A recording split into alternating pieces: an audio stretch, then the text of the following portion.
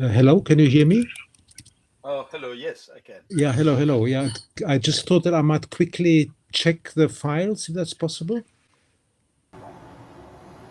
Hello, Pavel.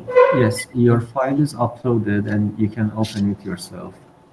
I see Chopin, Schubert, Serenade, full program.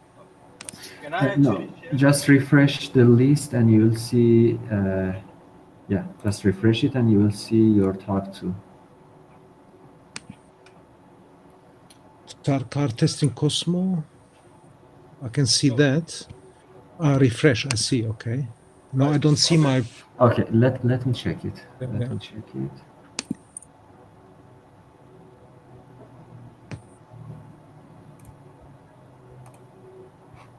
Okay, refresh again, and it's the last file.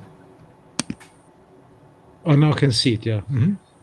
Can I click on it or? Yeah, yeah. Click on it and then click the play button.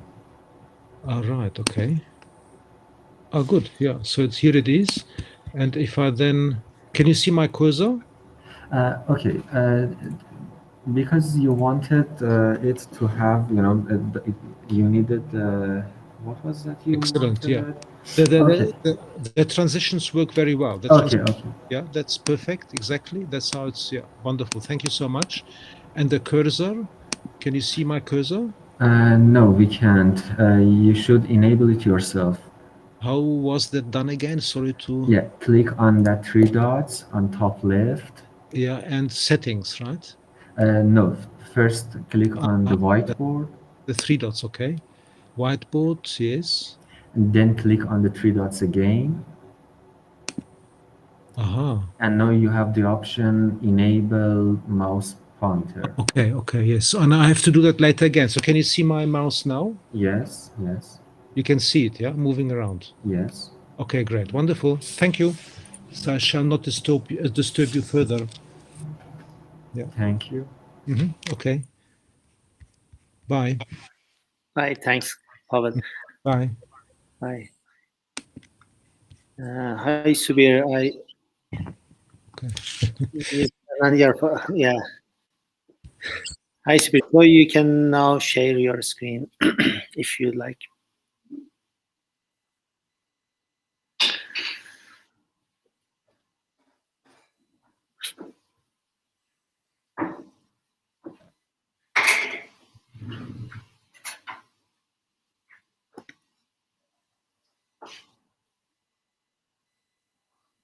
Subir, can you hear us? Hi,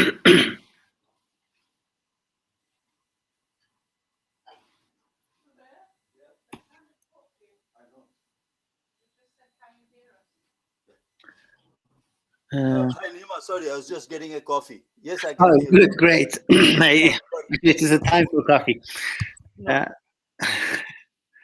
Good. So now you can. Okay, you turned off your microphone.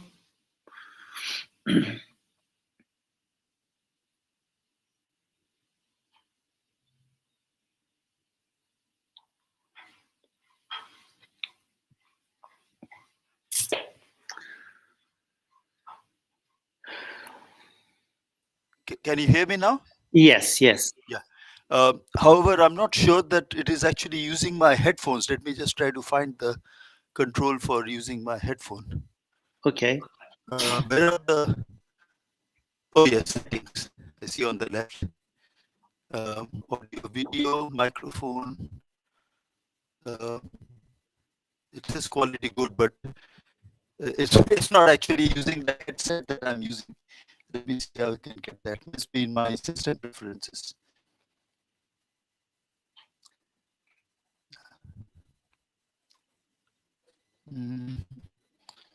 Where will it be? Sound, yes. Output. Oh yes. Got it. And input is Microsoft Chat. Okay. Now I should be using the headphone and microphone on my headset, which is noise cancelling. Can you hear me? I think the sound quality is better now. Very good. So we are all set then. Okay, good. So do you want to start sharing your screen? Yes, sure. And Roya is here, so Roya is the chair. Yes. Oh. Hi, Roya. Hi, Subir. Hi. Hi, everyone. Can you hear me? Hi. Yes, I can Yes. hear you. Yeah. Excellent. Technology is wonderful. Technology is wonderful. Can you see my screen? Yes, sure. Yes. I can see. Yeah. Let me just get a coffee and then I'll put on my camera. 1 second. Okay, good. And okay, hello everybody, and welcome to the second day of Terra meeting. Let me just go for quick.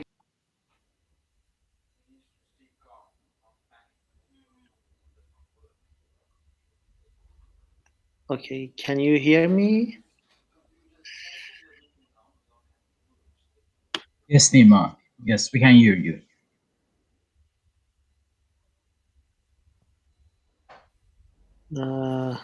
Okay. Do you hear me? No. Yes, Nima, it's okay.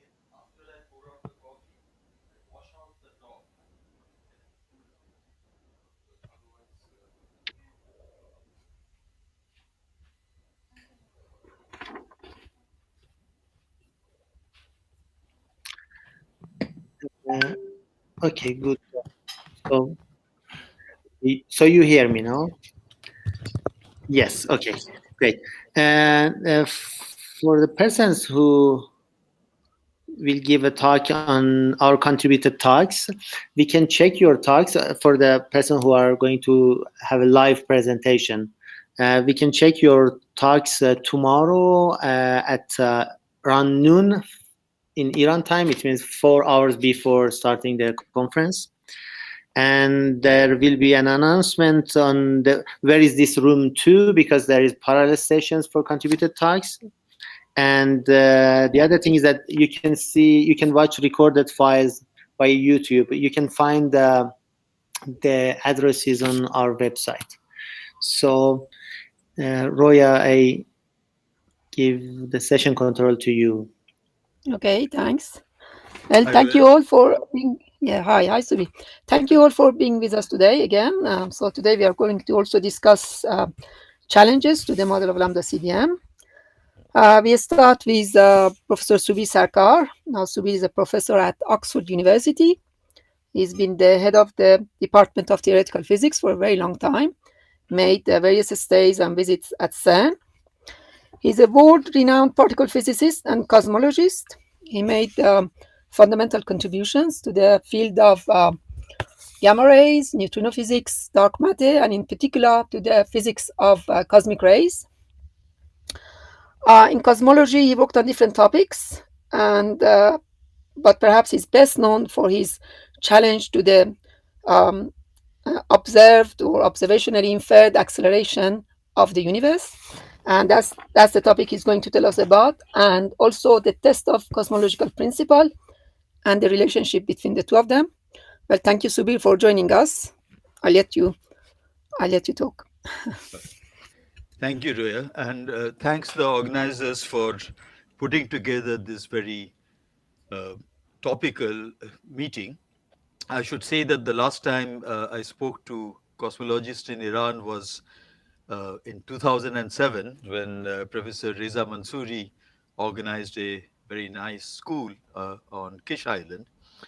And I dare say one or two of the people in the audience today were around then, but many of you will be new to what I have to say.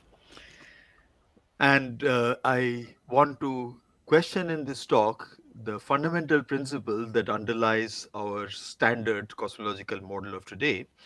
As Nick Kaiser reminded us yesterday, Friedman's equations, which we are using, go back nearly 100 years. His paper was 1922, and Lemaitre came only a little later. And at that time, we had no data at all, and therefore we had to obviously formulate the simplest possible model. And it is therefore behoven to us to consider more interesting possibilities today, now that you have the data. And in that respect, I would like to follow the exhortation of Denis Sciama, who I was privileged to learn cosmology from when I first came to Oxford.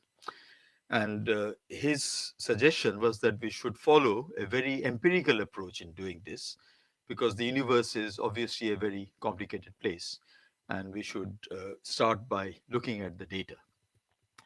Now, the reason why we have a principle at all in cosmology, we don't have principles in, I don't know, other branches of physics, is because it's a very special subject. We can only view the universe from our particular location in it. We cannot move elsewhere in the universe and see if it looks the same.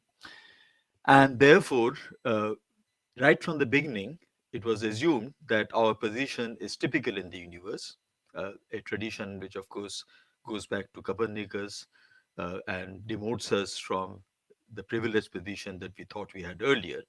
So, this people have a very strong feeling about this principle. It was formulated by Milne, who was, in fact, a professor of mathematics at Oxford.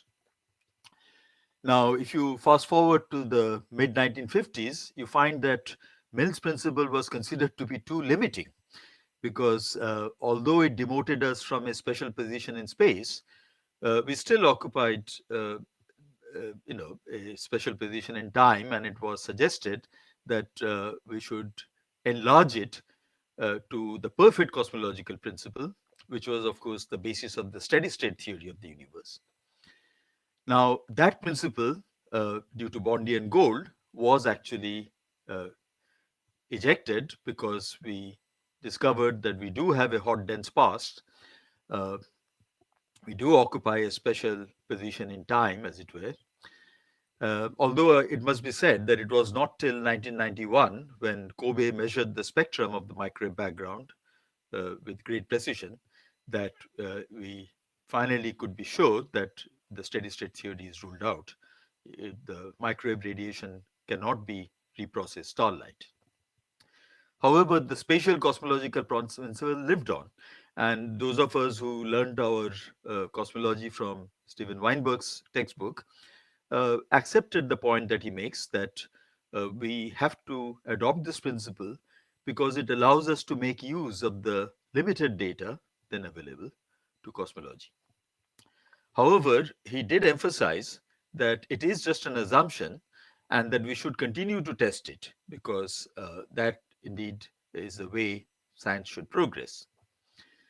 However, somehow this admonition appears to have been forgotten in the intervening years. So today we have this standard model of cosmology, which has led us to this universe in which two-thirds of the energy density or more is in the form of a cosmological constant. And this is directly connected to this assumption that the universe is on average isotropic and homogeneous. This was, of course, depicted in my opening slide, which was from a Lambda CDM simulation. So instead of saying isotropic, we now say statistically isotropic. However, the scale of this cosmological constant is dictated by the present day Hubble radius. Now, this is not a quantity of any fundamental physics significance, and therefore, there is no theory for this vacuum energy as it is interpreted. It just makes no sense at all. Nevertheless, this has become the standard model of cosmology, and most of the effort that has been going on in the last 20, 30 years with all these telescopes and satellites has been to determine with more precision the parameters of this model, not to test its foundational assumptions. In that respect, I would say that the standard model of cosmology differs from the standard model of particle physics, where the foundational assumptions have been tested at the quantum level. So, if we now ask what is known about this question, well, these days a lot of people seem to learn their cosmology from social media and blogs and so forth. So I thought I would look up what it says for the public domain. And apparently the universe is very isotropic. We are shown these little fluctuations that have been measured by the Planck satellite. And as we heard yesterday from George F. Sadhu, the power spectrum of these fluctuations is very nicely fitted by the standard Lambda CDM cosmological model. There are, of course, anomalies, mainly at large angles, as you mentioned. I hope there will be a discussion later in this conference about that, perhaps by Glenn Starkman. But on small angular scales, shortward of a degree, which is where that first acoustic peak is, there is a very nice fit. Now, this allows us to construct a theory of the formation of structure, because these fluctuations were imprinted on the microwave background when it decoupled from the primordial plasma about 400,000 years after the Big Bang. And we know that they can grow to the structure that we observe today in the so-called cosmic web of galaxies and clusters and superclusters, if there is actually 6 times more dark matter, which doesn't couple to photons, which provides the support for this growth. We also don't know where these fluctuations come from. We just have a placeholder for that called inflation. There is no physical theory there either.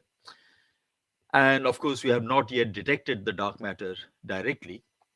And people continue to question whether that could also be due to a difference in the assumed underlying physics.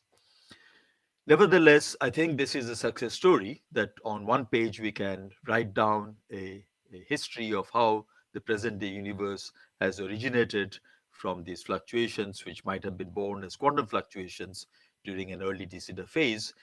And this framework allows us to confront a huge set of data that has now come from both observations of the microwave background and large-scale structure. And I think it all holds together pretty well, which is not to say it's the final word, but it is a pretty good story. However, it is a story that is at best incomplete, because that first slide I showed, which claimed the universe is isotropic, is not the whole truth. If you look at the microwave background, you in fact see 100 times larger anisotropy in the shape of a dipole. And this was in fact forecast by Dennis Sharma in 1967 and was interpreted as due to our motion with respect to the reference frame in which this radiation is truly isotropic. Sharma already knew in 1967 that we are not in the Hubble flow. We have a peculiar velocity with respect to our neighbors because of their gravitational attraction, because the universe is inhomogeneous. And he predicted there should be a dipole, and Peebles and Wilkinson calculated how the temperature should vary across the sky if it is due to our velocity. This is beta is v over c, and that because the fluctuation is of order 1 part in 1,000, that's also of 1,000th of the speed of light roughly. And this was the received interpretation, because in fact this had been predicted and verified. So where is this inhomogeneity that is pulling us, that is giving us this dipole in the cosmic microwave background? Well, in the standard picture, these cannot be much further than about 100 megaparsecs, because we are told that the universe is in fact homogeneous when averaged on scales larger than that. People have counted galaxies in the Sloan Digital Sky Survey, in the Wigglesworth Survey, and so on. And they say that the numbers scale as r cube once you go beyond 100 megaparsecs. So I thought I would show you the original paper. This was the second paper Sharma wrote in 1967 with Stewart. And as you see, they clearly articulate that there should be a dipole in the microwave background, and they predict the anisotropy. And very soon after that paper, the CMB dipole was actually found in agreement with the prediction. And here is a cartoon from George Smoot's Nobel lecture, in which he notes the different components of this velocity that give you this dipole. So we are, of course, moving around the sun, and we make observations in this heliocentric frame of reference. But the solar system is orbiting around the galaxy in actually the opposite direction from the one towards the CMB dipole. So the local group of galaxies, which includes Andromeda, the Large Magellanic Cloud, Small Magellanic Cloud, etc., they are in fact moving at almost twice the speed, 620 kilometers per second, in some direction. And it was speculated that there is something which, with our usual imagination, was called the Great Attractor, which is pulling us. However, this Great Attractor has never been found. It was believed to be somewhere out in the direction of the Shapley supercluster. And today, in fact, thanks to the efforts of many people, this is a picture from Brent Tully and collaborators, we have mapped out the local structure, of course, in visible matter. We cannot see the dark matter, but on these scales, the visible galaxies are expected to more or less trace the dark matter. And that shows that we live in an extremely inhomogeneous local universe. The side of this box is about 200 megaparsecs. We are in the center. This is the Virgo cluster. And we are moving in the direction of the Shapley supercluster. If that is really the story, then our peculiar velocity should fall off as 1 by r as we go further and further out and converge to the CMB frame, in which the standard equations that we use supposedly hold. So how do we actually trace this flow? For that, we should really do tomography of the velocities. In other words, consider shells of galaxies at different redshifts and ask if they are at the expected distance according to the redshift, or brighter or less bright. And we did this exercise using the first catalog of supernovae that was made public, the Union 2 catalog, back in 2011, using a technique that was developed for us by Arman Shafilu, who collaborated with us on that work. And we found that the velocity is actually not falling off as 1 by r, it is remaining more or less constant as we go out up to Shapley. Now, let me show you why that expectation is so robust.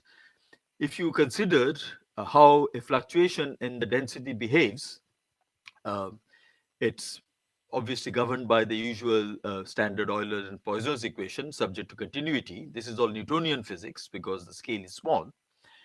And if you look at the solution to this, we can work out how the acceleration and the peculiar velocity should behave. There is no curl in the problem, so the directions will not change with time. And the peculiar velocity is therefore just given by Newton's law. This is Newton's law here in the integral.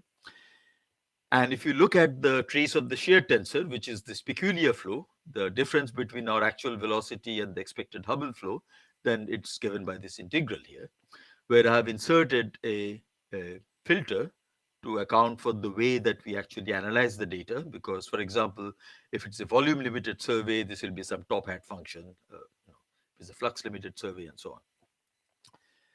So if we work in Fourier space, which is easier, then the same expression writes in terms of the Fourier modes as so, where this is now the Fourier transform of that filter function. And we are after, say, the variance in the measured Hubble parameter. So that will now be given by an integral over the power spectrum of the matter fluctuations, for which we use as a proxy the measured power spectrum of the galaxy distribution. And the physics centers here in this growth rate, which is what gravity dictates. And similarly, we can work out the variance of the peculiar velocity, which is a different integral.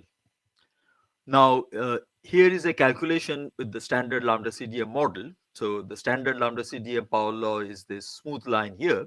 And you can see that basically at 100 megaparsec, the variance in the Hubble parameter should be no more than 1%, as Adam Rees mentioned yesterday.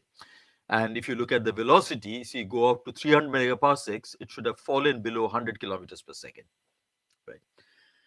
And these conclusions are entirely robust to the actual adopted matter power spectrum because of integrating over this whole range of k. Even if I put a huge spike in the matter power spectrum at 100 megaparsecs, I would get something which is only slightly different. So this is a clear prediction which the observation should bear out if the standard model is correct. However, when people do this tomography analysis that I mentioned, we had done in 2011, and this was repeated by the Supernova Factory collaboration, which was led by Saul Perlmutter, they found the same thing as we did, that the bulk flow is actually larger than expected and continuing out to much deeper than expected. Of course, if you go beyond the redshift of 0.06, the data runs out at that point. And you can see from the p-values here that the significance of these measurements is not that high. The error bars are still large. Nevertheless, it's intriguing because if you model it as due to a point source of lump of matter that is pulling us, as shown here, then you can ask how big does that mass have to be in order to pull us at this velocity. And of course, that mass will grow as we go further out in redshift. And by the time you get to the Shapley supercluster, it has grown to 10 to the 17 solar masses. In other words, as massive as the Larakia supercluster. And yet nobody has seen this object that is supposed to be pulling us. It is quite possible that the flow continues even beyond Shapley. We need better data to try to determine that. And I know there is a talk by Mike Hudson later on, and so I will not say any more about this. He will discuss this in some detail. But here is a summary plot from the 6-degree field galaxy survey, which is the largest survey of peculiar velocity measurements. You need an independent distance measure. They use the fundamental plane for ellipticals. And here is their measurement. This is now the absolute velocity, not the variance. They are assuming a Maxwellian distribution. And this, as you can see, is well clear of the expectation from lambda CDM. And of course, this could be because we are at some, rather sort of unfavorable point in the random field of the universe. But you can ask, how rare is that? And we determine this by interrogating the largest simulations done of lambda CDM, dark sky, which is Hubble volume trillion particle. And we can put a safe upper limit of 1% on the number of observers such as ourselves who experience a bulk flow as large as we see. Now, what this means is that we are not typical observers. This is a common assumption made in cosmological analysis, but they ought to take into account that according to these observations and the standard model itself, we are very untypical observers. And for example, the usual covariance that is employed, this is something that Ben Wandelt discussed in his talk yesterday, is actually inapplicable. Now, let me return to something simpler and less technical, which is this test of the cosmological principle, which was devised by George Ellis and John Baldwin, who is a radio astronomer at the Cavendish Lab.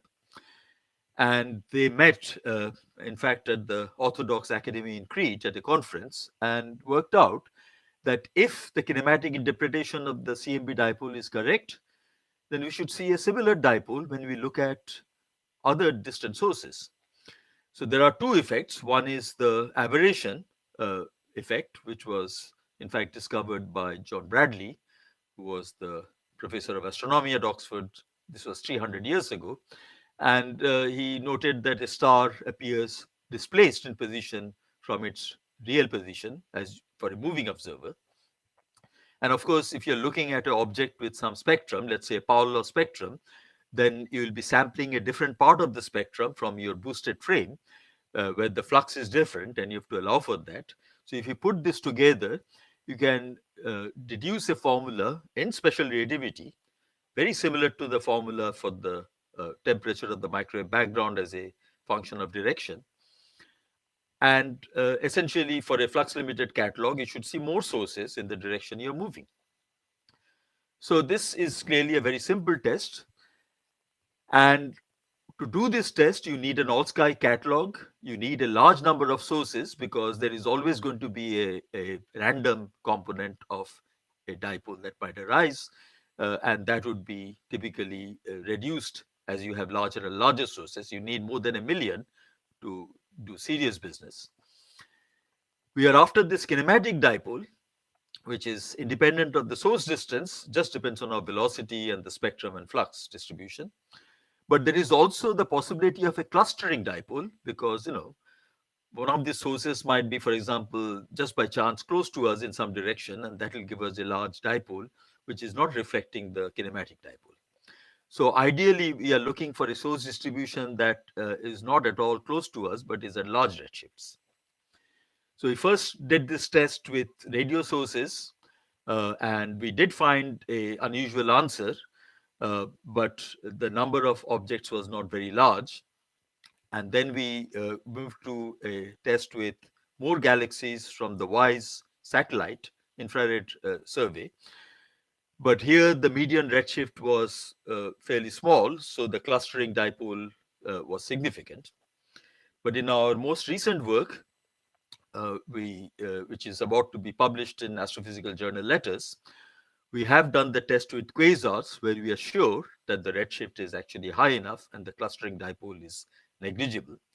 And this work, I should say, was led by Nathan Seacrest, astronomer at the Naval Observatory in Washington, Mohammad Ramiz, who's at the Tata Institute of Fundamental Research in Mumbai. Sebastian von Hauseger is with me in Oxford. He did his PhD at the Niels Bohr Institute on Planck, and Roya Mohai and Jacques Collin at the Institute of Astrophysics in Paris. So I'll go very quickly through this because I'm running out of time. So you have to adopt some estimator for the dipole, and the experts in the audience will know what these are. However, we find that we have to be careful when we do masking of the sky, as we need to do to actually use the data. We can't, for example, look through the Milky Way. And most of these estimators are biased, as was pointed out by Dominic Schwartz and Rubat. And to get around that, we have devised a new unbiased estimator. We have verified that by Monte Carlo simulations, which is basically using 3 orthogonal dipole templates and doing a least squares fit to the data on the sky. Now, what do we find using this? First, let me point out that when we do this with the radio sources, we actually combined the survey that was done from Socorro, New Mexico, the NVSS catalog, with a catalog done from Molonglo in Australia. And we take out the galactic plane, the supergalactic plane, and so forth. And when we do all these systematic checks to address the criticism that had been made of earlier work, we do find a dipole, and we do find the expected characteristic variation on the sky. However, although the direction is consistent with the dipole, the velocity is a lot bigger than the CMB velocity. And this had been noticed earlier by Ashok Singhal in 2011, but had not been widely accepted because of these concerns. However, we show that these concerns are not perhaps justified. Nevertheless, this result is not very significant. It's 99.75% likely, but that's only 2.8 sigma. And more to the point, we don't actually measure the source redshifts. We deduce them from the luminosity function. So in our latest work, we get around that by looking at this catalog of quasars made in the WISE survey, which we now have 1.4 million quasars. And the big attraction of this new work is that part of that sky was viewed in the Sloan Digital Sky Survey, and about 10,000 of these quasars had their redshifts measured very precisely by EBOS. And here is the redshift distribution, and you can see that the median redshift is above 1. There are almost none of them very close to us. So we can be quite sure that the clustering dipole is negligible. In fact, when we smooth the counts, we can see the dipole just by eye, and we know their spectrum and flux distribution. So you can compute what is expected, and we can compare that to what we find in the real sky. And what we find is that the direction is indeed consistent with the CMB dipole here. But if we run 10 million simulations of what we should expect to find for the quasars, we get this distribution, as you see here. But the real measurement that we make on the sky is out here. And only 5 of those 10 million Monte Carlo runs get out that far. So we can say with confidence in this simple analysis that we reject the null hypothesis, which is that the CMB dipole is kinematic at 4.9 sigma. You don't have to take our word for it. Please go to this website where our data and code is all public, and it's quite easy to redo this analysis. Now, many people believe that Planck has already established that the CMB dipole is kinematic, and in fact, they made a heroic effort and did make a detection. But unfortunately, this is less than 3 sigmas, as you can judge from the velocity that they inferred. More recently, they have tried to measure this effect again in the thermal Zunab-Zeldovich effect. But as Notari and Quatta pointed out, this measurement doesn't actually, is not sensitive to how the dipole actually arises. So in my remaining 5 minutes, let me give you an example of why this is so important. The fact that the rest frame of matter does not coincide apparently with the rest frame of the CMB. So in cosmological analysis, for example, analysis of supernovae, what people normally do is to measure the redshifts in the heliocentric frame, that's where you're located, but then transform them to the CMB frame. So here is a chart from this JLA catalog where they have adjusted the light curves to fit the standard template. And they tell you what those correction factors are, the stretch and color corrections, and they tell you what the magnitude at peak is. But they give you the redshift in the CMB frame because they have already boosted to this hypothetical frame in which the universe looks isotropic and the Friedmann-Lemaitre equations hold. Now, this is done through this special relativistic transformation. We have to correct for the sun's motion and correct for the motion of the host galaxies of the supernovae. But when we looked at the JLA catalog and we tried to undo what they had done to see what corrections they had applied, we discovered that the correction that they had made appeared to stop dead at 150 megaparsecs. So this is the redshift and this is the correction. And you can see here that they seem to have assumed that by 150 megaparsecs, we have converged to the CMB frame. And this is contrary to the real universe. So we undid these corrections in order to recover the original data. And then we asked, what does it look like if we analyze the data in the heliocentric frame where we actually make the measurements? So to do this, we do a standard cosmographic Taylor expansion of the luminosity distance. This is not model dependent. And we find that if we allow for an angular dependence in the deceleration parameter, that our maximum likelihood estimator actually says that what we see on the sky is really a dipole, which is about 50 times bigger than the monopole. And the monopole is in fact pretty close to 0, but the dipole is significant at 3.9 sigma. It excludes the standard lambda CDM model at that significance. So the reason why we might be seeing a dipole acceleration might be to do with the fact that we are located in a deep bulk flow. This is something that Christos Sagas has written papers about. And it looks like it is not due to a cosmological constant. Now, of course, this was a startling discovery, and I just want to point out that if it is true that only in that direction we see an acceleration, that is also might be the reason why in the discovery papers they saw an acceleration, because most of the supernovae they were looking at were also in the same direction. And in fact, a similar anisotropy has been found in X-ray clusters. Now, Kostas Migas will be talking about this later, so I will not dwell on it. I'm running out of time. But this plot shows that most of these observations implicate this region of the sky near the CMB dipole, whether it's the bulk flow, specular velocities, the anisotropies that I've talked about, they're all in this direction.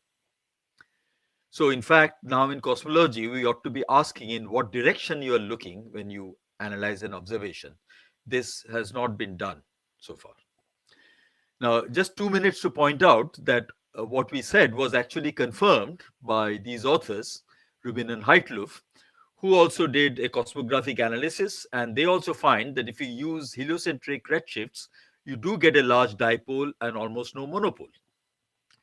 However, they then say that we should have made allowance for the fact that this light curve parameters depend on redshift. That does not change the dipole, it just makes the monopole a bit stronger. And then if you move to the CMB frame, it just flips the sign of the dipole without changing it much. That's because we are moving in the opposite direction, as I pointed out, the local group.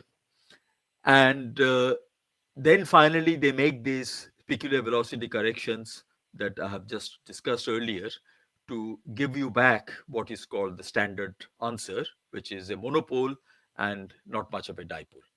So it might interest you to know that you have to do all this to get the standard cosmological model of accelerated expansion. But in fact, all this assumes that the CMB frame is the correct frame, which is now in question. And I would say that on the face of it, the acceleration that we infer from the supernova data is anisotropic. And in fact, therefore, we cannot jump to the conclusion that it is due to a cosmological constant, because that would, of course, give you isotropic acceleration. And now there is an ambiguity about what reference frame we should adopt in order to do the analysis. So let me come to my conclusions. As we have discussed, there is a dipole in the velocities of the host galaxies of supernovae, and we can trace out this bulk flow that is giving us this dipole beyond 300 megaparsecs, well beyond the scale at which the universe supposedly becomes homogeneous. And therefore, the inference that the expansion rate is accelerating, which is ascribed to a cosmological constant, might actually simply be because we are not typical observers. What I've discussed in this talk is that the rest frame in which the quasars are isotropic is not the same as the rest frame of the CMB. This is very profound. This goes right to the heart of the standard Friedman-Lemaitre Robertson-Walker metric, as Ellis and Baldwin recognized. And the implications of this are still to be studied. I should mention a rather interesting talk that Jim Gunn, the astronomer, gave at a conference in 1988, where he connected the bulk flow, the possibility that the CMB frame, the CMB dipole may not be due to our motion, and other interesting issues such as the possibility of horizon scale isocurvature perturbations. And I recommend you have a look at that. Sometimes the oldies are really the goldies. I should also emphasize that this behooves us, therefore, to listen to the manifesto that George Ellis outlined in the early 80s, the so-called cosmological fitting problem, which is that if you live in an imperfect universe, which is inhomogeneous and anisotropic, as it is today, then how do we fit cosmological data to some underlying assumed idealized mathematical model? And in that context, the choice of frame is a different choice of two spheres in this null fitting procedure. But the bottom line is that the standard assumptions of isotropy and homogeneity should be tested observationally. And meanwhile, the inference that the universe is dominated by dark energy is, in my view, suspect. Thank you.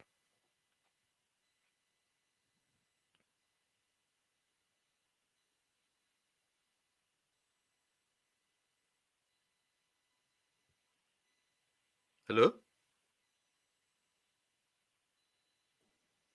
We can hear you.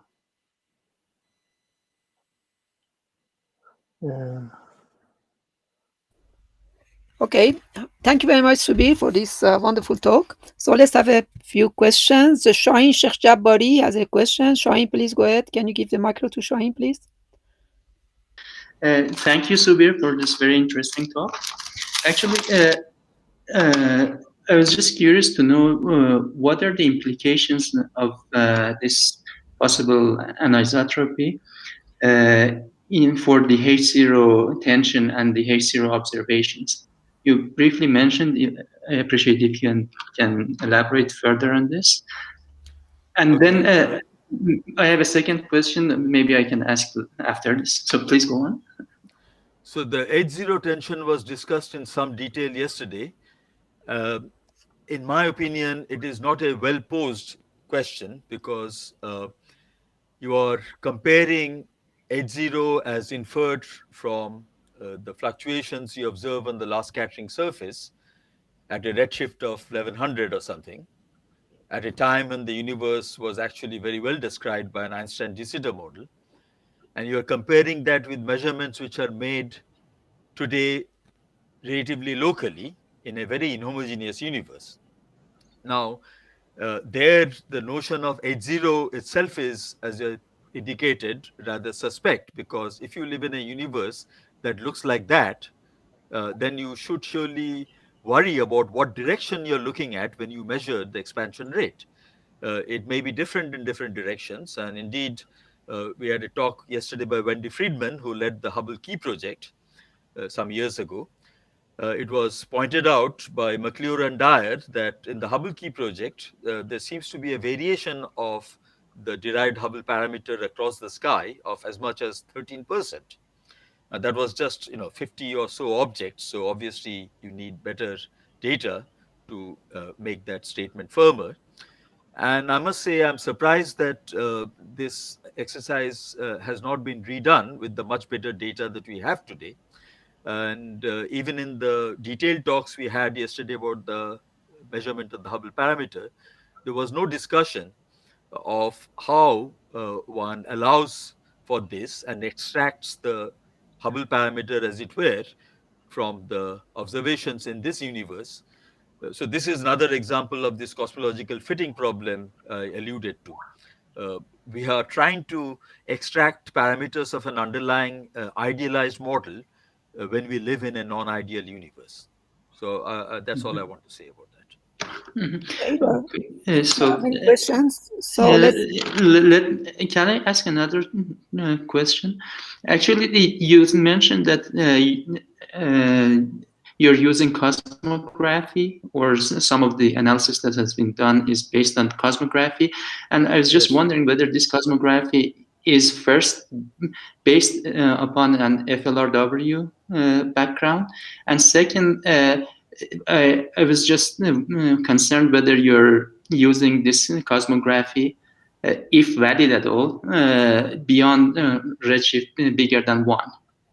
Okay, which we know that mathematically this expansion doesn't make much sense. That is of course true. You should know, as you can look at the data, it actually, the supernova data that you are analyzing only extends up to about redshift of 1. These dozen or so objects are from the Hubble Space Telescope. The bulk of them, in fact, half of them are very local to us, but about 3/4 of the supernovae are within 300 megaparsecs. And this expansion that we use, the cosmographic expansion, is correct to within 6% compared to the exact formula up to the limit of the survey. So that concern is not a problem. But the reason we do cosmography is simply so that we don't need to talk in terms of omega lambda, omega matter, etc.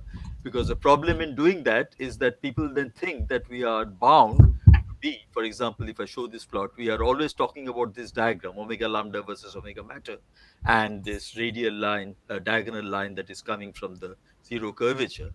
I'll remind you that this is simply the original model that was formulated 100 years ago, and there are many more possibilities in cosmology than that. Now, of course, you are quite right to point out that even the cosmography analysis is assuming isotropy. We have just on top of that isotropic assumption included the possibility of a directional variation in this acceleration term. So ideally, we should, of course, do it allowing for anisotropy much more generally. And such a prescription has indeed been given, but that has got like 60 odd parameters, and currently the data set will not support that. But I would certainly like, now that a lot of data is going to be coming from these new missions like LSST and so on, if people would in fact start doing a much more general cosmographic analysis. Okay, let's get more questions, because there are many questions. So, sorry, I don't know which one of you put the hand up first, so don't get offended if I don't keep the order correctly. Let's go to Shant. Shant. Yeah, okay. Thank you, Subir, for great talk. So I have a quick question. Does your studies has an implication for the CMB itself? I mean, does this mean that we subtract much from the dipole of CMB and part of it is intrinsic or not? Well, this is, as I said, the question that was already addressed by Jim Gunn in the talk that he gave in 1988, that in fact, you could consider whether part of the CMB dipole arises due to other reasons. And this would require some degree of coincidence between the direction of our bulk flow and that of the CMB dipole. If, for example, it is due to an isocurvature perturbation, it cannot be an adiabatic perturbation because then there is the exact cancellation, as Mike Turner also emphasized in a subsequent paper. But really, all I can say is that this is a real puzzle. Okay, we're not going to solve it in 5 minutes in this question and answer session. All I'm like to highlight in this talk today is to point out that there is a serious question as to whether the CMB dipole is indeed due to our motion, because we really have no evidence of that. And in particular, we have evidence. Can you see my screen with the quasar catalog? I'm sorry, I'm not sure if we cannot. So I think I have to go back to screen sharing. So the point I'm making is that we have to necessarily construct some way of understanding why the CMB dipole and the quasar dipole are not the same, because until we do that, we cannot actually interpret the data assuming that the matter frame and the radiation frame are the same. And you see that there is a discrepancy here, which is now as significant as things ever get in cosmology. 4.9 sigma is almost up to the gold standard for a discovery of fundamental importance. Now, the best way to settle this would be using the CMB itself by looking for the effect of the aberration on the higher multipoles, as Planck already attempted to do. Unfortunately, it is not good enough because the significance is not very high. But no doubt this will be improved in the forthcoming observations of the CMB. Thank you. Thank you. Let's get there are 3 more questions, but let's try to get all of them. So it's Benam. Hi Benam, please. Can you give? Okay. Yeah. Can you hear me? Okay, I think you do. Thanks for the very nice talk. It's more of an expression of excitement from my side. We have studied this and published a paper on 2015 with Pavel Kroupa and other colleagues using the type 1a supernova data at the time. And the exciting thing is that we also found the anomaly to be aligned with CMB dipole, quadrupole, octopole alignment. And it's very interesting to see that with recent data and also other observations, the alignment is with that direction. I will send you that paper later. I'm sorry, I can't see who's speaking.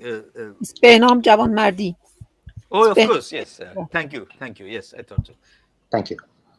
Thank you. Okay, okay, so let's move. And now it's Mike. Hi, Mike. Mike Hudson. Hi, Mike.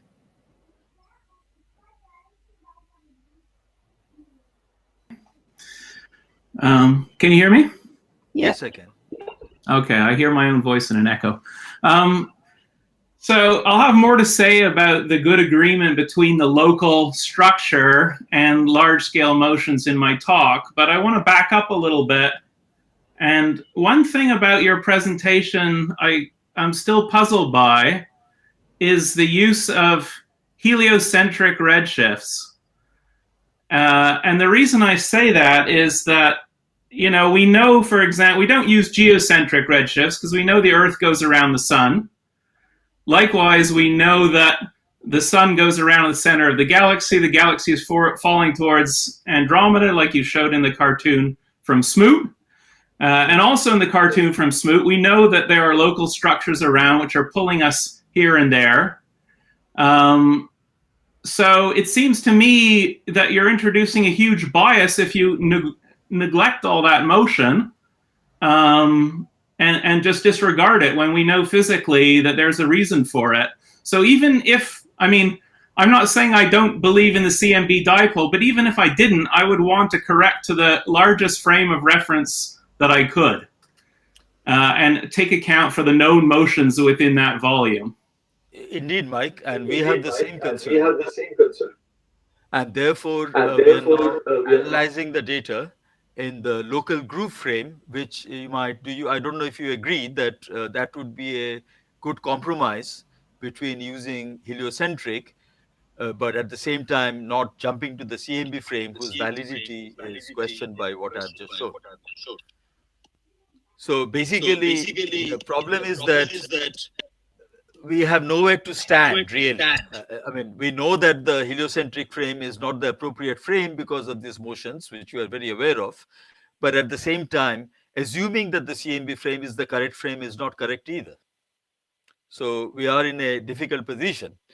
And would you agree that the local groove frame is a good compromise? Michael? Freddy's microphone is switched off. Somebody cut off my microphone. Oh, I would say go further than that. Go into what I'll describe in a little bit of detail when I give my talk, the 2M++ frame, I'll call it. So there we have a good map of all the structures. We understand the dynamics. And if you go into that frame, you'll find that there are large bulk motions within that volume, which mostly explain our motion with respect to the CMB, which I don't think is at all a coincidence. I think it's physics.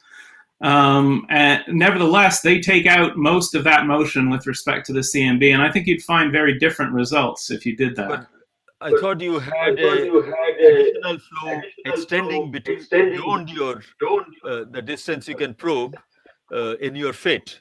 That was my concern. That so until we understand what that additional velocity is, one but that additional, I'll show you that additional velocity seems to be very small. Okay, we can. I'll wait for your talk because I thought it was quite substantial, 200 kilometers per second or so.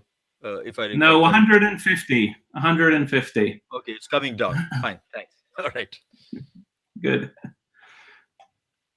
Mike, if I may just say, I totally agree with your concerns in the sense that we are not trying to say this is the last word. We are simply trying to say that the standard received wisdom of always boosting to the CMB frame, that is questionable. That's all I'm trying to say.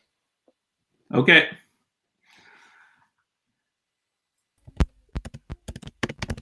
Okay, any further questions? Yes.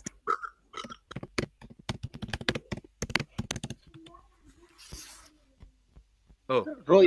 Okay, I have the micro again. Okay, so just to tell Mike that your 2M++ velocity field reconstruction is using a model. I mean, you're using linear model. The reason, as Subir said, is that we want to be really as model independent as possible. That's why I think using the local group frame is perhaps making it as unbiased as possible in this sense. The local group frame is also a model. It's only a question of which model you think is reasonable. No, it's not. You're not using linear theory and somehow cosmological parameters as assumption. Let's discuss this. Okay, let's discuss this at. It's a long discussion. And there is Arman.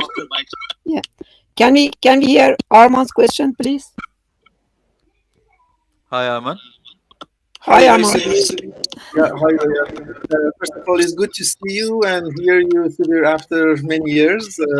Great talk, thanks. I have one question. I mean, the last time I did some tests for the isotropy was probably many years ago with Stephen Appleby.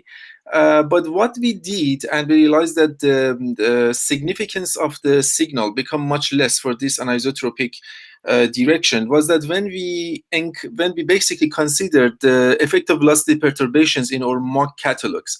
So practically at the level of linear perturbation, when we consider this additional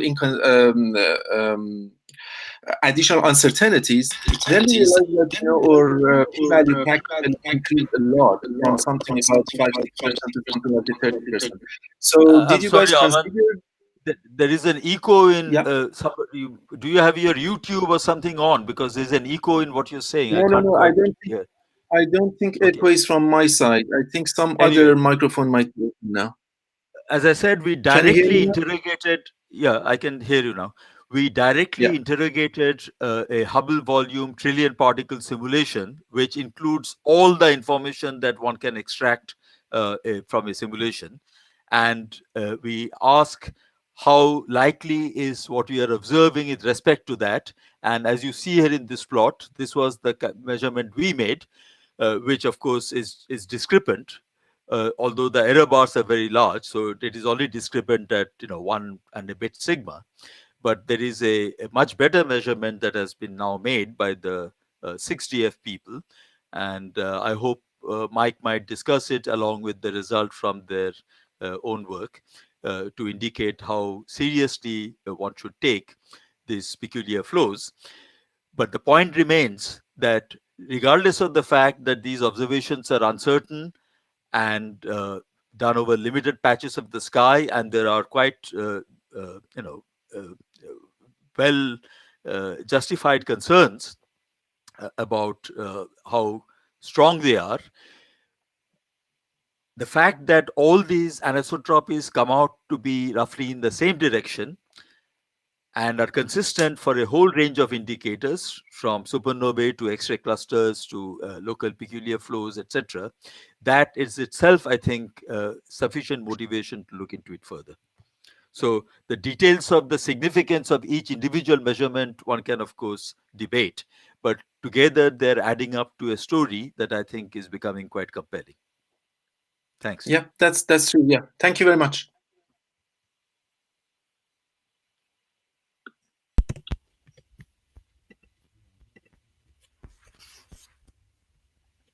Okay, so there are many questions. Sorry, we really have to stop now at this point. I really suggest that there are questions also on the YouTube and online for Subir, but I suggest that we stop here because we are really running out of time. So okay, thanks very much, Subir. Again. Yeah. I just want to say people are welcome to email me any questions they may have. Yeah. I'll try and answer them. Thank you. Thank you very much. Thank you very much. Thank you very much, Subir, for joining us today and for this wonderful talk. So let's move on now to the next speaker, Pavel. Hi, Pavel. Okay, our next speaker is Pavel Kroupa. Thank you, Pavel, for joining us here. Pavel is actually professor at University of Bonn, actually, presently. He has been to various places beforehand across the world, from Australia to Cambridge to Max Planck, among other places. He received various prizes and holds various honorary positions. He worked on various very interesting topics in cosmology on a smaller scale than Subir was talking about. But perhaps Pavel is best known for his work on what he calls the dark matter crisis. He worked extensively on MOND and the challenges that dark matter poses to Lambda CDM. And I think that's what he's going to tell us all about today. Thanks very much, Pavel. Well, thank you so much. Can you hear me? Can you hear me? We can hear you. I can hear you at least. Good. Thank you. Okay, so right. So I'm really enjoying the conference. Great discussion. I think Sarkar's talk has just informed us that the universe appears to be rather more complicated than thought so far. And I do think there is a beauty hidden in that, which we still have to find, but it's not that what we thought. Yeah. So let me see. Yes. Okay. So the as I'm repeating now what has been said before, the standard model of cosmology, which is currently the favored mainstream model, is based on certain assumptions, axioms, you could say. The one is that Einstein's general relativity is valid and all matter created at Big Bang. Now, this number 2 is usually not discussed, but I think it is an essential axiom which we are imposing. And then given observations, for example, using the CMB, we then infer that these assumptions have to be augmented by auxiliary assumptions, and they are inflation, dark matter, dark energy, which have certain problems, right? So I just like to note here that what I refer to here as dark matter is called warm fuzzy axion, because it all has to more or less behave like cold warm dark matter. In this framework, we have to explain rotation curves of galaxies, the high mass to light ratios of dwarf galaxies, which are 100 parsec across. So it all comes down to a very, very similar description at the end. I'm changing slides, but it's indicating to me that it's I can see a circle which is rotating. Do you see this? Make it full screen, please. Your screen is very small in the window. Yeah.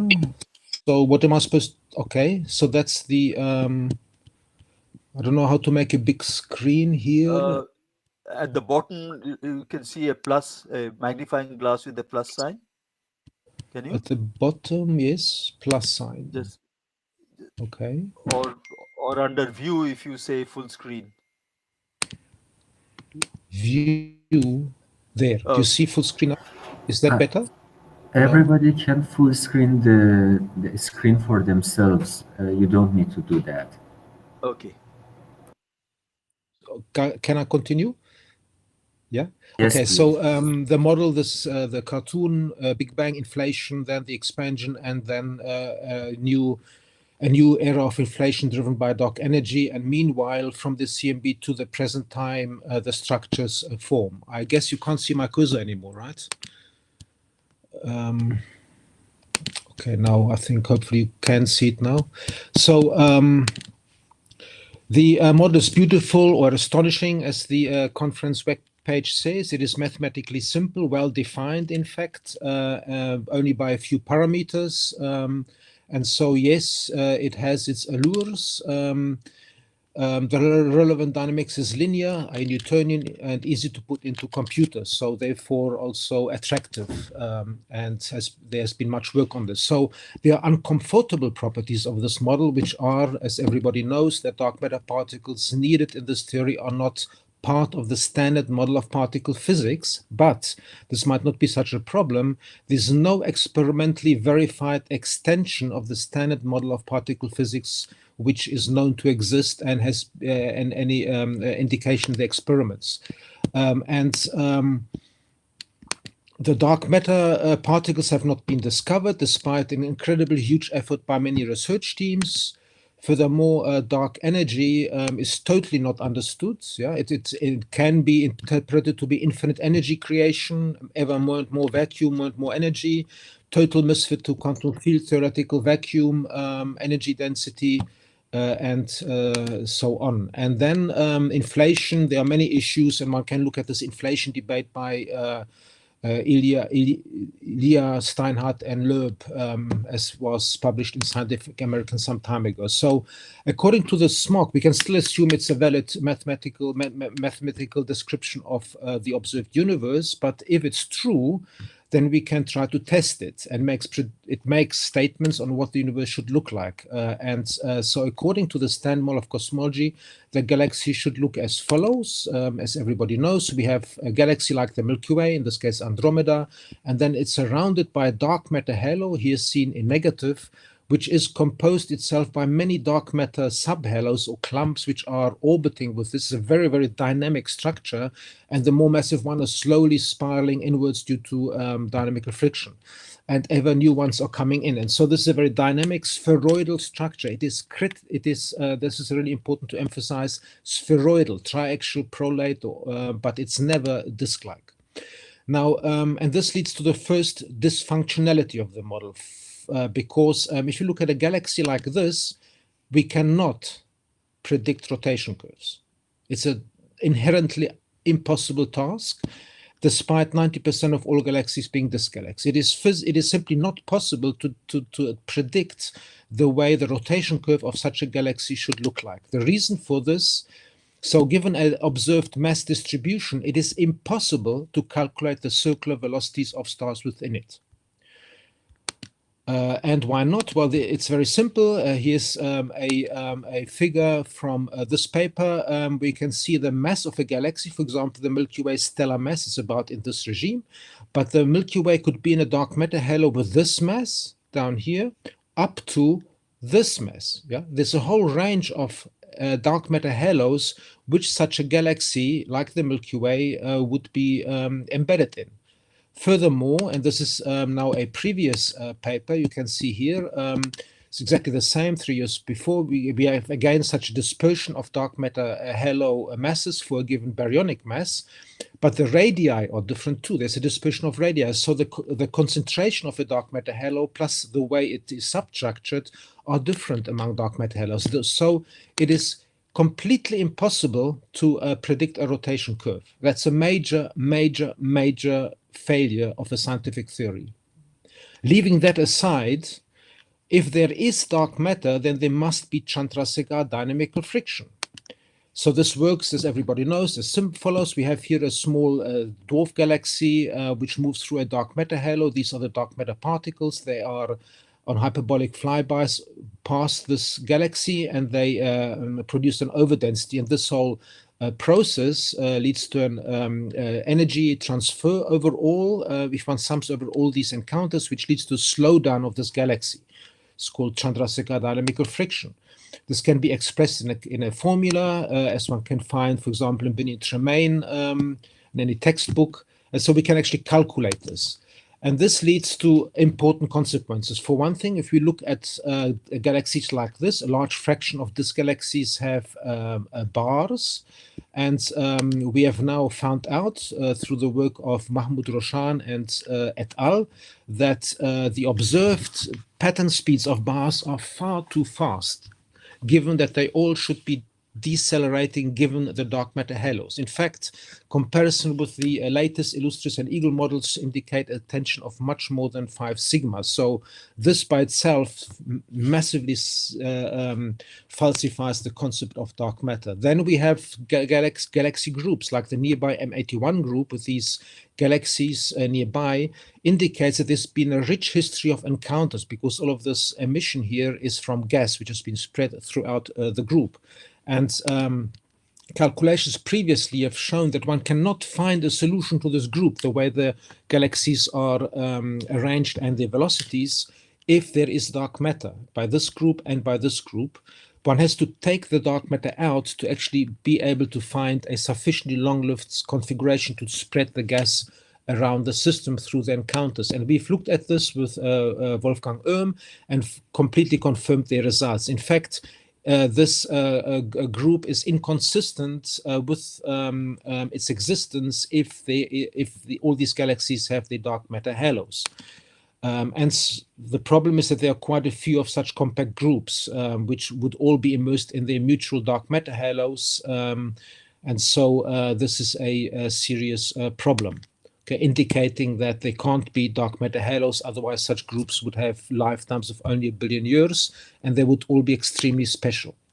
Now we can look at the dwarf galaxies of the Milky Way and go backwards in time, since we know their masses from the dynamical mass to light ratios in these satellite galaxies, and we know their proper motions, radial velocities, distances. So we go backwards in time, taking into account Chandrasekhar dynamical friction, which in that case becomes an acceleration. So these satellites are accelerated outwards away from the Milky Way due to the dark matter halo backwards in time.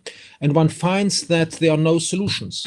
Yeah, the Milky Way satellites do not have a common infall solution, which is consistent with their ages and quenching. And so there again can be no significant dark matter halo just alone by this argument. Then there are other problems, the planes of satellites problems, which Marcel Pawlowski will speak about on Thursday. Oliver Mueller is the other leading expert on this problem. Here we have this following situation from this paper by Pawlowski et al. We look at the Milky Way from the top and Andromeda, so the line joining Andromeda and Milky Way, and we are looking from the top onto the local group in this frame here. And the Milky Way satellites are arranged in this disk. The Andromeda satellites are, half of them are arranged in this disk, which is basically pointing exactly at the Milky Way. Both of them are rotating the same sense. Both of these satellite systems are rotating the same sense. And one can then ask the question, how can the Milky Way and Andromeda satellite systems be so correlated if all these dwarf galaxies fell in independently and have their own dark matter halos of various masses, such that they all suffer different types of strength of dynamical friction? Then Mueller and Pawlowski wrote this paper published in Science, where they discovered that Centaurus A also has such a very, very pronounced, extremely significant disks of satellites. And so the Milky Way and M31 are not unique, and it is not a look elsewhere effect, as some people have claimed. This is more than 5 sigma disagreement, taking all these three together, which are all nearby systems. And so, again, this indicates no dark matter halo. Now, then we have this interesting situation here, where if you look at the structure of the local group, one uncovers, you see this paper by Pawlowski et al., a symmetric structure, which I find rather frightening. So we are looking here at the local group, along the line joining Andromeda and Milky Way. So this is, I believe, Andromeda. This is no, this is Andromeda here, and this is the Milky Way. So looking along the line joining the Andromeda and Milky Way.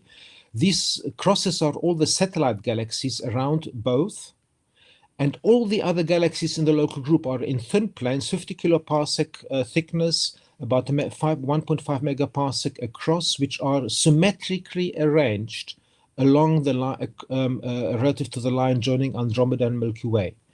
Now, this is a total disaster because nature simply shouldn't work like this, according to how we understand nature currently. The degree of order in the local group is just simply frightening. I call this the frightening symmetry, because at the moment we don't actually have an understanding of this structure, and I think it is not possible to explain this in a dark matter framework, so that's why I refer to this as a failure with infinite sigma, because according to this dark matter framework, all these galaxies with their dark matter halo should have combined into this local group structure randomly, more or less, maybe falling in from filaments, but you can never get these type of incredible symmetric structures in such a stochastic infall theory. It's completely impossible. And then furthermore, we go out now to 16 megaparsecs range. So we are now looking at the whole local volume. Every point here is a galaxy in the local volume. And this is a paper by Peebles et al. And they looked at the distribution of galaxies in this local volume of 16 megaparsecs across. They note the following. They note that the void is far too empty compared to the predictions of the standard model.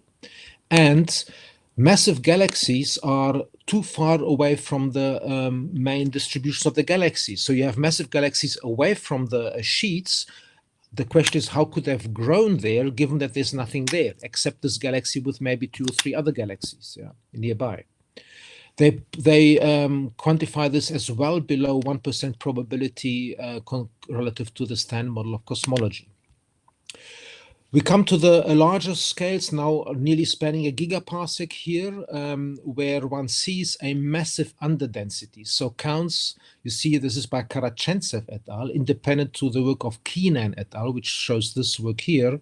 One sees that as one goes out from large distances, a distance of something like 800 megaparsecs, closer in, at a distance of 300 megaparsecs, one enters a massive underdensity. And that underdensity has been quantified by these people, Hasselbauer, who will give a talk on Wednesday, and Indranil Barnik.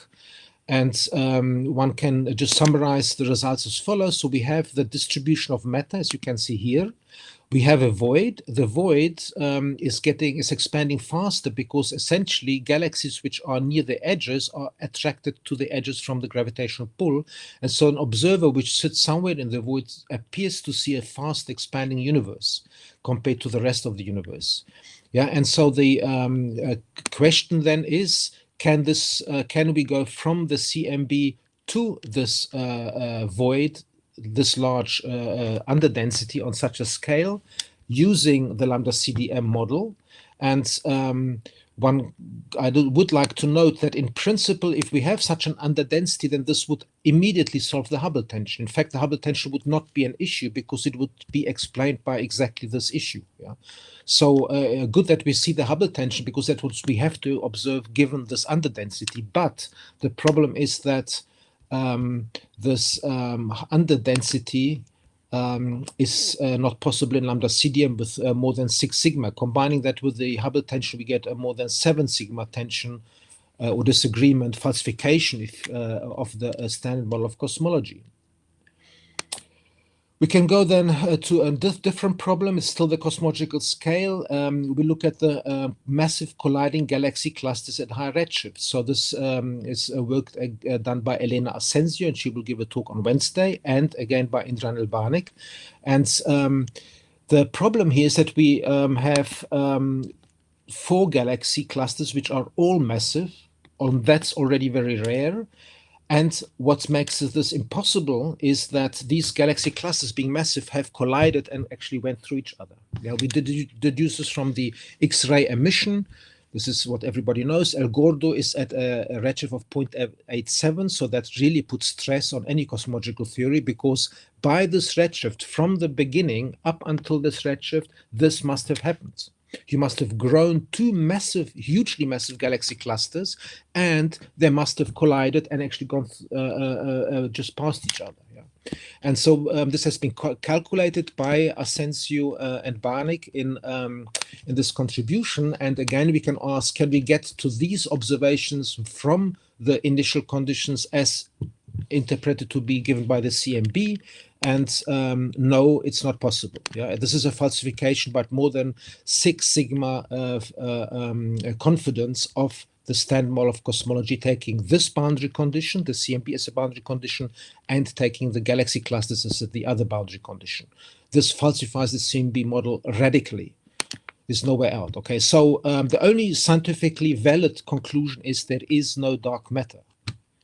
I mean, it's like saying you don't believe in the Higgs particle despite the more than 5 sigma verification of its existence. You can go around saying you don't believe in the Higgs particle, but I guess you wouldn't be taken seriously anymore, and you'd ruin your reputation. That's exactly the same with dark matter. There is no dark matter. If you claim there is dark matter, that's becoming scientifically very suspicious. What now? What is the next step? Where do we go from this result?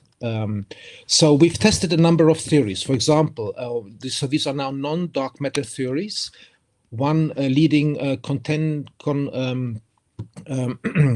candidate would be modified gravity by Moffat. It's been ruled out by more than 5 sigma confidence based on dwarf galaxies, because these dwarf galaxies have to be accommodated by such a non-dark matter theory at the same time as rotation curves of galaxies, and this is not possible in that framework. This is a GR theory with additional scalar and vector fields in it. Then one can look at Verlinde's emergent gravity theory, and again, this is in stress with observations of the radial acceleration relation. So the fact that this theory has to explain galaxies at high surface density and low surface density is not possible under physical realistic assumptions. We've tested non-dark matter theories, which we call this the gravitational dipole theory, which was suggested by by a theoretical physicist. So this is a really nice idea. The idea is that in the quantum vacuum, you have particle and antiparticle particles appearing and disappearing, but in a gravitational field, they're polarized. The antiparticles have negative gravitating mass in this theory, and this can actually lead, and this is what Heidrowitz has calculated and shown, leads to a Mond-like effect on the scale of galaxies. Yeah, so we've tested this theory, and we've tested a scale invariant general relativity, so we call this dynamics in the solar system. Again, Indranil Barnik is here the lead author. This has been an idea where one imposes on GR a certain space-time scale invariance, which has been studied by André Meder in Geneva, and the consequence of all these tests are written here. So MOG is falsified with more than 5 sigma given the data. Gravitational dipole idea, as beautiful and as it might be, is falsified with much more than 5 sigma, based on solar system data actually. Scale invariant GR, again falsified with more than 200 sigma given solar system observations. Emergent gravity significantly challenged. The authors were too nice to put a sigma to their falsification, but basically doesn't work given the properties of stars. Yeah. And so we are left currently, and I'm emphasizing these tests because it's not, I don't want anybody to think going away or being propagating in the historical landscape that the group in Bonn is married to Mond only. That is absolutely correct. We are taking Mond on equal and the equal level like all the other theories, Lambda CDM, so Newtonian Einstein, as well as all these suggestions here. The thing is that Mond simply does incredibly well. And so here's a little bit introduction to Mond. Milgromian dynamics, published for the first time by Milgrom, a historical event truly in the history of science. A beautiful review by Famine Megor. And so this is the Lagrangian in standard Newtonian gravitation. That's the Newtonian potential here. And the generalized Lagrangian is this one. You can see it's basically the same. This is now the new field, gravitational potential. And what they've done is just generalize this into this form here, where one has replaced this function here, which is the square of this gradient, with a function of the square of the gradient. And this function has the property that it has this property down here. So one can solve this by minimization or extremization as usual, and one finds then the generalized Poisson equation. So this density of normal matter, so baryons, sources this new potential, and that potential has the property that well, we need this additional function to describe the full potential from the Newtonian to the Milgromian regime. And so we can test this theory quite nicely. This is actually an important statement that written by these authors here, by Bekenstein, Milgrom, an equation of the same form as equation 3, so this form down here in equation 3, has been studied in a different context to describe classical models of quark confinement using a very different form of the function mu. So this is not it has a precedent, okay? So Mond is not crazy, that's what I'm trying to say. It is actually a very, very reasonable and solid physical approach. It is as empirical as Newtonian gravity. It is wrong to say that Mond is not a theory because it's a phenomenological description of galaxies. It is a scientifically wrong statement. Please stop doing that. Now, Mond was motivated by flatness of a few L-star galaxy rotation curves known prior to 1983. The predictions of rotation curves for low surface brightness galaxies were successfully verified much later, and that is what convinced Stacy McGough to take Mond very seriously. Him having started his PhD trying to disprove Mond, but actually finding agreement with the data, the predictions of Mond in a regime where the theory had not actually been designed to work. Now, this is extremely important, yeah, this situation here. It's wrong to say that Mond was devised only to explain rotation curves. It was motivated by these galaxies and works in a totally different regime of dwarf galaxies. So what is Mond? It seems to indicate a new symmetry, which is not understood. There's a nice paper by Milgrom pointing this out. We call this the space-time scale invariance, which actually is what Mond is. It's potentially a deviation from Newtonian dynamics, Einstein's GR, due to the quantum vacuum, written in this paper. Benoit Famé once referred to this to me privately as being potentially one of the most important papers in theoretical physics written in the last 30 or 40 years. Nobody's taking up on this incredibly interesting suggestion, because everybody knows that Mond is wrong, right? So I'm waiting again for the build-up. Now, Mond is completely predictive. You don't have parameters you can adjust as you like. It actually predicts even wiggles in rotation curves. If you look at the problem, I've gone through those problems before, we can do the same test. So planes of satellites, disks of satellites, easy as pie. They just come out completely naturally. A number of papers exist on this, and some other papers will be written. So galaxy encounters, not mergers, but encounters throw out matter, just energy and angular momentum conservation, and in these tidal tails, new dwarf galaxies form, and that's what the satellite galaxies are, which are in these disks of satellites. We can then look at the KBC void and Hubble tension, not even an issue. So this is the paper by Hasselbauer et al. If we assume the universe is a Mondian universe, you get KBC voids and automatically the Hubble tension for free. So it's not even an issue. The problem doesn't exist in a Mondian universe. Then we can do the same test on the L. Gordon bullet cluster. Trivial. These things just come out naturally in this theory, as reported in this paper by Elena Asensio et al.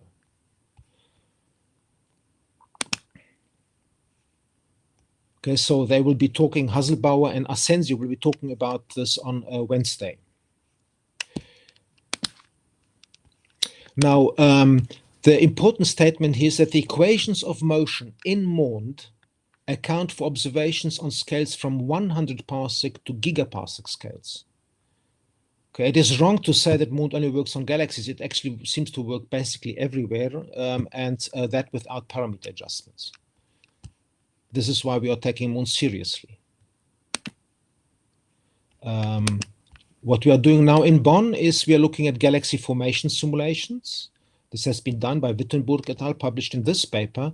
And what you get in such galaxy simulations, automatically you get exponential disks on the radial acceleration relation without any additional problems. Baryonic physics is not a major issue. You do have a little bit of a change in the radius of the galaxies, but you don't actually have a big impact if you choose very simple baryonic physics descriptions or extremely complicated radiation transfer supernova shell explosion simulations.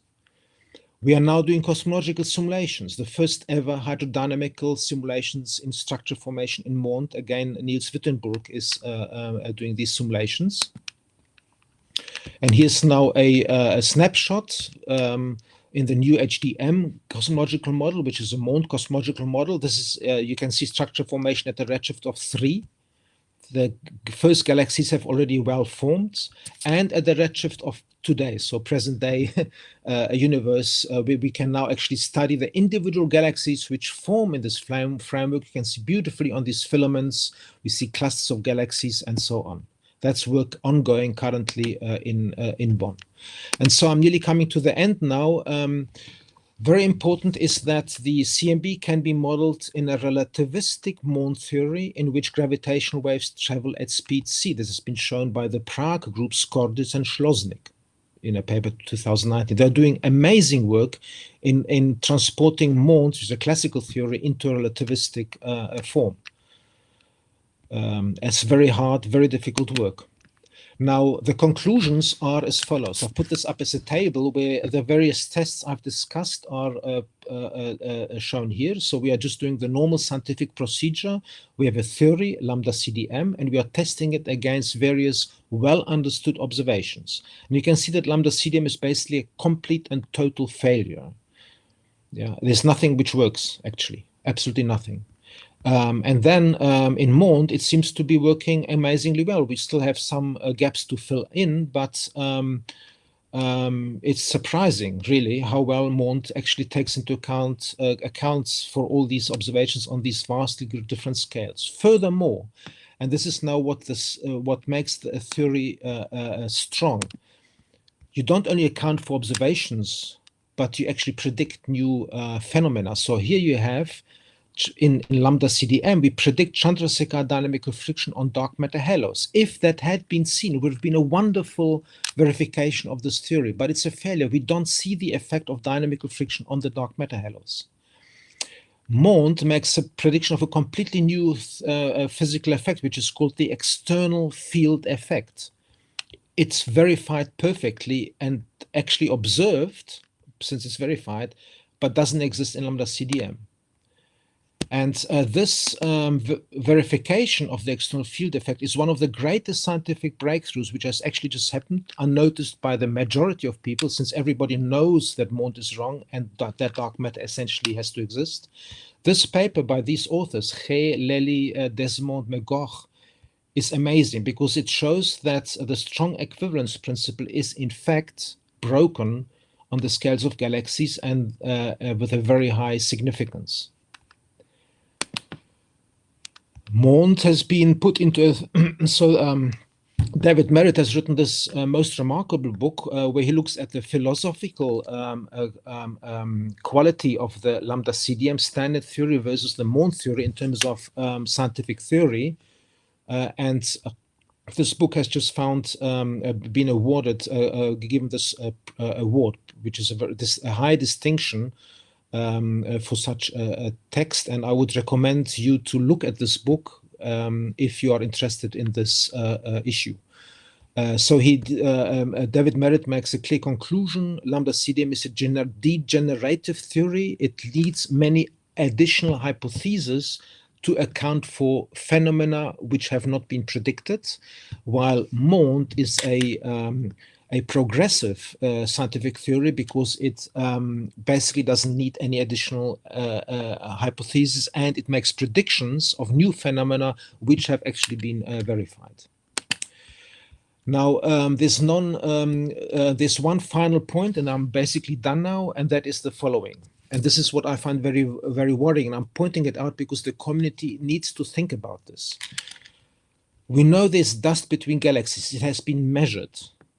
And it must come from the first stars which formed when the universe was small, and they blew out incredible amounts of enriched material, making dust between the galaxies.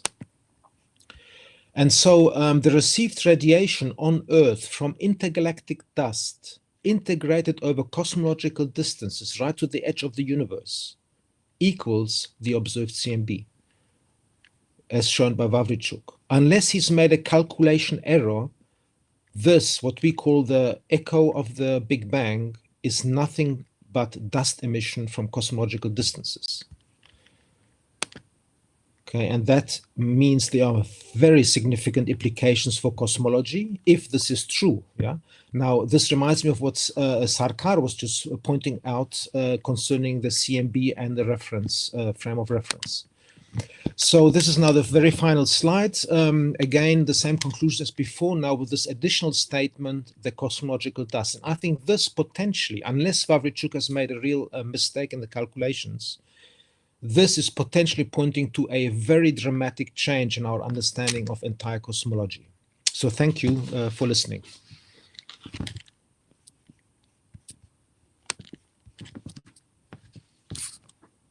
I'm finished.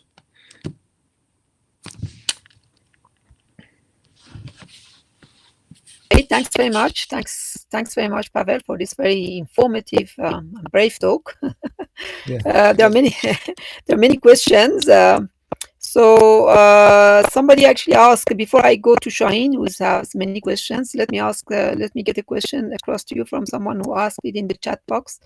What about Big Bang BBN? How does Mond solve the BBN? Well, so in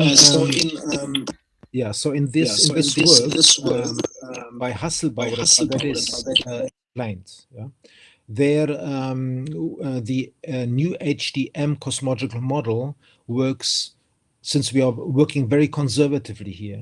So we've taken away the dark matter, which would account for, which would play a role on the scale of galaxies, where then MOND takes the role, one assumes that stellar neutrinos form in the inflation or matter, so in the epoch when the radiation freezes out matter, and the calculations have been done on that possibility that stellar neutrinos would be playing a role. In that sense, one would find that one has these stellar neutrinos at about 11 electron volt mass playing the role of hot dark matter in this model. And the expansion history would be basically identical to the standard model. So as again, Friedman equations, and there is a hot Big Bang and exactly the same nucleosynthesis with undetectable differences. Now, so that is a very conservative framework, which is the stance we've taken on this work, but also here when we look with Elena Asensio on trying to explain these galaxy clusters.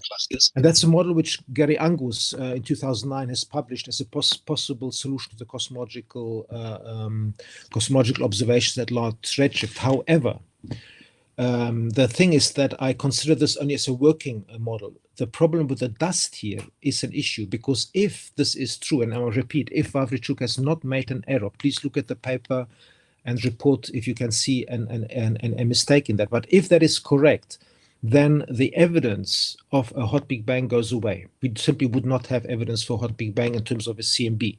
And then anything goes. Yeah. We might have to return to old ideas. Thank you. Fred Hoyle's way. Okay, thank you. Let's get the last question from Saurabh, because there are many questions, but we are really running over the time. So Saurabh, please.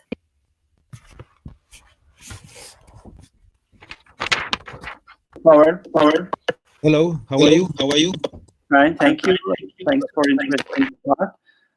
If we accept this the standard Big Bang cosmology, my question is that how we can get structure formations from the last scattering surface. We know that at the last scattering surface, the density perturbation of baryonic matter is around 10 to minus 5. And then by MOND, how we can get structures with the density contrast larger than 1.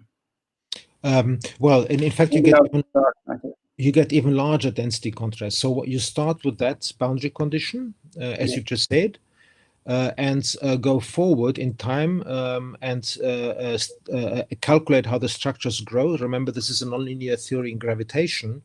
And one obtains, and effectively gravitation is strong at larger distance, and so one actually grows bigger structures and larger density contrasts by redshift of 0, starting from those very same initial conditions. What about the power spectrum of the present universe? Can you get the same power spectrum? Yeah, there are many. Yeah, so there are many such questions. The thing is that has not been calculated yet. Yeah. Now, the ideal hope is that here in Bonn, in collaboration with Strasbourg, and I should remind us all that this work on developing the codes to do these cosmological simulations is in collaboration with people in Strasbourg. So Niels Wittenberg is, however, sitting in Bonn. So the idea is that we will, in collaboration with Strasbourg and maybe other people, try to, this is already being planned, to do large-scale simulations to actually study exactly this issue. So the idea is to do a structure formation simulation on gigaparsec scales purely in MOND, and then see what sort of density contrasts one gets in that simulation, plus which galaxy population forms in that type of simulation, and which and then how the power spectrum compares, two-point correlation function of galaxies and so on. Remember, this is something I learned yesterday, actually, that when we look at angular positions of very, very distant galaxies on the sky, we do have to take into account the effect of the inhomogeneities, which are vastly greater in a Mondian cosmology, because the line of sight changes, right? Because of gravitational lensing. And so underdense regions might actually look overdense simply because the surrounding foreground higher density matter has deviated the light rays in such a way that the underdense region now look overdense in a large distance. And all of that has to be then carefully taken into account in doing such analyses. Thank you. Yeah.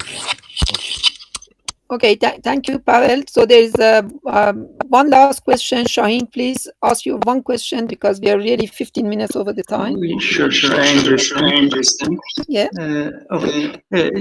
Thank you for the talk. Actually, I'm primarily a theorist, and I see many misleading statements as regard to the theory. Okay. So, for example, there is a long way from even if the strong violation, the strong equivalence principle is violated to the mond. It doesn't tell us anything about mond. And so strong equivalence principle to mond there is no connection, even if these observations are correct. So then second, as you know very well, one can actually write mond theory as some generally covariant theory. And that's, I think, a better setup to present things and try to discuss it within the standard framework. And I think this is just sort of branding mond in a wrong way, even if it is there is something in it, which I doubt. My memory is playing up, but your first point is correct. I wouldn't say that one proves mond through the external field effects. That would be scientifically simply incorrect. However, it would be good if you make such statements as you've just done. Please put them forward, maybe best in writing rather than just in words. Sure. And show which other theory has actually predicted an external field effect. Yeah, that would be wonderful, and then we can discuss that. And then the other thing about the covariant theory, I don't think that, from my point of view, I would construct a theory classically first, because that's what we observe locally, and that's how Newtonian gravitation was constructed. Einstein reinterpreted this in terms of a relativistic formulation, which of course is the thing we have to do. But I wouldn't take GR and force fit mond into that. I would try to develop a new understanding of gravitation on large scales in a consistent relativistic framework, given that mond is working, is currently the only description which we have which actually works. There's no other description of gravity I know of which actually accounts for the data. If you know of any other description, please communicate that. Yeah, that would be really wonderful, because we are very happy to test any other theory. But currently only mond does that job. Now, it's quite possible, I've asked Milgram about this, it's entirely possible that Einstein's GR is completely valid, but in the weak field regime, we are seeing effects of the quantum vacuum, which is why we see different equations of motion. So it's not like you have to develop a completely new theory of gravitation in terms of a relativistic formulation, but you have GR and the quantum vacuum. I don't know if that makes physical sense or if that is reasonable, but at least this is a potential approach also to this problem. Thank you. Shaheen, somebody else was asking question, but the hand has been removed, so you can ask one more question if you want. Because I know you have many questions. Shaheen, are you there?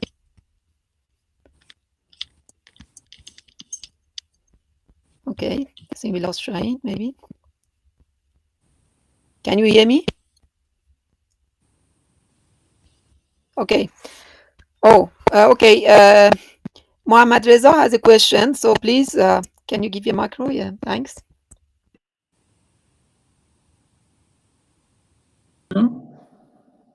Hello, yes, I can hear you. Perfect, yeah. Thank you for a nice talk. So I was wondering about your simulations. How large are your cosmological simulations? Because how large? Large, yeah, because you showed a box of 5 co-moving megaparsec. Yeah. And it's like small for rather cosmological scale, of course.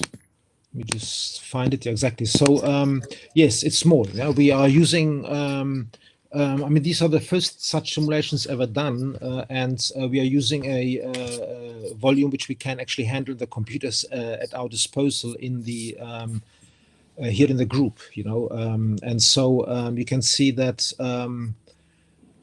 it's 10 megaparsecs. The density of matter of baryons is the mean density, which we expect from Big Bang nucleosynthesis. So that's very standard. The resolution is not good. It's, if I remember correctly, of the order of a few kiloparsecs. So these objects which form here, and we don't actually, in this particular simulation, which is the first time ever done, we don't actually have star formation turned on. That would simply take too much CPU time and would require much, much more RAM than we can have at the moment.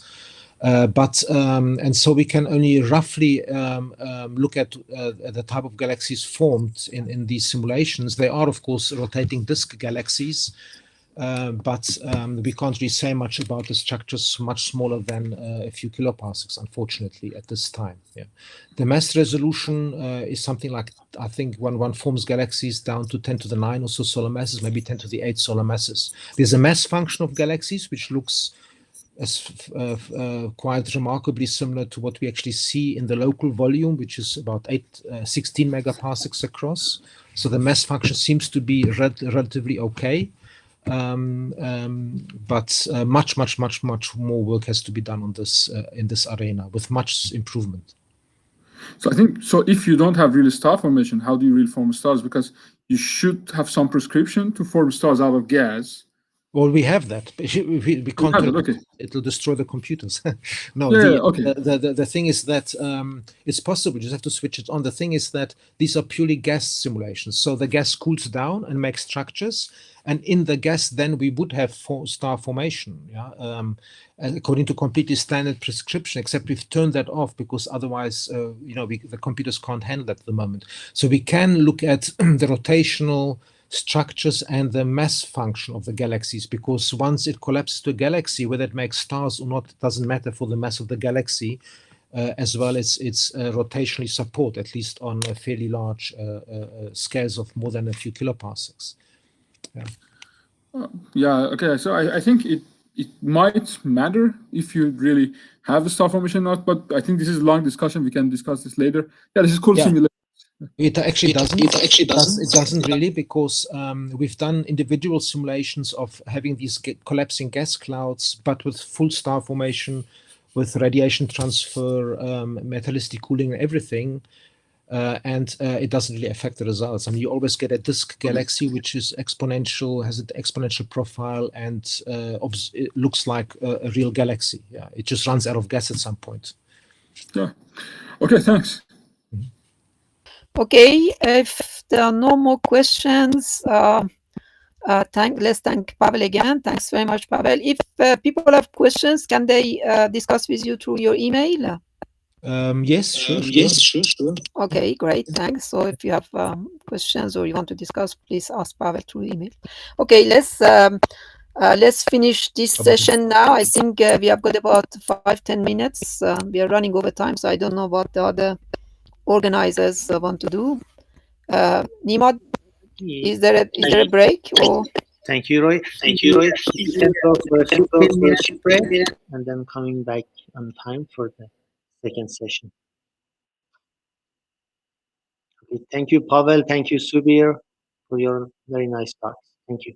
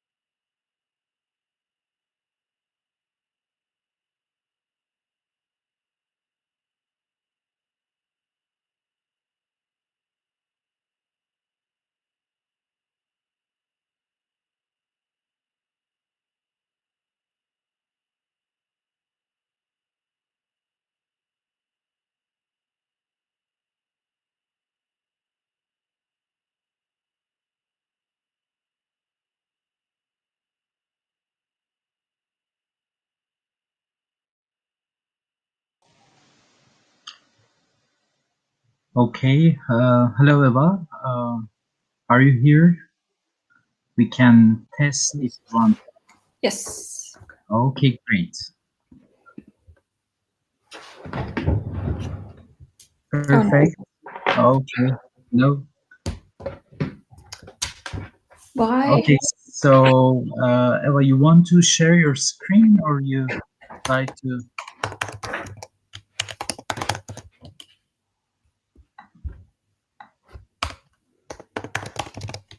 Can you hear me?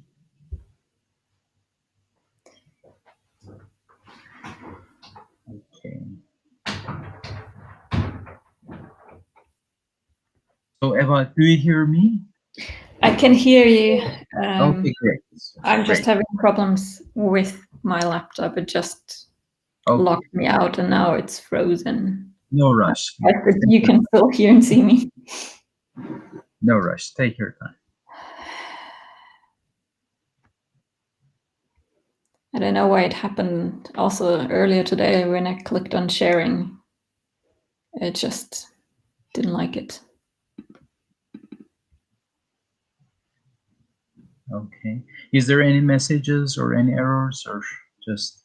Oh, now I'm back to my login to my account from my laptop. It is very, very strange.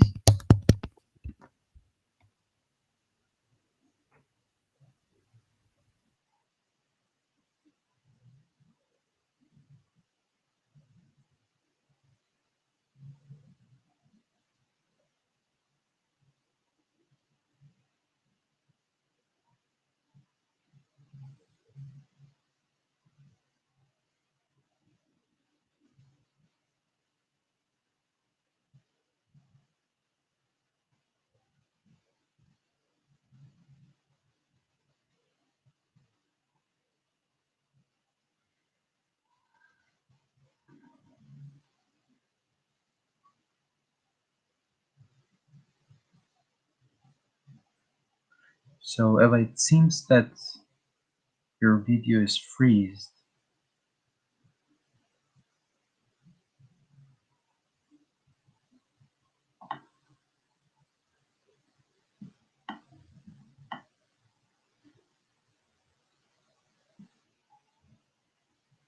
Okay.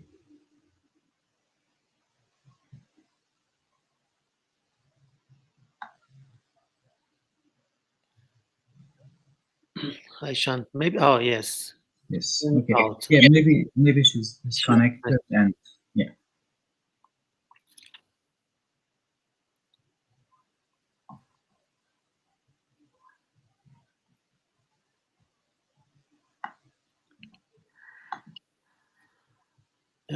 Eva, you should be a presenter now.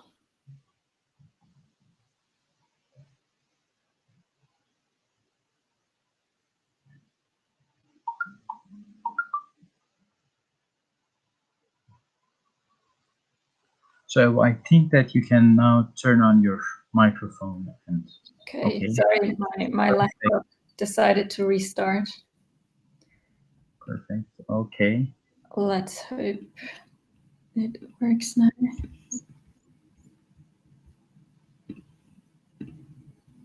All right. All right. Perfect. Can you see the slides flipping? Yes. Okay. Do you want me to wait a minute or start? Yes. Yes. Just a minute to be sure that everybody is back, and there's this note that hide. You can, maybe it's on your slides.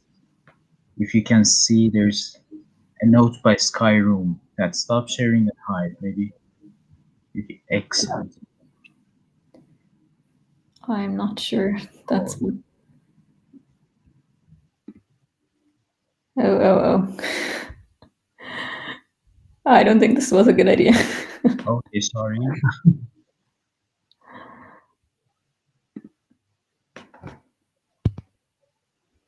Okay, let's try again.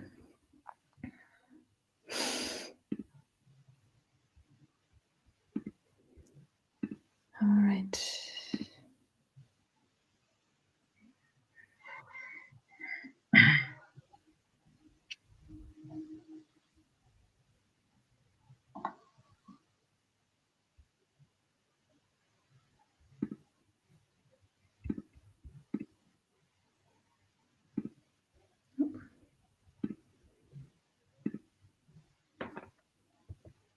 Perfect. Perfect. Okay. Okay. So, Nima, what do you think? We can start on time? Yes, if you like, yeah. Or you we can wait for 1-2 minutes now. Okay, sure. Thank you.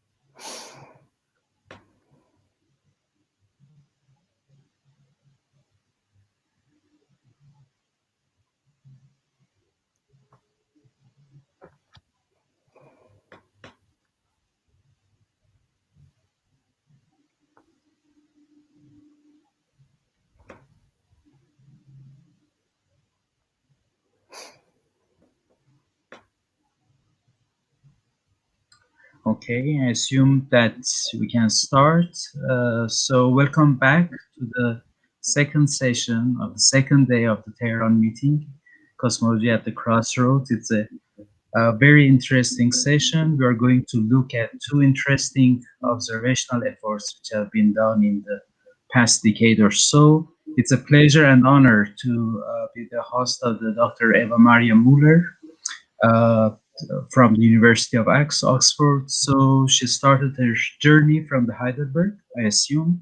Then she went to the Cornell, where she had his PhD, then to the ICG Portsmouth, and now she's in Oxford, and she's going to tell us a very interesting story about the journey of the SDSS and EBOS. Thank you very much for being with us. Well, thank you very much for having me. So yeah, I'm going to give an overview over the cosmological results from the final EBOS release. And the final EBOS release is also the final cosmological analysis for SDSS, meaning that while SDSS 5 is still going on with programs as like Mango, Apogee, as far as cosmology is concerned, this is the end from BOS and EBOS. So now, for this talk, I'm going to start with just giving you an overview over SDSS as well as EBOS and the data sets. Give you a short introduction about what we are measuring, mainly BAO, so Bern acoustic oscillation, but also RSD, redshift space distortions. Then show you some of our recent results. And then for the remainder of the talk, we'll talk a bit about the Hubble constant and what does BAO tell you with regards to that crisis in cosmology. So now EBOS released the extended BOS survey, so the extended Bern acoustic oscillation spectroscopic survey. So that was data taken from the Sloan telescope in New Mexico. Now, this is a short overview over the different traces and programs that SDSS had in the past. So it all started with SDSS 1 and 2 here in green with very nearby galaxies. And then later on with BOS, the LRGs, so the old red galaxies and intermediate redshifts. And now recently, with EBOS, pushed this to even higher redshifts, filling here in the gap, all up to redshifts of 3.5 with the Lyman alpha forest. Now, I hope you can see the video. This is a fly through the entire data set, so the entire SDSS data set, starting with the earlier program. Now you should see the BOS galaxies, so that are LRGs going from redshift 3.5 to 0.7. And now the LRGs from EBOS here now pushing to higher redshifts or further out in the simulation. We have emission line galaxies. So this is the first time emission line galaxies from SDSS. and also quasars, not only in the Lyman alpha forest, but also in the clustering of quasars, where you can see it's a much sparser sample, but at higher redshift. And on top of that, we have the Lyman alpha quasars to measure cosmology through the Lyman alpha forest. And that now really gives us a very neat data set with spectroscopic redshifts from redshift of 0.1 all the way up to 3.5, measuring the large-scale structure of our universe. Now, no SDSS talk would be complete without the plates. So this is how the data was being taken, where you have these cartridges and all the fibers to connect.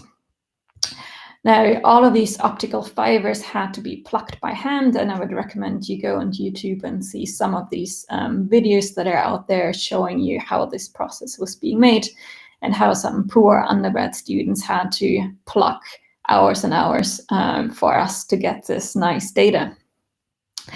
Now, these plates are mainly used for art and other things, so very nice for outreach. So you can see they're used as tables or lamps or even windows.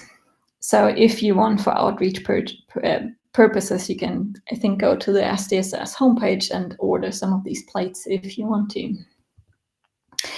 Now, this is the BOSS and EBOSS footprint. So for the LGs, roughly 6,000 square degrees. For the ELGs, a bit smaller. We originally wanted also to have the same coverage as for BOSS, but there were a couple of problems in the beginning. And then also the EBOSS quasars here in this mustard yellow greenish color. Okay, so for all these different tracers, so on the left you have the discrete tracers, there's the LRGs, the luminous red galaxies, the mission line galaxies, the ELGs, and the quasars, and on the right you have the Lyman alpha forest, where you can see the redshift coverage. So the LRGs are more on lower redshift, so up to redshift of 1. Then the ELGs, smaller sky coverage, but higher number densities, and also pushing to slightly higher redshifts. And then the quasars, it's a very, not a very dense sample, so very sparse sample, but covering really, really large volume. So it's the biggest volume survey up to date. And all of that with spectroscopic redshifts. So now really fundamental to this analysis is the idea of a standard ruler. So in the same way, type 1a supernovae can be used as standard candles. We can use the BAO scale as a standard ruler and then trace the expansion history of our universe just by comparing to this intrinsic physical property that we know to the apparent measurement of this BAO scale.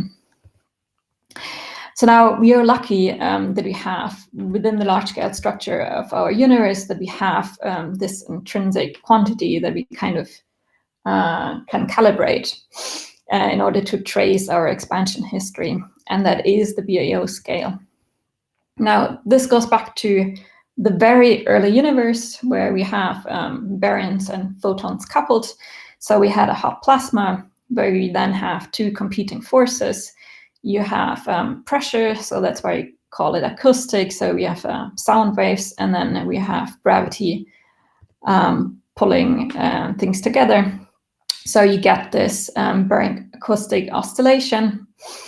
And in particular, the scale here, you get the sound horizon and drag epoch imprinted in your large-scale structure. So now this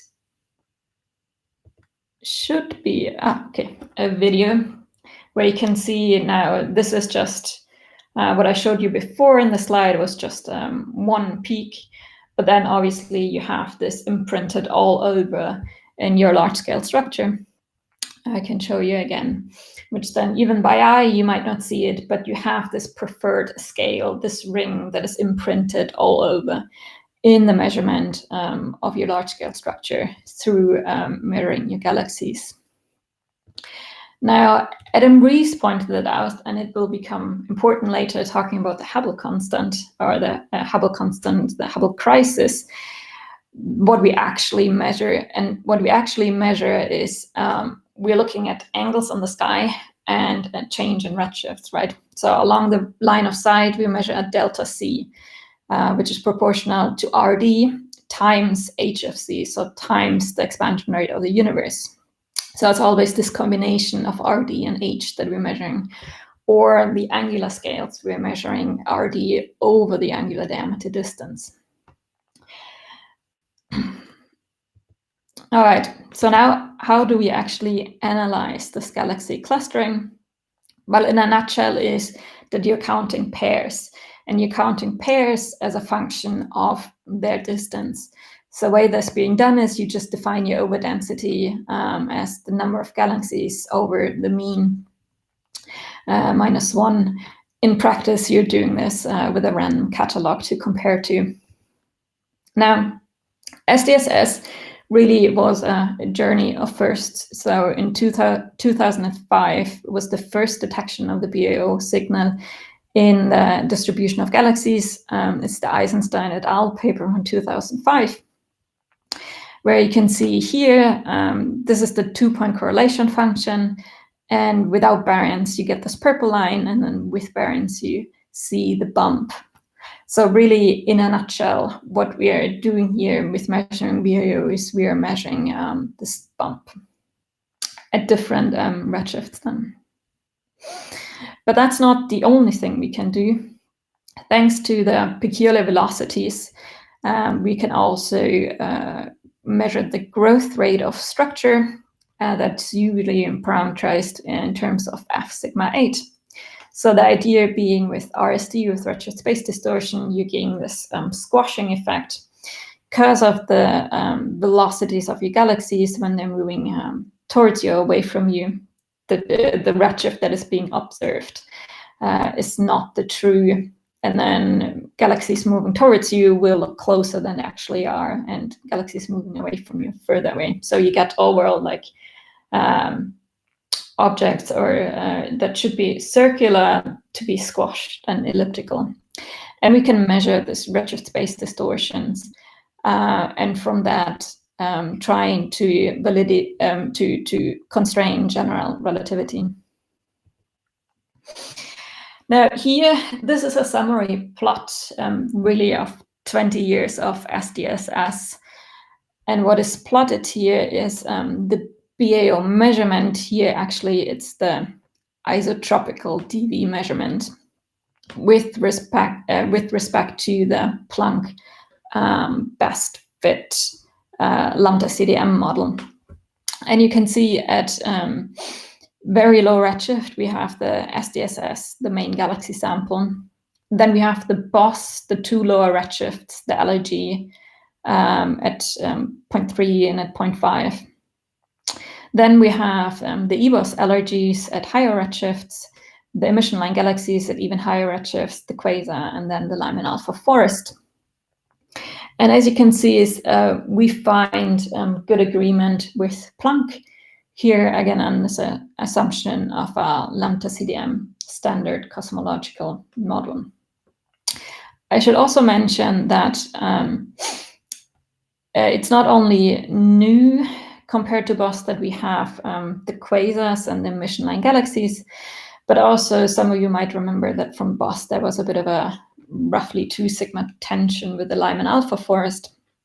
Now the pipeline that was used to analyze the data, the Lyman alpha forest, it did not change at all. It was purely an increase in data that now led to this 2 sigma tension compared to Planck completely go away. So this is a good reminder when we're talking about 2 sigma tension that actually, you know, it can happen because we're limited by the size of our measurement.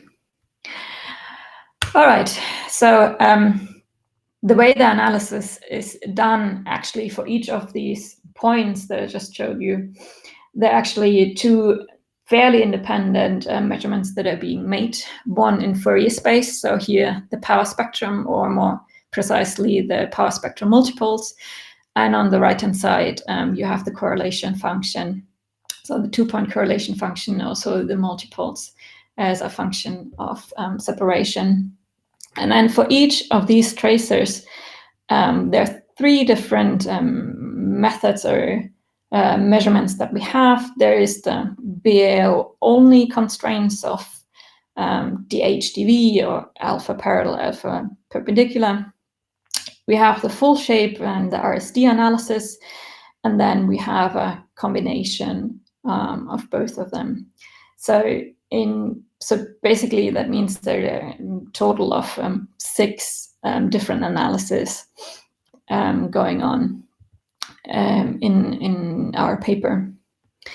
So now this is an equivalent plot as to before, now showing the growth of structure. So F sigma 8 again compared to the best fit Planck Lambda CDM line.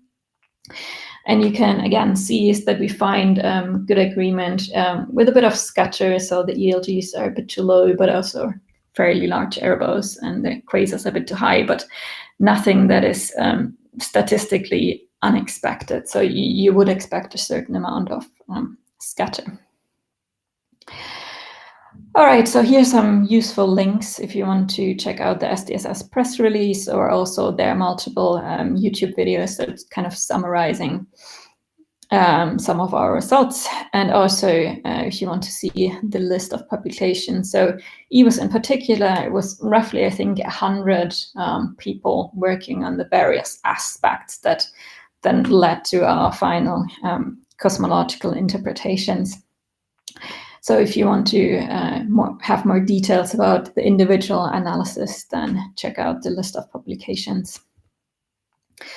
So now for the second part of this talk, I would more focus on the cosmological results. That is, what can you learn now from these measurements of DH and DV? What can you learn about dark energy, the curvature, neutrino masses, and then also the Hubble constant?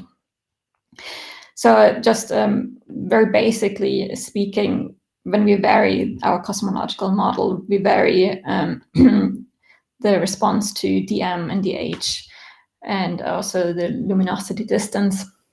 So here now, again in purple, is the EBOS measurement, so the new measurement filling the gap of intermediate to high redshifts.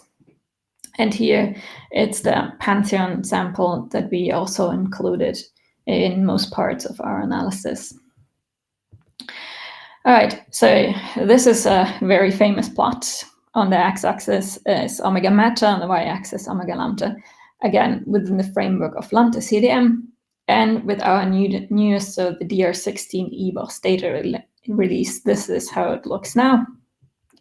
You can see there's a several sigma detection of non-zero dark energy from BAO, so from SDSS by itself, without including any other external data sets. So this is nice to see. You might say a little bit too late. We already knew that, but it's still nice to have consistent results from these independent probes. Now, this is now with a Lambda CDM model with free curvature, and it also, here you see highlighted the strength of BAO really constraining the curvature of our universe. And you can see that CMB by itself is very degenerate. So here omega meta, omega k is very degenerate. So you have large error bars, but if you add in particular the BAO, you can see how everything is pulled back to a flat universe. Now this, here CMB temperature and polarization is what is plotted as Planck, but you can do a very similar analysis just using WMAP plus ACT or SPT, and because of the different degeneracies that are being broken, you will end up with fairly similar results than what is shown here. So omega k very close to 0. Now next what we did is we looked at an even more general model. So here we parameterized dark energy with the standard W0 WA, And we also let the curvature vary freely. So this is now a 3-parameter extension to the standard Lambda CDM model. And also we looked at different combinations. Here we have Planck plus SDSS or Planck plus supernova. And you can see it while supernova is really good at constraining the dark energy. It's not so good when you also let curvature vary freely. On the other hand, while BAO can very tightly constrain curvature, you can see here in blue, it's not so good when it comes to WA, for example. So you really need those 3 probes in combination if you want to constrain general models like that. And you can also see if we do, so if we combine all of these 3 probes, we end up again with a very good agreement with Lambda CDM. So here W0 is -1, WA 0, and curvature also 0. All right, so lastly, before I talk about Hubble, here's our constraint on the neutrino masses. Now, cosmology only allows us to constrain the sum of the neutrino masses.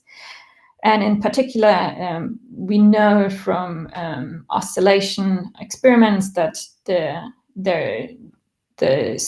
mass of the neutrinos is not 0, but you only can measure differences in mass. So you end up with these 2 possibilities: an inverted hierarchy with a minimum mass of 100 MeV and a normal hierarchy with a minimum mass of 60 MeV.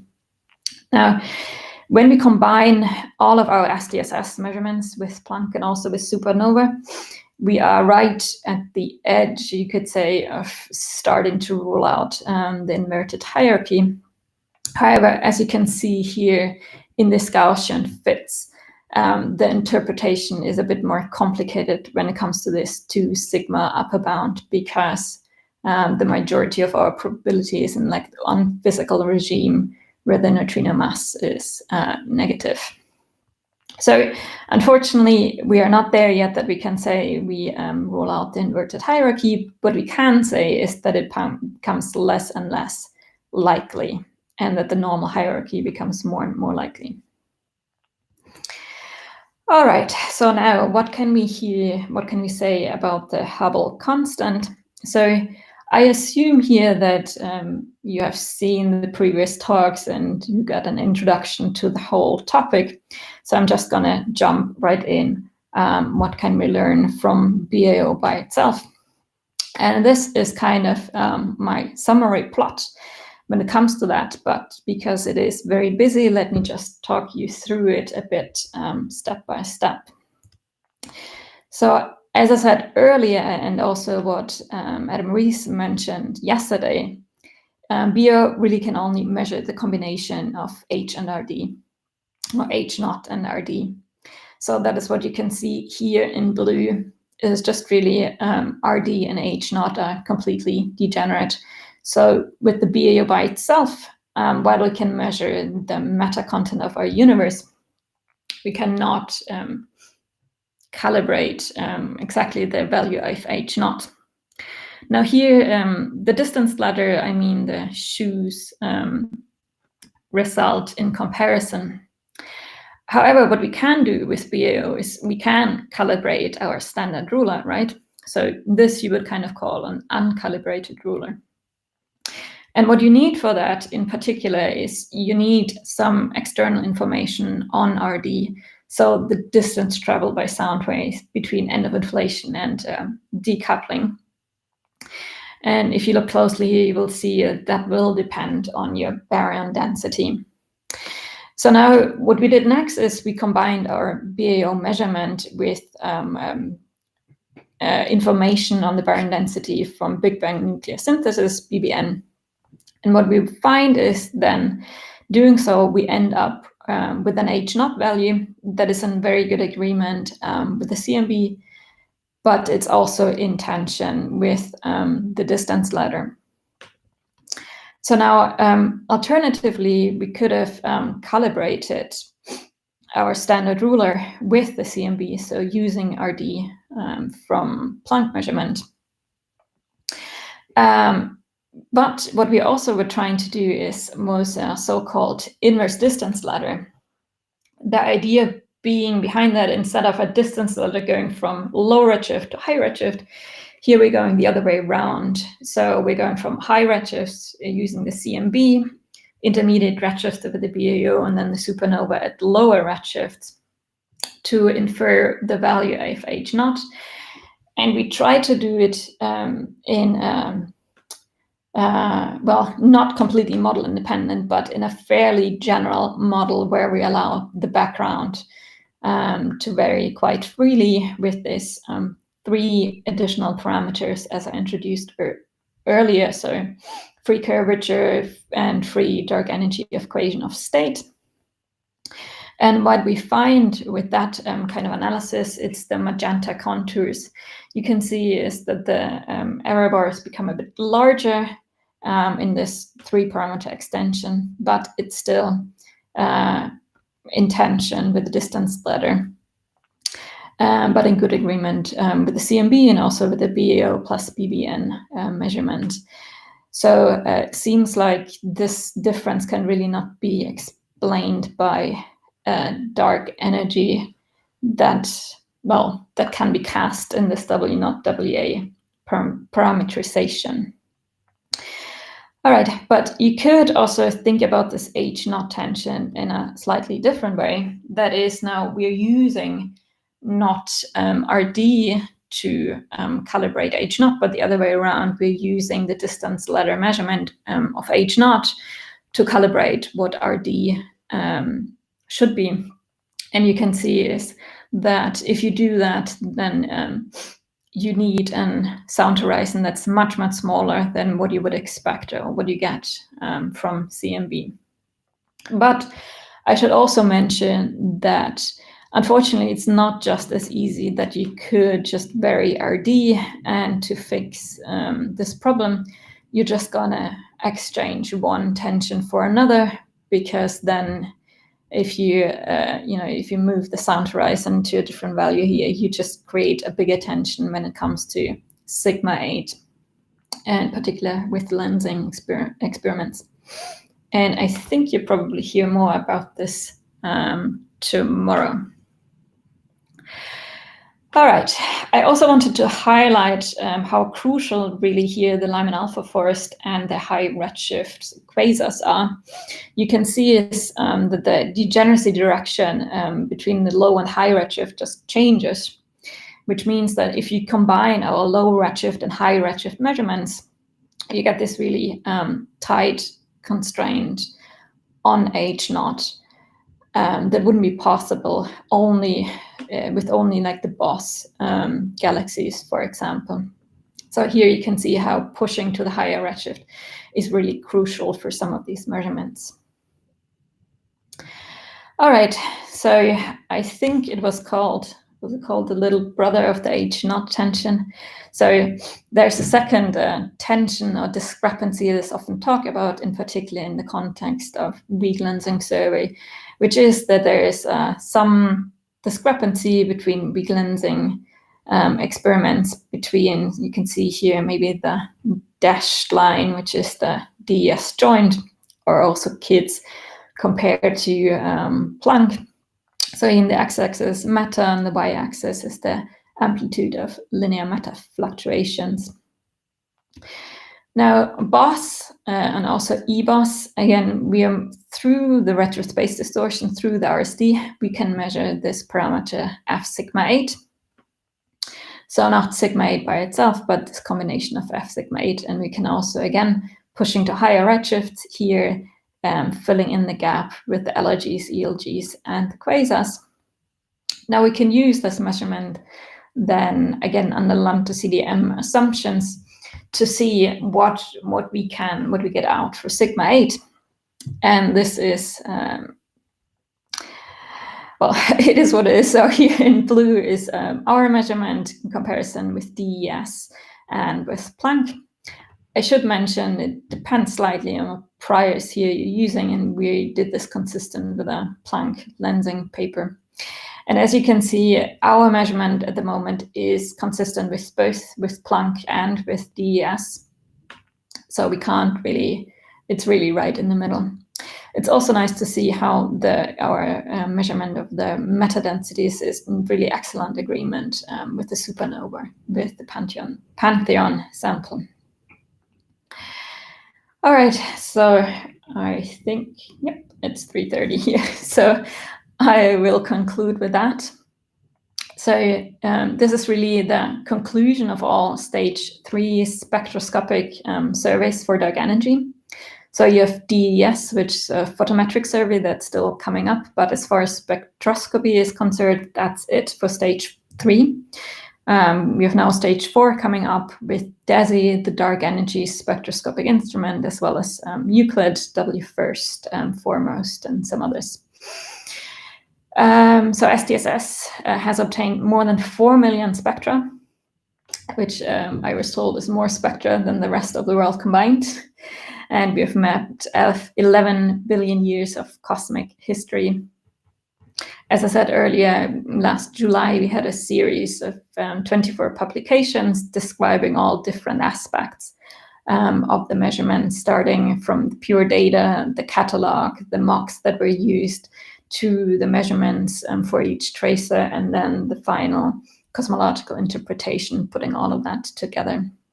Now, what we are finding is a curvature is consistent with 0, and dark energy that is consistent with a cosmological constant, and the H0 tension is worse than ever before. Now, here in this plot, it's just nice to see it's a comparison between stage 2 and stage 3, so roughly where we were 10 years ago, with WMAP, the JLA supernova sample, and DR7, and where we are now with stage 3, where it's Planck, SDSS, the Pantheon sample, and also DES. Again, where you can see getting tighter and tighter constraint on the neutrino mass, and consistent results on the other parameters. All right, and I'm gonna exit screen now just so I can see the questions. Okay, great. Thank you very much for a very nice and informative talk. Great. So we have time for questions. So Subir, please go ahead.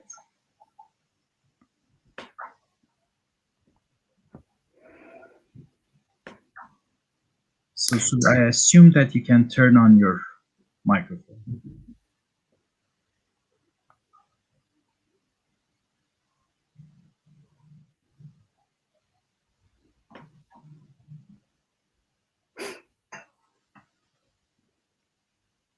Okay.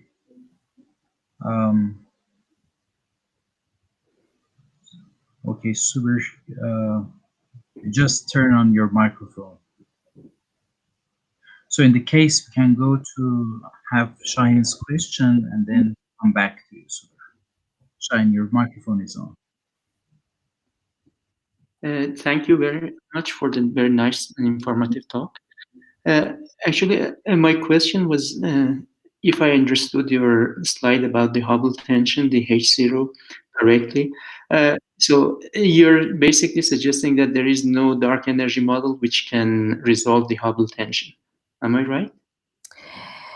With a few caveats, in the sense that usually early dark energy models, so early type dark energy models, are not really covered with this W0 WA expression.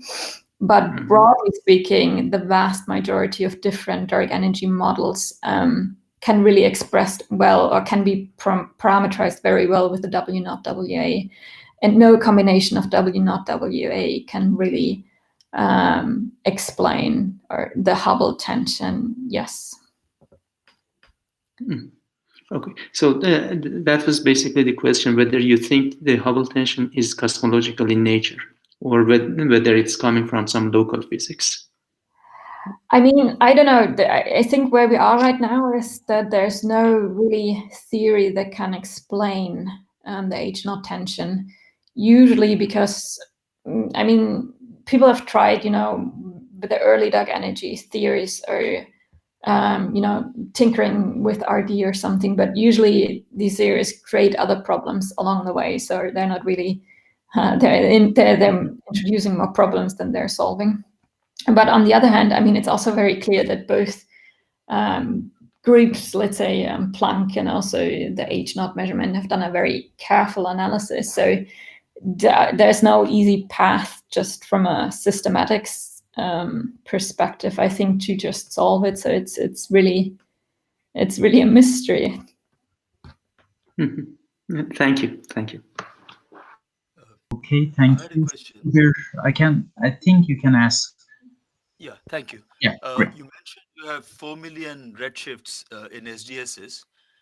How many have you used for the BAO analysis, and how many would you need to detect the BAO at 5 sigma without using a Lambda CDM template? So, first of all, the BAO analysis by itself, you really don't need a Lambda CDM template. The analysis is actually done in a much more general way, using just really fitting for the position of your BAO. That by itself, you don't really assume Lambda CDM.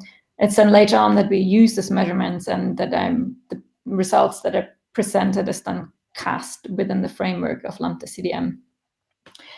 To your other question, sorry, you had 3 and I forgot the first 2 already. I think you asked how many were used in the BAO analysis. I must say, I don't know at the top of my head. You have to look it up, probably in the catalog paper. Okay, how many? Can I just, sorry, I was going to ask you, I meant if you want to see that bump in the correlation function or in the power spectrum feature, then how many redshifts would you need to detect that at 5 sigma?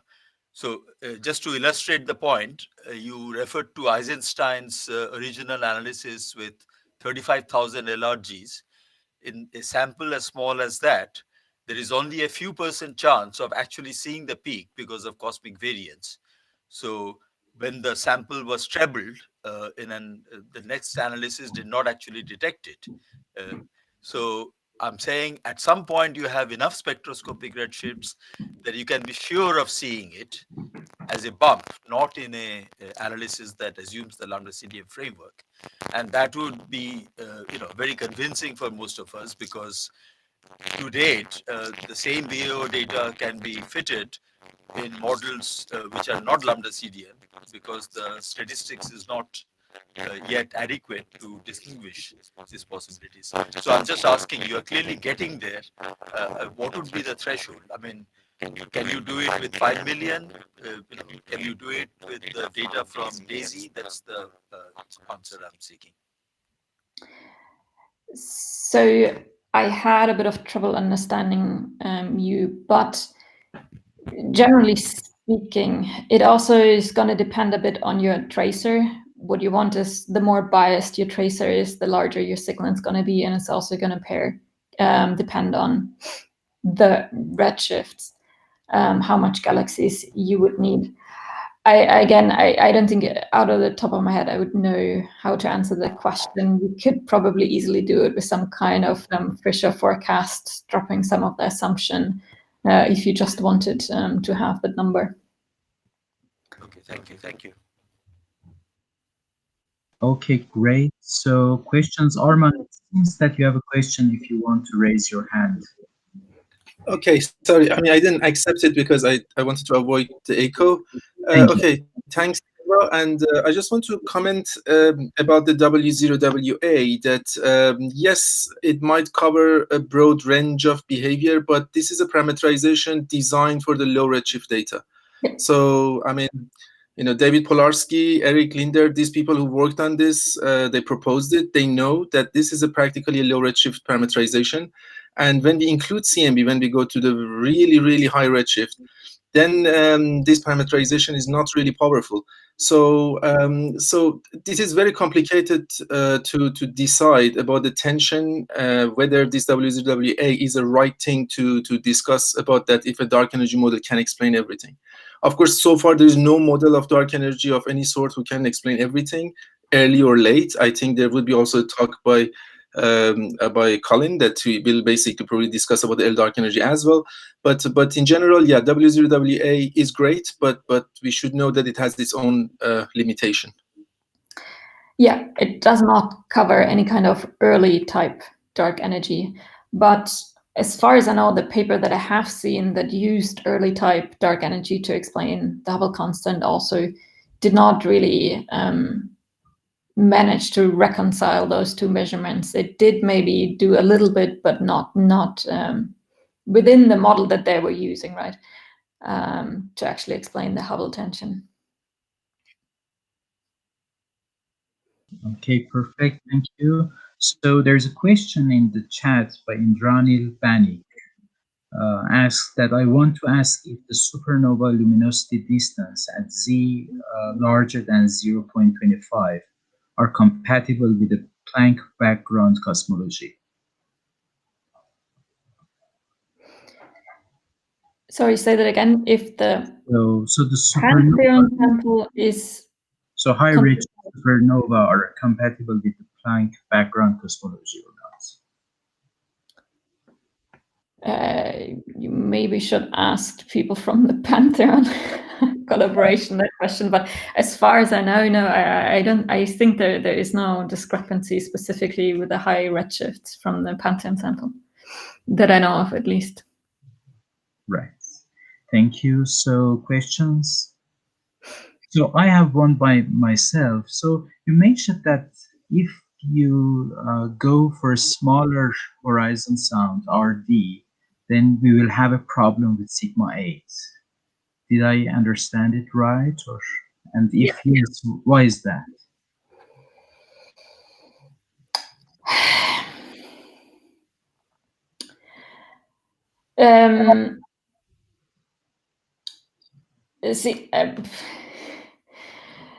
Well, because you're,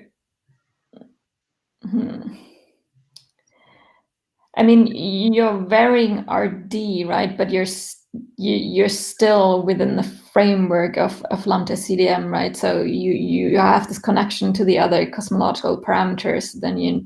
Then basically pushes you to values they're just then discrepant with the weak lensing. So you basically create a tension between the BO F sigma 8 and the weak lensing measurements. And if we did it in the early universe before the CMB and keep everything after the last scattering the same, I guess it would depend on the exact details of how you're doing it. Right. So I don't say that there is no way at all. I'm just saying there is no simple way, I guess. Right. Okay, thank you. Thank you very much. So if there isn't other question, let us thank Eva-Maria for a great talk. Thank you. Okay, great. So clapping hands in the chat. Thank you very much. So we are exactly on time. I think we can invite Marika to join. So I had a question from Eva-Maria. Maybe I can ask it before I start. Right, sure. Please go ahead. So it's a more technical question. Just wanted to know if you've done any internal consistency tests between, say, the galaxy sample and the Lyman alpha sample, the different samples that you're using?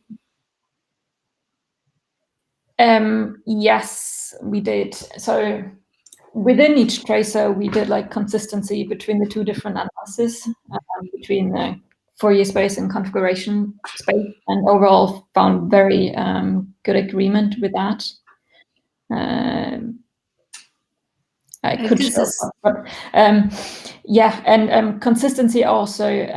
There is a plot in our main paper where we basically looked at the chi-square distribution for a best fit value for all the individual tracers, and we did find good consistency within the Lyman alpha force, but also with the galaxies and within the different galaxy tracers. All right, thank you. Okay, great. So I assume that you're exactly at the right time to start. If Marika, you're okay. So let me introduce. It's a great pleasure and honor to have Marika on board. So Marika is from the Royal Observatory of Edinburgh, and she's going to talk about the kids. But it's worth to mention that she started her journey. The analysis of the kids' data, the main analysis is described in these 6 papers. So first of all, let me tell you about the last paper. That's telling us how the shear measurement or the shape measurement is done. And if you want to know more about that part of the analysis and all the tests that we've done, I highly recommend joining Ben Giblin's talk, which is going to be on Thursday in the T2A session. So the other papers, we have the first 3 papers, which are talking about the cosmology results. The first one is only cosmic shear. Second one is combined probe cosmology. So that's combining cosmic shear with the spectroscopic surveys. In the first 2 papers, we're assuming flat Lambda CDM as a standard model. And then in the third paper, we look at certain extensions of the standard model. So looking at curvature and curvature, neutrinos, massive neutrinos, dynamical dark energy, and so on. Then there's the methodology paper, where we describe the methodology that's used for the first 3 papers. And then you have the 2 papers that describe the 2 main ingredients of that we need from the data. That's the photometric redshifts and the shear measurement that I mentioned. Now, you're very welcome to read these papers. There are the archive codes here. But if you're someone who prefers to watch the film rather than read the book, then you can go to the Kids Consortium YouTube page. And there's a playlist there with more talks from the kids team, because I won't be able to go into much detail about what we've done. All right, so let's start with the cosmic shear results. So this plot that you see here is showing our data vector. So this is the correlation between shapes of galaxies. We did our cosmic shear analysis using 3 sets of 2-point statistics. I'm showing this one here because this is the one that's more traditionally used in cosmic shear analysis. And if you have seen any of the papers, you're probably familiar with this sort of plot. Although this is not the one that's our favorite, the other 2 methods have properties that make them much more useful and robust. So what you see on the top is psi plus, and on the bottom you have psi minus. They're both showing correlations between shapes of galaxies. And you can see that this is a massive data vector and with different panels. This is because we divide our sample of galaxies into 5 redshift bins. This will increase the information about structure formation, structure evolution, and we can see how it changes across redshifts. So each of the panels is showing correlations between shapes of galaxies in 2 different redshift bins, or the same redshift bin when you look at the diagonal terms. So, for example, Z11 is the autocorrelation of shapes in bin 1 itself, and like Z15 is showing correlations between bin 1 and bin 5. And bin 1 is at the lowest redshift, and bin 5 is at the highest redshift here. You can see here that the signal increases when you go to the lower panels here. And that's because bin 5 is at high redshift and there is more matter, so there's more signal. Now, the theoretical curve that you see here is fitted to the data, and it includes several components. The first component is the cosmological part. And for that, as I said, we use flat Lambda CDM. And then we have 2 other parts which describe the nuisance effects. The first part is looking at astrophysical effects. So one of them is the intrinsic alignment of galaxies, because galaxies could actually be have some correlations between their shapes, but not due to recleansing, due to their formation, for example, because when they formed, they might align with the matter distribution around them. And that can be confused with the gravitational lensing signal, but it has a different signature to gravitational lensing when we look at it through the redshift and through different scales. And then we have baryon feedback, which is the effect of basically AGNs, for example, in the middle of galaxies, pushing all the matter out. And that can also change the matter distribution, but that's a scale-dependent effect. But we include it in the modeling. And then we have calibration uncertainties in the two main ingredients of the data. So we have the photometric redshift uncertainty and the shear calibration uncertainty. So we include all of these in the modeling. But I don't want to show you the results yet. I want to give you a little bit of history of how the analysis became more important. What was the significance? I think during this conference, it's been mentioned a little bit about this other tension that exists other than H0, which recleansing sees. And I'm just going to tell you the part that where KIDS is involved. So the previous analysis of KIDS data used 450 square degrees. That's a little bit less than half of what we're using now. And when that analysis came out, the Planck data was completely gathered, so nothing was going to be added to that. And they saw that there was a mild tension between the KIDS data and Planck data. This was on the level of 2.3 sigma. Now, because the Planck data wasn't going to improve really with more data, it was up to us to show if this tension is going to be deepened or is going to be alleviated if we get more data. So it was very important for us to show a robust analysis. But that's not the only thing that's important. We also had to make sure that our analysis is done all in a blind way or obscured way. And this is where we were 3 weeks before submitting the papers. So we had 3 sets of blinded data. One of them was the truth, the other 2 were fake, and we didn't know which one is the correct one at that point. And we had an unblinding party to find out which one is correct. Matthias Barterman held the key to the correct results. So you can see here, this is a plot showing S8 versus omega m. S8 is a parameter that is a combination of sigma 8 and omega m. Sigma 8 shows how clumpy a matter is, or it's like an amplitude of the power spectrum of matter. And omega m shows how much total matter there is. In recleansing, we usually look at this combination because, if I go back to the previous slide, we have this degeneracy between sigma 8 and omega m, which is usually called the cosmic banana.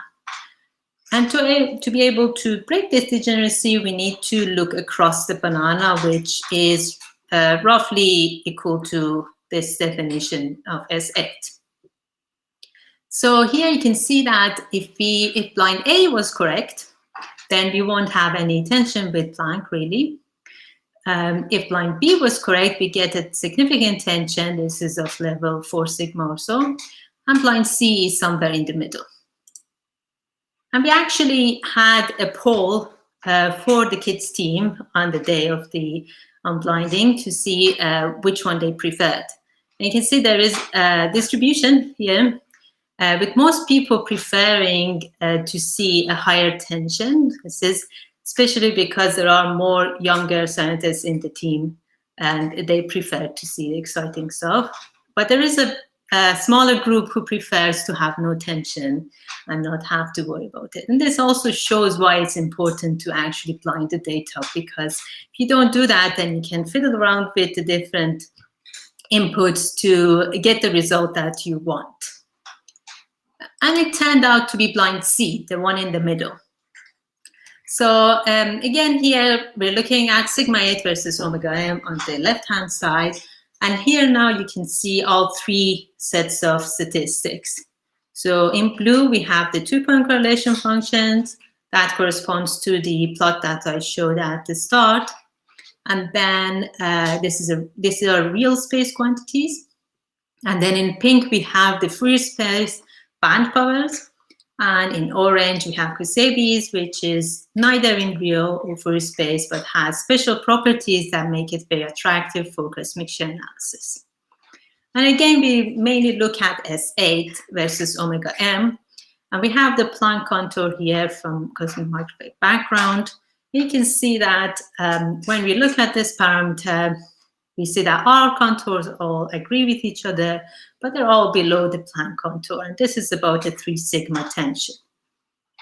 So with the inclusion of extra data and extra work to make everything robust on the modeling side of things, and also in the modeling of the uncertainties, we actually increased the tension, the mild tension that we had. It's still not at the same level as the Hubble tension, but it's getting closer. But this is just one survey now. So we can look at this plot that I showed you also in a different way. So before we were looking at S8, but we could look at this different parameterization, capital sigma 8. It is very similar, just the difference is that alpha parameter here is fitted to the contours. So they're fitted to these bananas such that the capital sigma 8 is exactly perpendicular to the bananas.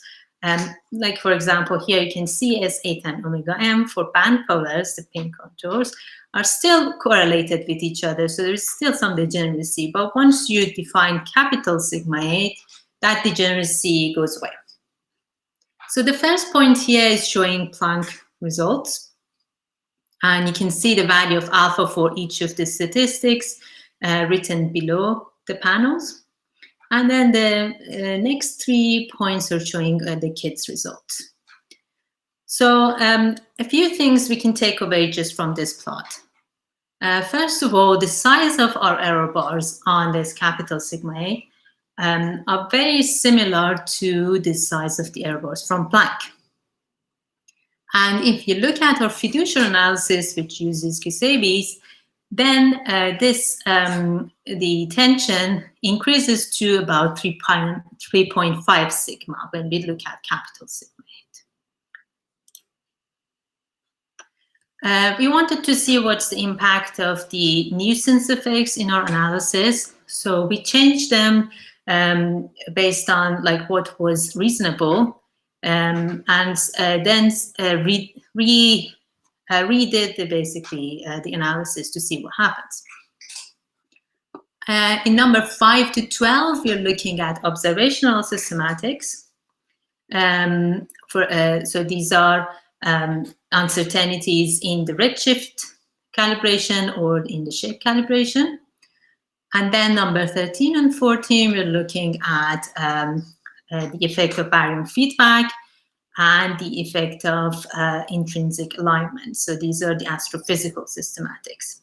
And you can see that the results fluctuate a little bit, but this is not anything to worry about. It's all within what we expect. We also wanted to see what's the impact of different parts of the data in the analysis.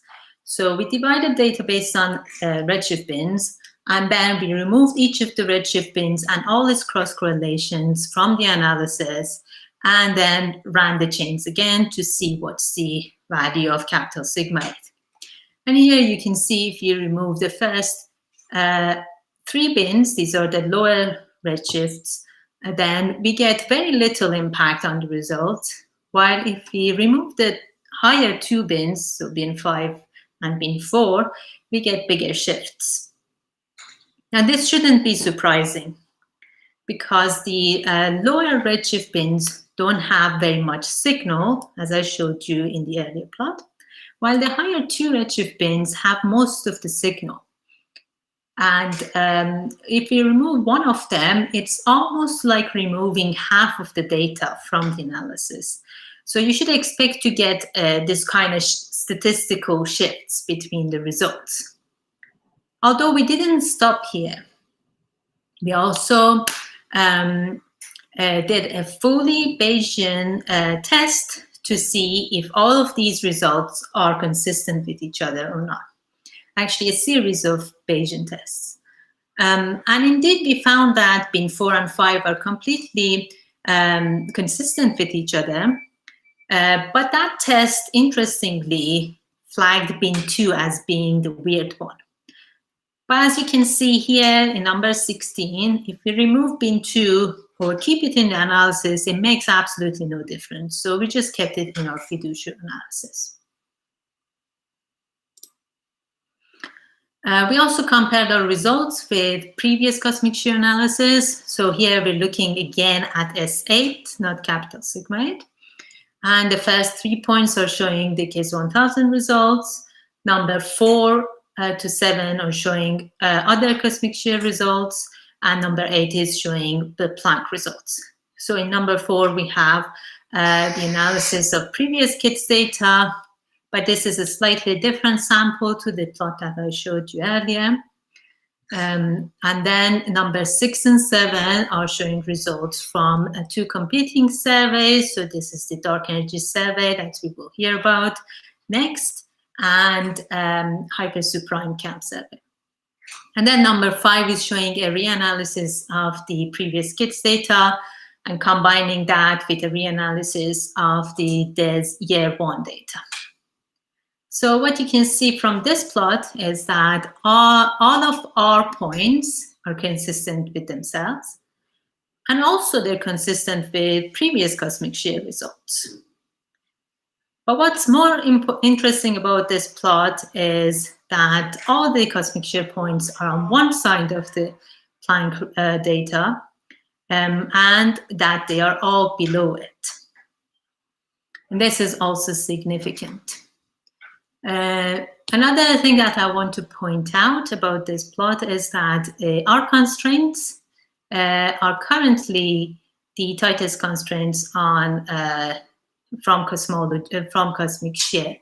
But I guess we have to see what the DES results will be. Okay, so we can look at the correlation between shapes of galaxies that would give us the cosmic shear signal. And that we saw has some tension with the Planck predictions for S8. This is all assuming flat Lambda CDM. But we can also look at the correlation between positions of galaxies, get galaxy clustering that you just heard about. And because galaxies are tracers for matter, we can get the matter distribution around these galaxies from that signal. And then we can also cross-correlate the cosmic shear signal and clustering to get this third probe, which is called galaxy-galaxy lensing.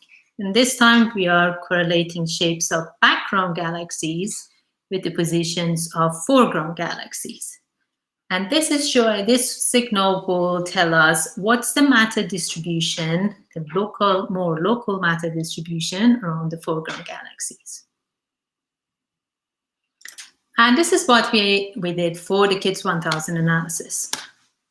So here in this plot, I'm showing again the footprint of KITS. So the top 2 panels are showing KITS North and KITS South. And then the bigger plot here is showing all the surveys that we used.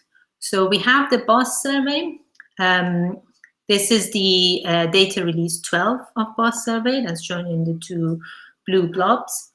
And then we have KITS, and you can see the 2 pinkish stripes. That's the KITS survey. In the northern hemisphere, on the equator, the northern stripe of KITS, we have overlap with the BOSS data. And we need overlap to be able to measure the galaxy-galaxy lensing signal. But for the southern stripe, we don't have overlap, and that's where we use the 2DF lens data. 2DF lens is another survey which is quite similar to BOSS, but smaller area. And we use that for the galaxy-galaxy lensing signal. Okay, and this is what happens when we combine the different probes. So again, we're looking at S8 versus omega M. The cosmic shear results are shown in pink. This is using band powers. And then almost perpendicular to that, we have the galaxy clustering results. I must say that the galaxy clustering results is from BOSS DR12, and the signal is from Sanchez et al. So this is a full ship analysis. But there's a difference between what they've done there and the analysis we've done here. Because, so basically the difference is that we're doing a direct analysis in the way that we don't go through Alcock-Paczynski parameters. We directly take a model the correlation functions from the theory, basically. And that generally gives tighter constraints. And then if we combine cosmic shear with galaxy-galaxy lensing, we get the purple contours, which are slightly smaller than the pink contours. Then if we combine all of these together, we get the red contour. And you can see that the KITS combined probe analysis, this is called 3 times 2PT because we have 3 2-point correlations that we're combining together, is again 3 sigma away from the Planck results, which are shown in gray here. So inclusion of the BOSS results didn't change this tension, but what it's done is that it has broken the degeneracy that was in sigma 8 and omega m. So now, if I go to this plot, you can see that the cosmic banana is not there anymore. So we can actually look at constraints for sigma 8 and omega m separately now. So this plot here, we're comparing our results with combined probe results from previous analysis. So here in blue, we have a combination of the same BOSS data, but with the previous KITS data. And then we have a DES combined probe analysis, which only uses DES data, and that's in orange. And you can see that our red contours are consistent with both the blue and orange, and that all 3 of these contours are on one side of the Planck gray contours. So if you look here now in the sigma 8 omega m plane, it looks like that the tension is not really driven by value of omega m, but it seems like it's S8 that is driving this tension. So maybe the universe is less clumpy than what Planck predicts. Okay, so we talked about tensions within the flat lambda CDM model, but what if we look at other models? So in the extended cosmology paper, we looked at some of the more straightforward extensions to the flat lambda CDM model. None of these extensions managed to reduce the S8 tension, aside from the WCDM model that includes one extra free parameter, W, that's the equation of state for equation of state parameter for dark energy. So what you see here, this plot here is showing constraints on different parameters, but I want you to focus on the left-hand side, where we're looking at one-dimensional marginal distributions for S8. And only look at the gray and the orange lines, basically. So what you see here is that when we look at the constraints on S8, when we look at KITS data, that's orange, and Planck, there doesn't seem to be any tension anymore. But if we look at a different parameter space, for example, W and S8, you see that the gray and the orange are separate from each other, which is, again, something like 3 sigma. So all that's happened is pushed the tension from S8 to another parameter. Okay, so I think I'm on time. I'm going to summarize here. We see 3 sigma or so tension in S8, assuming flat lambda CDM. When we compare our results with the predictions from Planck data, and from the combined probe analysis, we deduced that this tension is probably driven by the value of sigma h, so universe is less clumpy than Planck predicts. We also see that simple lambda CDM extensions cannot remove this tension. And these are things that I didn't really talk about here, but I'll just say them. And these results have been validated using MOP-KITS and BOSS galaxy surveys, KITS image simulations and null tests, spectroscopic photometric clustering analysis, and all identified systematic uncertainties folded through as nuisance parameters. But before I finish, I just wanted to advertise this other talk. We talked about all tensions between Planck and KITS, but if you want to know what happens if we cross-correlate the data from KITS and Planck, then please join Naomi Robertson's talk on Thursday in the session T2A. And I will leave you with this image of kids in happier days before pandemic, and our sponsors. And I just wanted to say that the data is public, so you can download it and do whatever science you want to do with it. Thank you. Okay, thank you very much, Marika. Great for a nice talk. And it seems that there's a kitten from the kids in the talk as well. Okay, so the question from Armo. Much for the very nice comprehensive talk. I have a question about the consideration of the baryonic feedback. So, considering it or different modeling of the baryonic feedback could affect your results and this tension. Yes, thanks for the question. Actually, I go back to this plot to talk about it. So if you look at number 13, what we're doing here is we're assuming there's no baryon feedback, just to see what happens. The way we model baryon feedback is using HM code.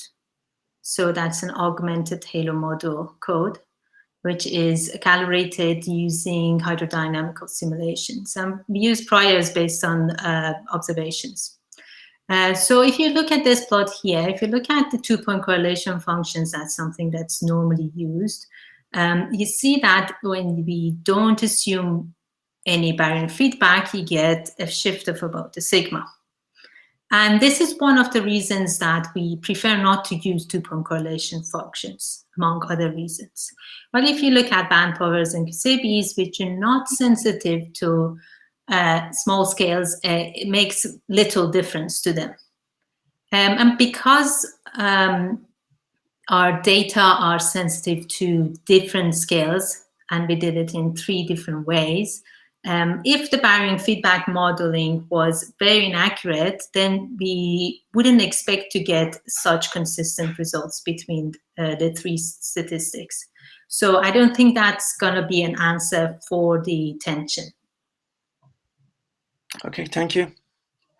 Thank you, Armand. So questions?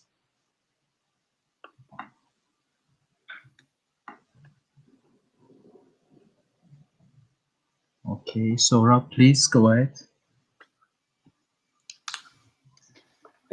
Thanks for your interesting talk, Marika. The first pages of your presentation, you showed the correlation function between the shape of the galaxies. My question is about this, analyzing this data. Are you taking into account the ellipticity of the galaxies, or you also take into account the orientation of the galaxies in this analysis? What we use is shear, which includes both the shape and the orientation of galaxies. It's a 2-component quantity, basically, that we're using. So it has both information in there. Okay, and you don't analyze them separately because, for instance, orientation of the galaxies may infer about this the size of the dark halos. And I was thinking that if you consider them separately, is there any extra information that you can get? I don't think you can get extra information just from shape and orientation compared to what we're doing now. You can include size information, but for which will increase your information. But the problem with that is that you don't know the intrinsic size distribution of galaxies before lensing effect. And that if you have galaxies that are, say, very expanded and low surface luminosity, then it's very hard to actually measure their size. So what we're doing includes all the information about the shapes and orientation on the 2-point statistics level, let's say. Okay, thank you. Great, thank you, Soha, for the questions. So are there other questions?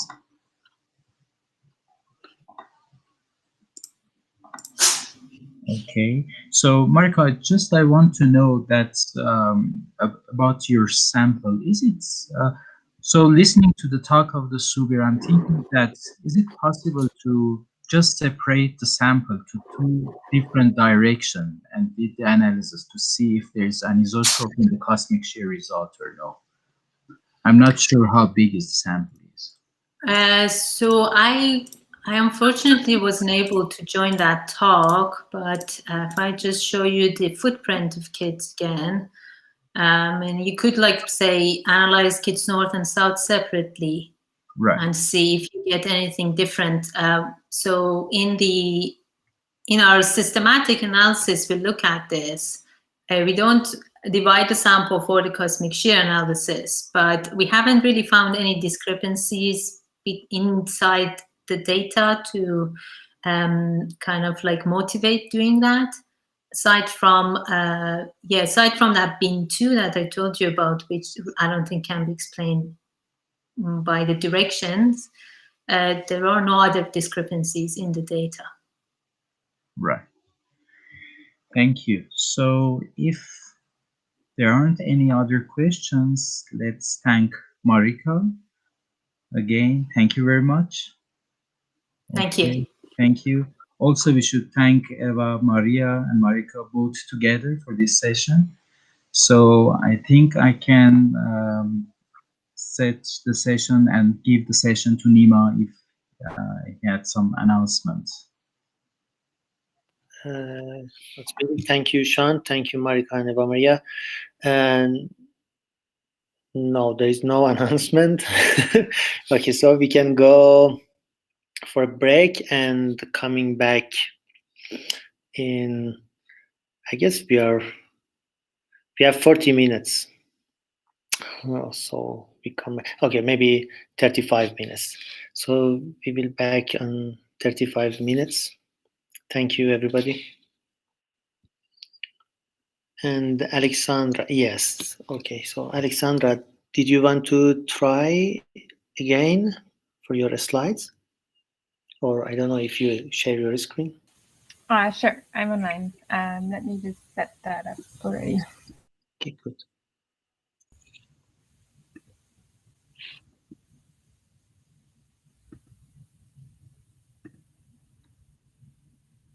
Does that work? Can you see the full slide? Okay, let me. Yes. Okay, perfect. Good to go then. Okay, great. Okay, I'll turn it off for now for the break. Bye-bye. And Mike, are you here? If yes, can you please raise your hand?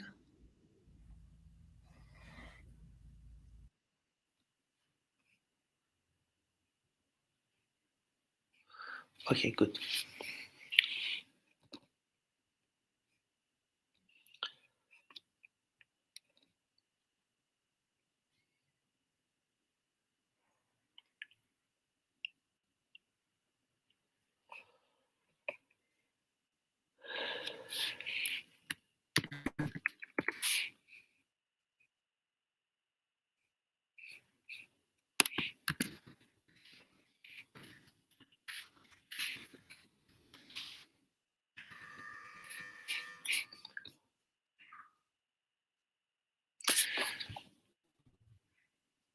Hunt, do you want to play your?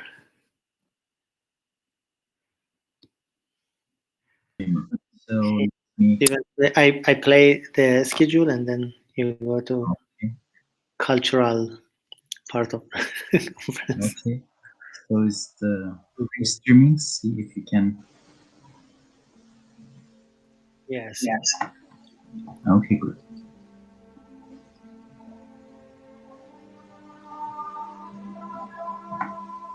So it's not Chopin, it's Mahler, but I don't know why it's written Chopin.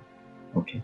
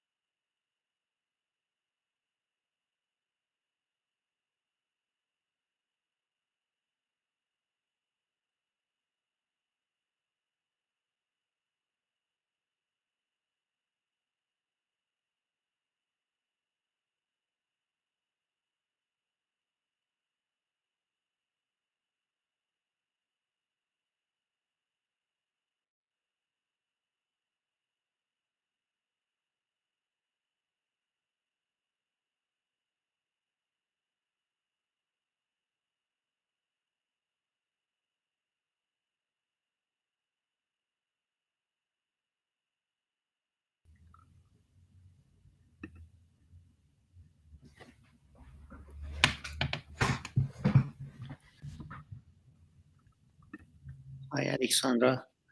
Hi, thanks for helping set up. Yeah, thank you. The chairperson is Marzieh, so. Yeah, we have a few more minutes, I think. Yes, so perfect. Let's wait. Yeah, I'm around, and we'll wait till, I guess, 2 more minutes to start. Sure. Thanks.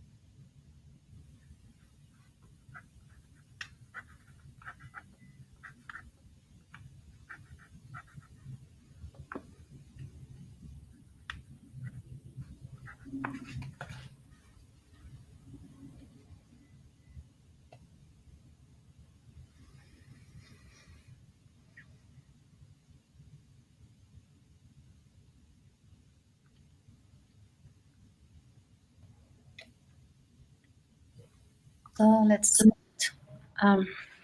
Hi, everyone, and welcome back. This is the last session for the day, and actually for the night in Tehran. We have, as before, we have 2 speakers. The first is Alexandra Amon, and she is currently a Kavli Fellow at Stanford University.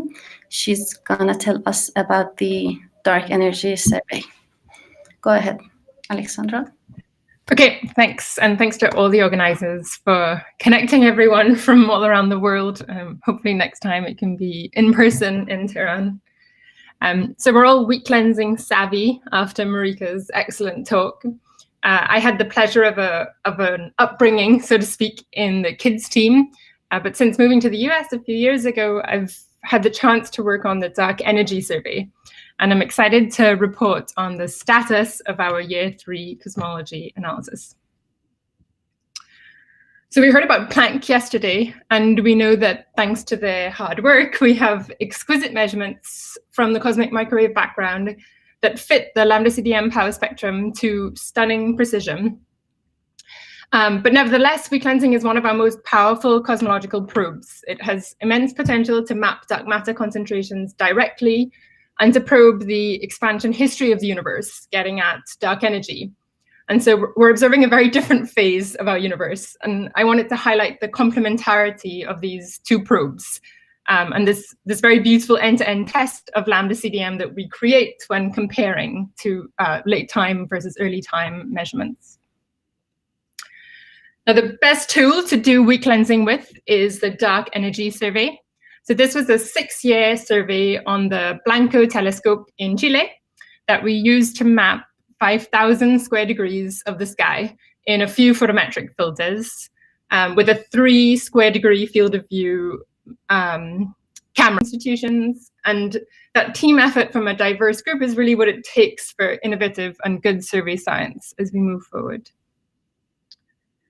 So let's take a little step back. When I talk about weak cleansing here, I'm referring to a cosmic share 2-point correlation function analysis. So the psi plus and psi minus, the 2 statistics, those measurements are shown from DES year 1 on the right-hand side. And these are shape correlation functions as a function of the angular separation of the galaxies, or theta. And to measure these statistics and to do cosmic share cosmology, we need positions of the galaxies and measurements of their shapes, or shares, we call them, of all of the galaxies in our sample. To model the signal, you need an understanding of the redshifts of the galaxies. And you also need that if you want to do your analysis in redshift bins, which lets you get at evolution with time. So we need estimates of redshifts per galaxies, or rather estimates of the ensemble of galaxies in each redshift bin, so giving you a redshift distribution. Now, the correlation functions are directly related to the underlying structure in the universe, so particularly sensitive to omega matter, the amount of matter, and sigma 8, the amount of structure or clumpiness. And it's often quantified in that S8 parameter that Marika showed in her cosmology contour plots. The cosmological workhorse of weak lensing surveys has kind of shifted from solely cosmic share to what we refer to as that 3x2 point. Again, I'm really glad I got to go after Marika, so this is all now familiar to you.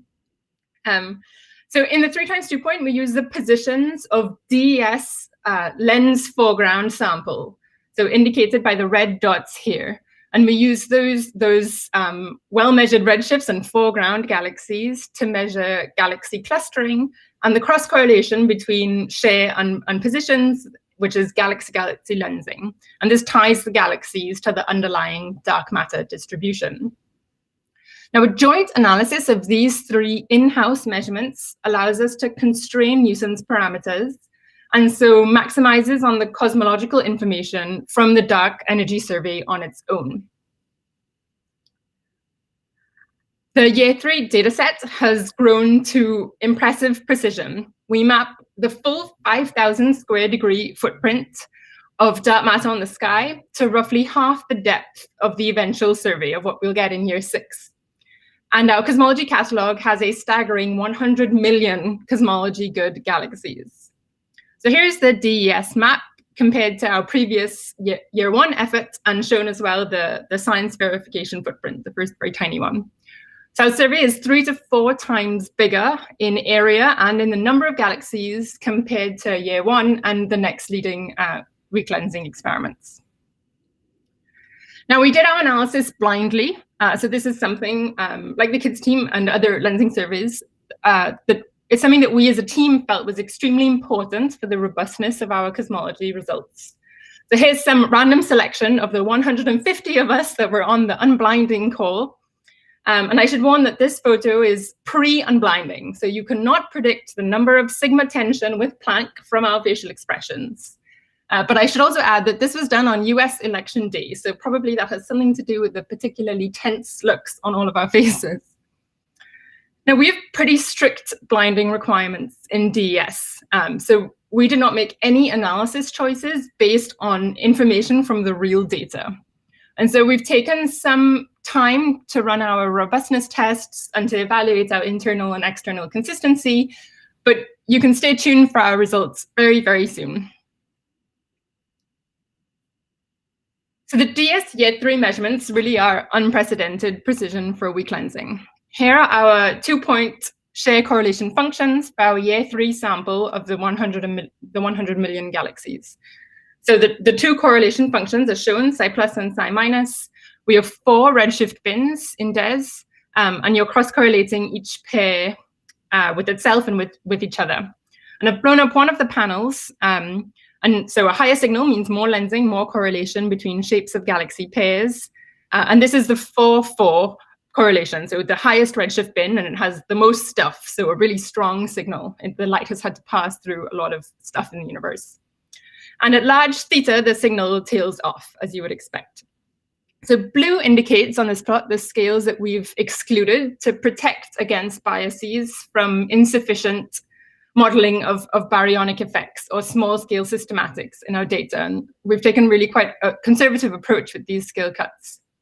And overlaid on the plot in red is the Y1 error bar. So we're showing quite how impressive the statistical power of the lensing data set has grown to be, reaching now a signal to noise of about 47. So the other 2-point functions, I'm not showing here, the galaxy lensing and the galaxy clustering, but they really do look as impressive. Now, do we just throw heaps more data at the year 1 pipeline? Absolutely not. To match the state-of-the-art data set, we need state-of-the-art methods. So here's why I think this talk is still exciting, even without cosmology parameters. DS has really pushed the boundary on the methods in the field. And if I can convince you of that, then when we do publish our results and host our webinar, the community will be better set to understand them and to believe their robustness. So in this talk, I'll focus on just a few of the advancements, particularly on the side of understanding the data, because I think that that's really crucial in a weak lensing analysis. Regardless of which measurement statistics you use or which model you're testing, a failure to properly calibrate the data will bias your cosmology. And for weak lensing, calibrating your data comes with challenges. So let's roll up our sleeves and we're going to talk about systematics. Now, this slide is overwhelming on purpose. Weak lensing analyses are complex and multifaceted. So here's just a top-level overview of some of the main parts of the process for year 3 to convey that effect. So starting with the images on the left-hand side in orange, all the way to your cosmology parameters on the right-hand side, from cosmic shear, galaxy lensing, and galaxy clustering in red. Each bubble along the way kept a team busy for a couple or a few years, evidenced by the suite of published papers that have already hit the archive. So here I've bolded all the names of early career scientists and lead authors, which is almost all of them. And that to me is one of the most impressive parts of the DES Year 3 analysis. So I'll guide you through some of the challenges for weak lensing and how we in DES Year 3 have really bolstered the methodology in that area. So starting with creating a shear catalog. Measuring shapes is more difficult than it sounds. The galaxies that we're dealing with are not the picturesque spirals like the one on the left, but rather the fuzzy blobs on the right. And more than that, detecting a 1% lensing distortion is tough when the Earth's atmosphere smears and blurs the images. And then that happens a bit more thanks to the telescope. The detectors pixelate the image, and then there's noise. So creating and validating a catalog of 100 million galaxies requires extensive work. Here I'm just highlighting 2 of the main tests to do with additive biases that arise due to improper shape measurement. So insufficient modeling of the point spread function of the images, so the smudging of our images due to the atmosphere and the telescope, can mask itself as a weak lensing signal. So the orange lines on this plot indicate any PSF leakage that might be contaminating our analysis. And we see that that's well below the simulated measurement, which is shown in the green shaded regions. So again, these are the 2-point correlation functions like the previous plot, but we're now showing systematics on them as well with the colored lines. Now, Marika talked about a little bit about spurious B modes, and the lensing signal is purely E mode. So if you get a detection of B modes, it is a good indicator that you have some uncalibrated or unaccounted for systematic still in your data set. So we tested for a B mode signal with 2 different methods and found no detection in either case and no evidence of uncorrected for additive systematics.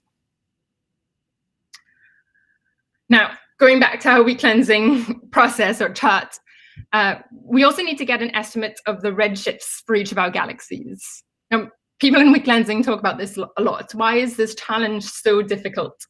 Well, photometric surveys don't get beautiful spectra for each galaxy like the black lines shown in the figure. Instead, we get observations in just a small number of photometric bands.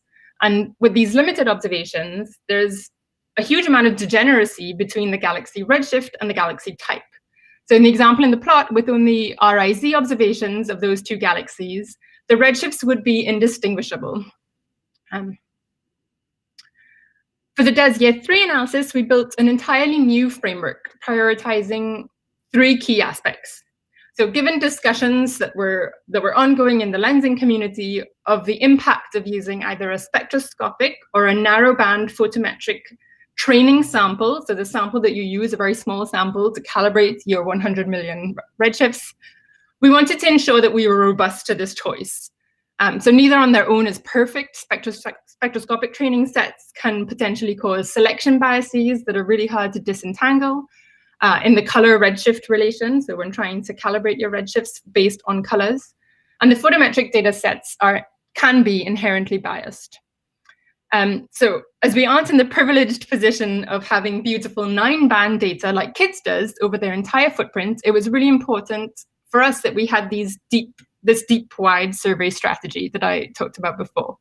So the deep fields contained overlapping near infrared data, and that helps us break degeneracies and really improved our redshift calibration.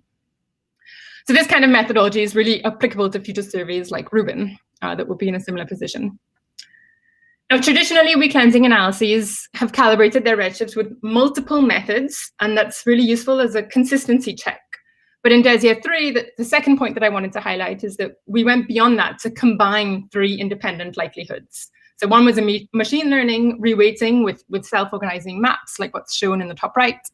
The second one was clustering cross-correlation redshifts. And the third was using the share ratios of galaxy-galaxy lensing signals. So we could assess the consistency of these 3 methods, and that was actually an unblinding requirement. And then we could combine them to tighten up our uncertainties on this systematic. And speaking of uncertainties, the third point is that a traditional approach is to just approximate any uncertainty as a shift in the mean redshift of each spin. But for DESIA 3, we moved towards characterizing the full uncertainty on the redshift distribution, so full shapes. So we created an ensemble of realizations, and now MCMC can sample over the ensemble to encapsulate this uncertainty. And this is all described in a paper that we released at the end of the year last year, led by a student at Stanford who I work a lot with, Justin Miles and Alex Alarcon. And here's the product of this enormous effect. So I'm showing cosmic share constraints on real data, but with blinded axes in the omega matter and the sigma 8 plane when we change some of these dials. And the fiducial result is what's shown in green in all these plots. So on the left-hand side, we see that our cosmology doesn't care whether we use photometric or spectroscopic training samples. In the middle, all 3 redshift methods give consistent results with increasing precision. And on the right-hand side, for our current level of precision, we get consistent results whether we approximate our uncertainty as just the mean or we account for it properly. But nevertheless, this is an important step forward in the methodology for future work. Now, the point here is that our cosmic share is robust to all of the dials that we could think to turn in our redshift calibration. So going back to our chart and turning to calibrating the shares of our galaxies that we measure. So this is challenging because in crowded parts of the sky, you get overlapping sources, like what's shown in the image there, and they're potentially all at different redshifts.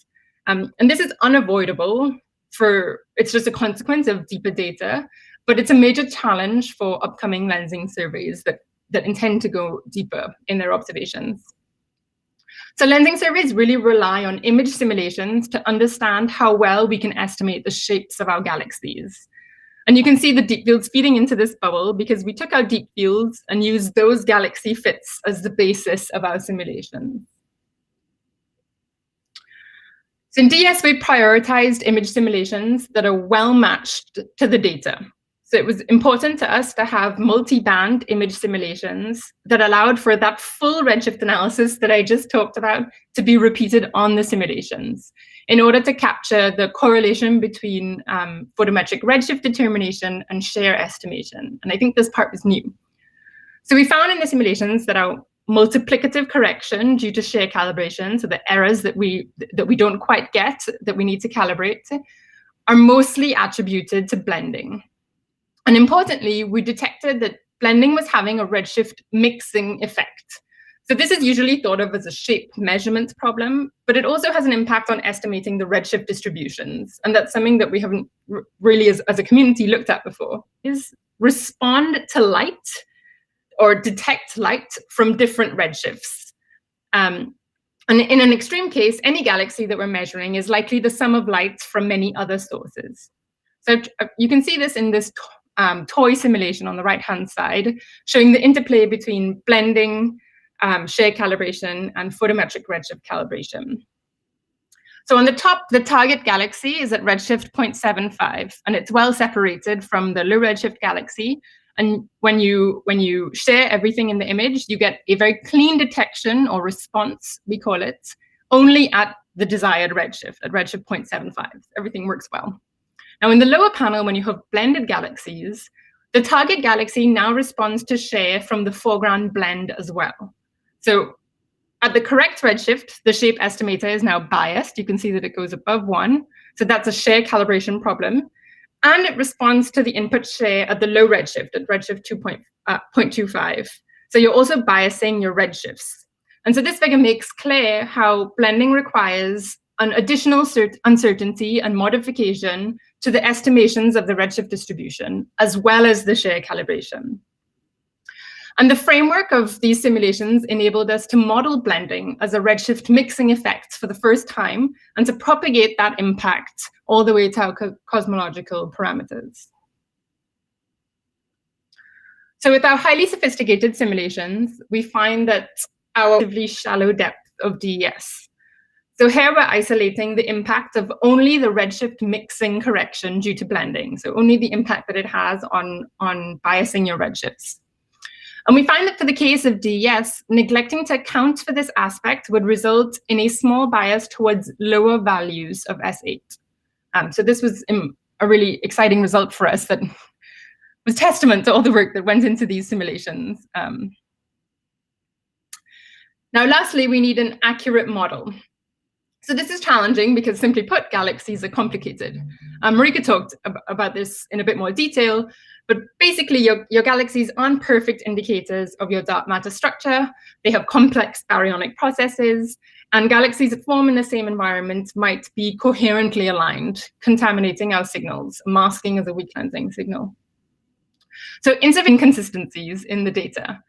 So for example, shifts in high versus low redshift points to intrinsic alignments maybe, and small versus large scales, or one statistic versus another, can point to baryonic effects creeping in.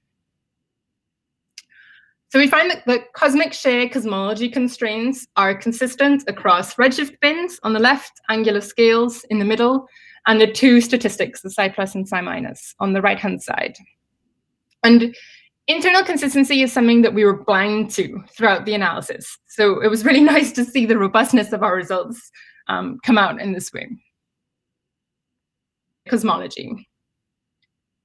We can fold in a lens sample. So in the DES Year 3 analysis, we have 2 lens samples, so separate analyses for robustness checks. And we combine our cosmic share with the 2x2, the galaxy-galaxy lensing and the galaxy clustering, for our final product, the 3 times 2-point analysis. And it's absolutely worth mentioning that this enormous effort was coordinated extremely well by Michael Troxel. So long before getting to cosmology constraints, you can see that there's a lot to talk about. And I think that in DES Year 3, we've really done a very good job of tackling these challenges in each of the components that are shown here, and pushing the methodology of the field forward. Calibration and blending, DES has helped with our downtime too. So the footprint on the sky makes for a pretty nice laser cut jigsaw puzzle like the one shown here. So if anyone is interested, just let me know. Now, having convinced you that we've worked hard to tackle the challenges faced by photometric surveys, I can show you here why we're so excited. So in green is a simulated result of the expected gain in constraints from the DES Year 3 cosmic share analysis. So centered at the Y1 cosmology. So there's nothing to reveal here. And relative to the 2 other weak lensing experiments, the kids constraints, which Marika just showed, and the HSC Year 1 results. And you can see that we're finally rivaling the precision of Planck in S8. So going back to that end-to-end test of Lambda CDM. Now, I should caution that when we compare weak lensing surveys here, they make in some cases quite different analysis choices. There really isn't an apples to apples comparison. In DES Year 3, we prioritized having a quite conservative approach in both our observational and astrophysical modeling choices. So switching now to show the simulated joint in-house 3x 2-point analysis in the blue dashed, again centered on the Y1 results. So you can see that the cosmic share really shrinks by folding in this lens sample. And it was clear from the get-go that the survey would have pretty good statistical power. So we've really emphasized this conservative and careful approach with our analysis to ensure that the constraints that we get at the end are robust and convincing. Now, in summary, you can look forward to the cosmological results from over 100 million galaxies and the full DES area very soon. I'm excited about the innovations that we've made, particularly to address the redshift calibration and the blending, which I talked about here, and all of the other aspects that I didn't get to talk about. Now, it won't end for DES year 3 or even for DES year 6, which has already started. Literally on the horizon for DES, you can see in that circle there, is the Rubin Observatory. And that's when the real fun begins and all the stage 3 surveys come together to work on that exciting data set. Thanks. Any questions? Many thanks for the very nice talk. And are there any questions? So Marika has a question. Yep, go ahead. Hey, thanks for the nice talk. Nice to see you again, Alex. So I guess I'm going to just ask the elephant in the room. When are we expecting to see the results, given that you've been online for a couple of months or so? Sure, yeah. So I guess the scientific answer is, in DS, we had extremely strict blinding. So instead of the approach of having 3 one real and 2 fake data sets and doing your analysis with all 3 data sets all the way till the end, then revealing your answer and hitting go on publish, we had the approach of shifting. So we make our 2-point function measurements. We shift them, our pipeline automatically shifts them in cosmology space and consistently, so that internal consistency is preserved in the 3 statistics, and then propagating that back to give us fake 2-point function measurements. We saw nothing on our data. We saw no indicators of precision, of shapes of contours, of internal consistency. And so when we unblinded, there really is quite a lot of work to do to understand what we found, to run all our robustness tests.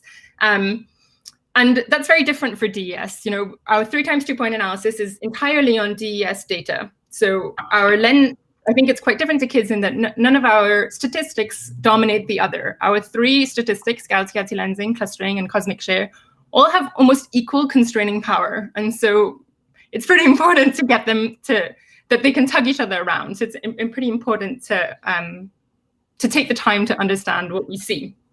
Now, of course, the other side of that is that since we've been blinded, there has been a pretty high-stake election for most of us, Thanksgiving, Christmas holidays, job season, and of course, in a pandemic, we're all under immense pressure most of the time. And so I'm very grateful for DS for giving us a month off for Christmas after what was a pretty challenging and full-on year work-wise. And when we ramped back up, we took our time to make sure we understood what was happening. We're now hitting go on our publications, and our papers are in collaboration-wide review. So when should we expect to see the results? I'm just very excited. I just want to know. A month, I guess, less than a month. All right, cool. That's good. Thank you. Alex? Yeah. I just wanted to ask about this bias due to the redshift, due to the blending in the redshifts. Is that likely to be an issue in other weak lensing surveys, either DES year 1 or KIDS 1000? Yeah, so that's a really good question. I think the answer is definitely true for DES year 1 because it's very similar data and similar shape measurement process. Whether it's true for other surveys is not something that we can answer conclusively. We know that this sophistication of image simulations is new for the field, and this looking at the effect of sharing different redshifts and seeing what the impact is something that hasn't been explored before. So we've kind of just been given this enormous play set we have ongoing work right now with another grad student at Stanford, Jamie McCullough, and Daniel Gruen and Neil McCran and I, and we're just kind of uncracking that. So we're trying to figure out what this effect depends on and how other shape measurement techniques. I would say that DES is the most shallow of these surveys. So so it is true that the other surveys have different shape measurement techniques, and maybe they're more robust to this effect, or redshift calibration techniques. But DES in general does not have to worry about blending the same way other surveys do. So.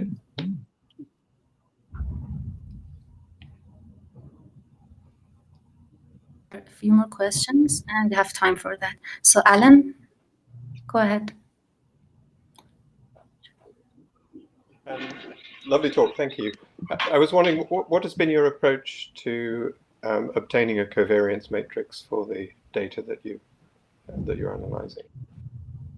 Yeah, I didn't talk about that. So similar to the third year one analysis, we have an analytic covariance, and there have been some advancements on the modeling of the effects that go into that, but it's largely a similar approach.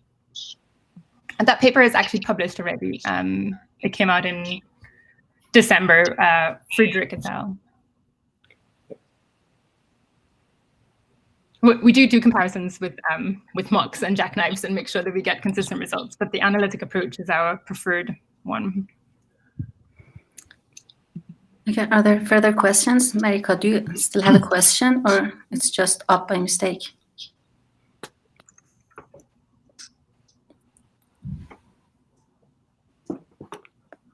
Marika, do you have a question?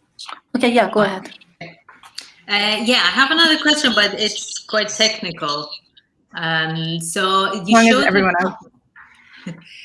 showed the plot comparing hyperrank and these redshifts.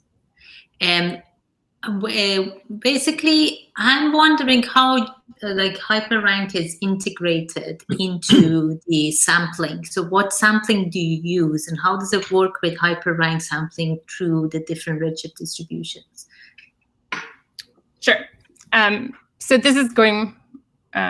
This is going back to the point about for everyone else. This is going back to the point about traditionally redshift calibration knows there's some uncertainty on it, and we approximate that as just an uncertainty on the mean of each redshift bin that we marginalize over a shift in that mean. Now in DS, we created this ensemble of uncertainties, of realizations, and they span the uncertainty that we have. So for example, we use different training samples, like the photometric versus spectroscopic, and all these different choices, we create realizations that make slightly different choices and then use the full set together. So in the end, we have 6,000 realizations for the redshift distribution. Now, hyperrank is just the tool that we use to marginalize over, to sample these realizations instead of sampling. You can play with hyperrank and make different choices for how to do that, but they only impact the efficiency, because using hyperrank does slow down the runtime of our analysis. And so they used hyperrank parameters, which can be thought of or can be translated as a mean in each redshift bin. And changing which ones you use, we found only changes the efficiency. It doesn't change the results of our analysis. I mean, what I'm asking is mainly like, say if you're losing multinest and you're changing parameters, can hyperrank be used like as part of multinest, or did you have to do some other sort of sampling? Yeah, so we use polychord, and hyperrank is fully implemented into our Cosmosis module. And so you can tell it whether you want to use hyperrank or the traditional delta Z. And it will sample realizations instead of the mean. So hyperrank has some parameters that can vary within the chain. Is that how it works? It ranks them by these parameters. So it ranks them by priority. So which one to look at next, but then it samples the whole, it integrates over the full redshift distribution, that shape. Okay, thank you. We wanted to capture the differences in the shape. Yeah, thank you. Okay, Xiao Jiang Yuang, go ahead. just want to ask a quick question. Is that possible for the dark energy survey data to reconstruct the matter density profile around our local universe? So there is a local universe group, well, so looking at very low redshift dwarf galaxies, but that's kind of hard with recleansing to do. Well, I guess we look at stellar streams and stuff. Recleansing wise, that's a difficult problem because our galaxies that we do use for recleansing are much higher redshift, and so they would have a hard time picking up that low redshift space. But you can use the data not for recleansing to look at stellar streams in the data, or pull out a low redshift dwarf sample or things like that. Our imaging our calibrated imaging and photometry is public right now, and we will make our shares for a cosmology analysis. We will make that data public as soon as we get our results out. I see. Thank you. Okay, thanks. We're a few minutes ahead of time. Are there further questions? Or Alexandra, do you want to tell us anything? No, that's great. I'm glad it's done. Okay, thanks again, and thanks for accepting the invitation. Thanks for having me. Yep.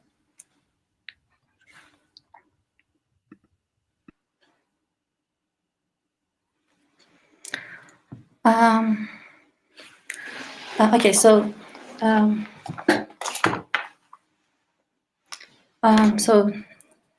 Dick also joined us a few minutes ago. So, Dick, do you hear me? I do. Can you hear me? Yeah, sure. Nice to hear you. Nice to hear you too. I'd love to see you. How do I turn? What do I do? Just press the camera webcam button? Yeah, sure. Oh, nice to see you. Hi, everybody. So you're going to have to remind me how to set up this thing because so many people had glitches. So I have a PDF or a Keynote at my end. Which would be best to use? Yep, and that's what you sent me a few minutes ago, right? Yeah, it's amazing it got through. It was saying it was too huge. big. Yeah, it was 21 megabytes. So Puyan, could you maybe share the file? Yeah, the file is uploaded to the system and you should open it yourself. On the top right, there are some options. The second one is called Files. Click on that. Yeah, Ban Tehran, okay, I guess, right? And I say play, or what should I? No, not you. Okay, they should do it. Okay. On the top right? Just click on the Files button. Not the hand one, the one. Yeah, the one next. Desktop sharing?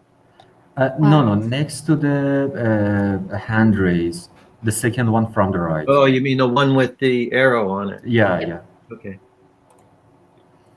And now in the list, you will see your file. Yeah. And what do I just click on it?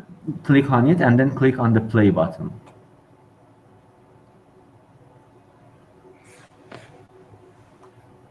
Yeah. Great, we have it now. Yeah. Okay, great. So thanks for joining us, Dick. And it's an honor for me to introduce Dick from CETA. Actually, he doesn't really need an introduction. So he has had many contributions to cosmology. He basically theoretically predicted and modeled the beautiful patterns of CMB anisotropies, and which were observed one after the other. And his papers, his predictions, his modeling have stood basically the test of time.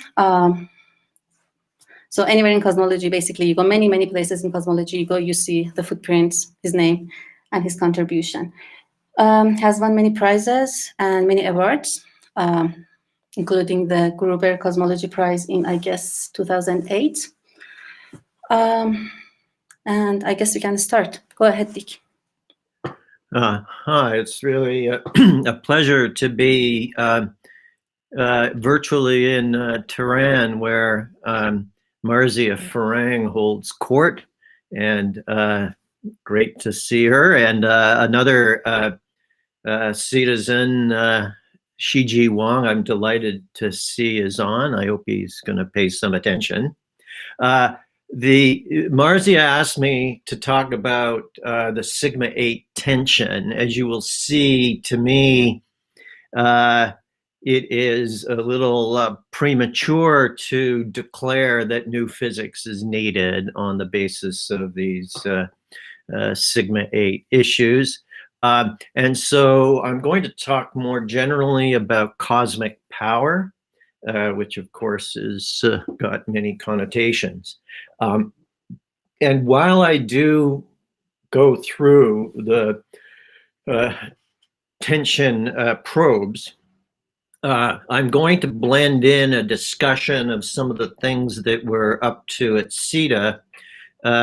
We call it web skiing the universe, where you make maps all correlated with each other for all of the different probes that are used, including the optical probes that we just heard about, but also things like the cosmic infrared background, the thermal Sinyaev-Zeldovich effect, the kinetic Sinyaev-Zeldovich effect, weak lensing, of course, and weak lensing operates on every single probe.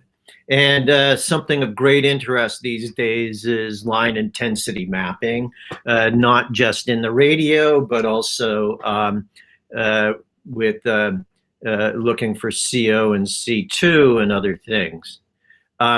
The reason that we put together this kind of mini industry at CETA, which began back in the early 90s, and has extended and amplified in recent times, is because you need to be able to have every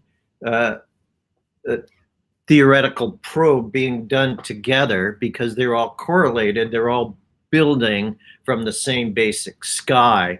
And so that's a big task, and you want to have simulations that are extremely rapid, that allow you to change the underlying physics quickly and build an ensemble of simulations. So we built a toolkit for CMB and large-scale structure experiments. They're called WebSki ensembles. That's kind of a joke. And the purpose is really to test beyond the standard model of cosmology theories.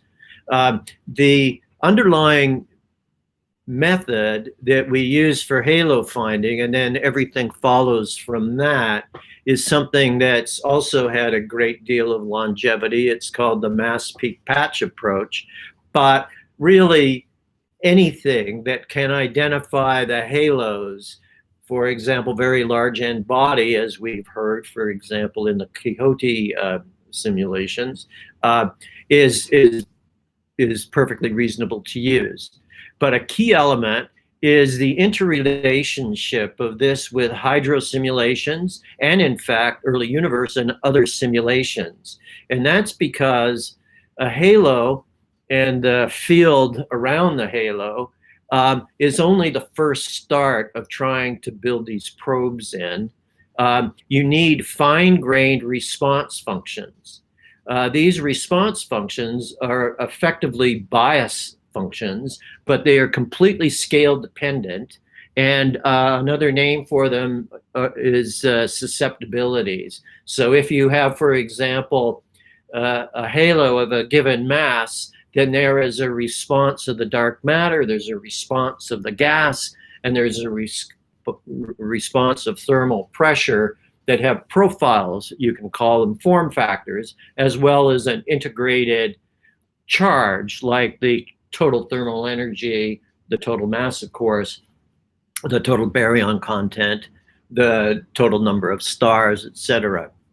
So the operation began with actually, it goes way back to BBKS, but it evolved with Bond and Myers, and it was the essential ingredient to define the cosmic web as this interconnected web of clusters, filaments, membranes, and voids that then became part of the popular lexicon. And what's central to this are the constraint conditions associated with the clusters.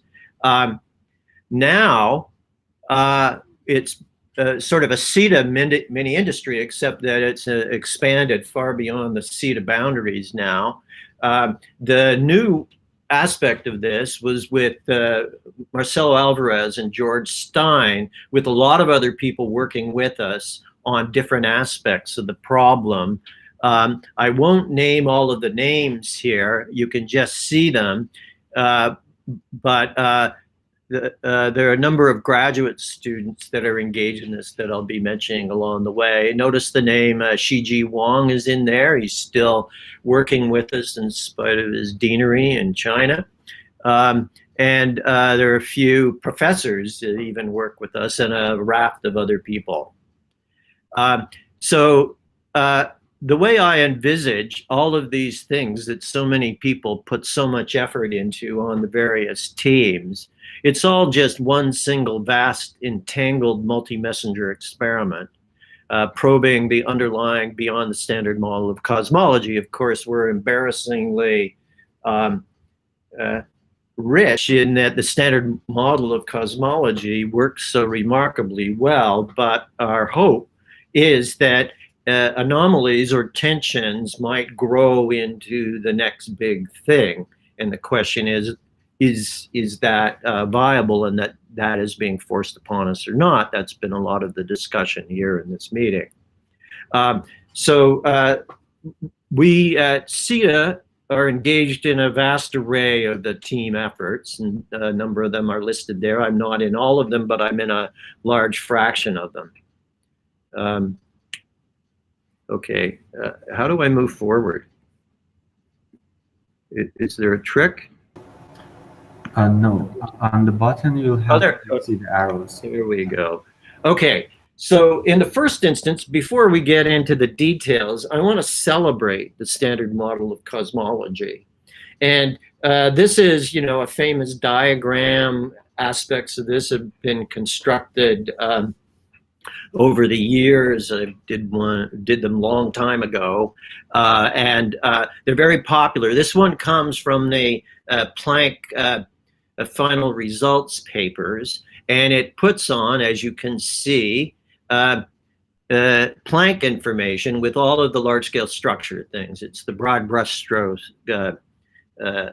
picture, and it goes all the way into the Lyman alpha forest at high wave number K, has arrayed upon it SDSS and BOSS, etc. And one of the other interesting things, it's got the Planck EE spectrum as related to linear fluctuations in the density power, which is what this is.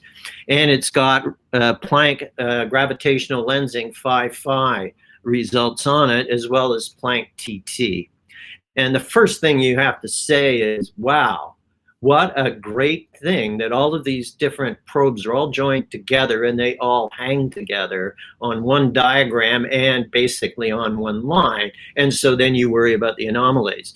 But one of the reasons for showing this is that sigma 8 is, of course, as you know, a measure of the density fluctuations on the scale of 8H inverse megaparsecs that is translated back to the linear regime as an amplitude. And what that means on this diagram is that there is a band around where that blue diamond is pointing.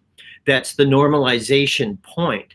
And you might wonder, why would you put a normalization point there? It might be better to be further away from that, because you will guarantee to be more in the linear regime. But when we were first doing this, we certainly didn't have the magnificent data. It was not envisaged that there would be these huge surveys that have been and are coming. So I will give the reason for the choice of that. And so first of all, I would say sigma 8 has been with me for a very long time. And there have always been tensions in sigma 8. Less so now, maybe 2 to 3 sigma, but there are also tensions among the different large-scale structure experiments. So it's not just a CMB a large-scale structure tension, it's actually amidst the large-scale structure experiments as well. The big story, as it is for H0, is have the systematics all been nailed or not? And as we move further and further into the high precision future, you really have to nail the systematics issues, and it is being done with prodigious effort. But some of the sigma 8 issues have had systematics problems over the years, and those have not, I think, been fully ironed out. So I'm going to go over sigma 8 from various probes in the current state, but I'm going to, first of all, speak about power. What is the characterization of power? Yes, sigma 8 and the linear density power spectrum, but underlying it all is the primordial power spectrum of zeta, or whatever scale and gauge invariant variable you want to choose to measure the curvature fluctuations in the ultra-early universe. Zeta has a very special property, as we'll see in a moment. It involves a combination of matter energy and gravitational potential energy that happens to be essentially like an entropy variable, and as a result, it is effectively conserved once waves go outside of the horizon, and it's conserved all the period through all of the phase transitions and transformations that occur as the universe expands, until finally waves come back into the horizon and then make all of the structure we observe. We have conventionally characterized the amplitude of that by a pivot point at a wave number of 0.05 h megaparsecs inverse, and that's called AS, and that's treated as a standard cosmic parameter among the basic 6. So it's not a derived parameter. And the most remarkable thing, in many respects, that the universe has gifted us is that there is this one field that emerged from the ultra-early universe whose structure defines everything.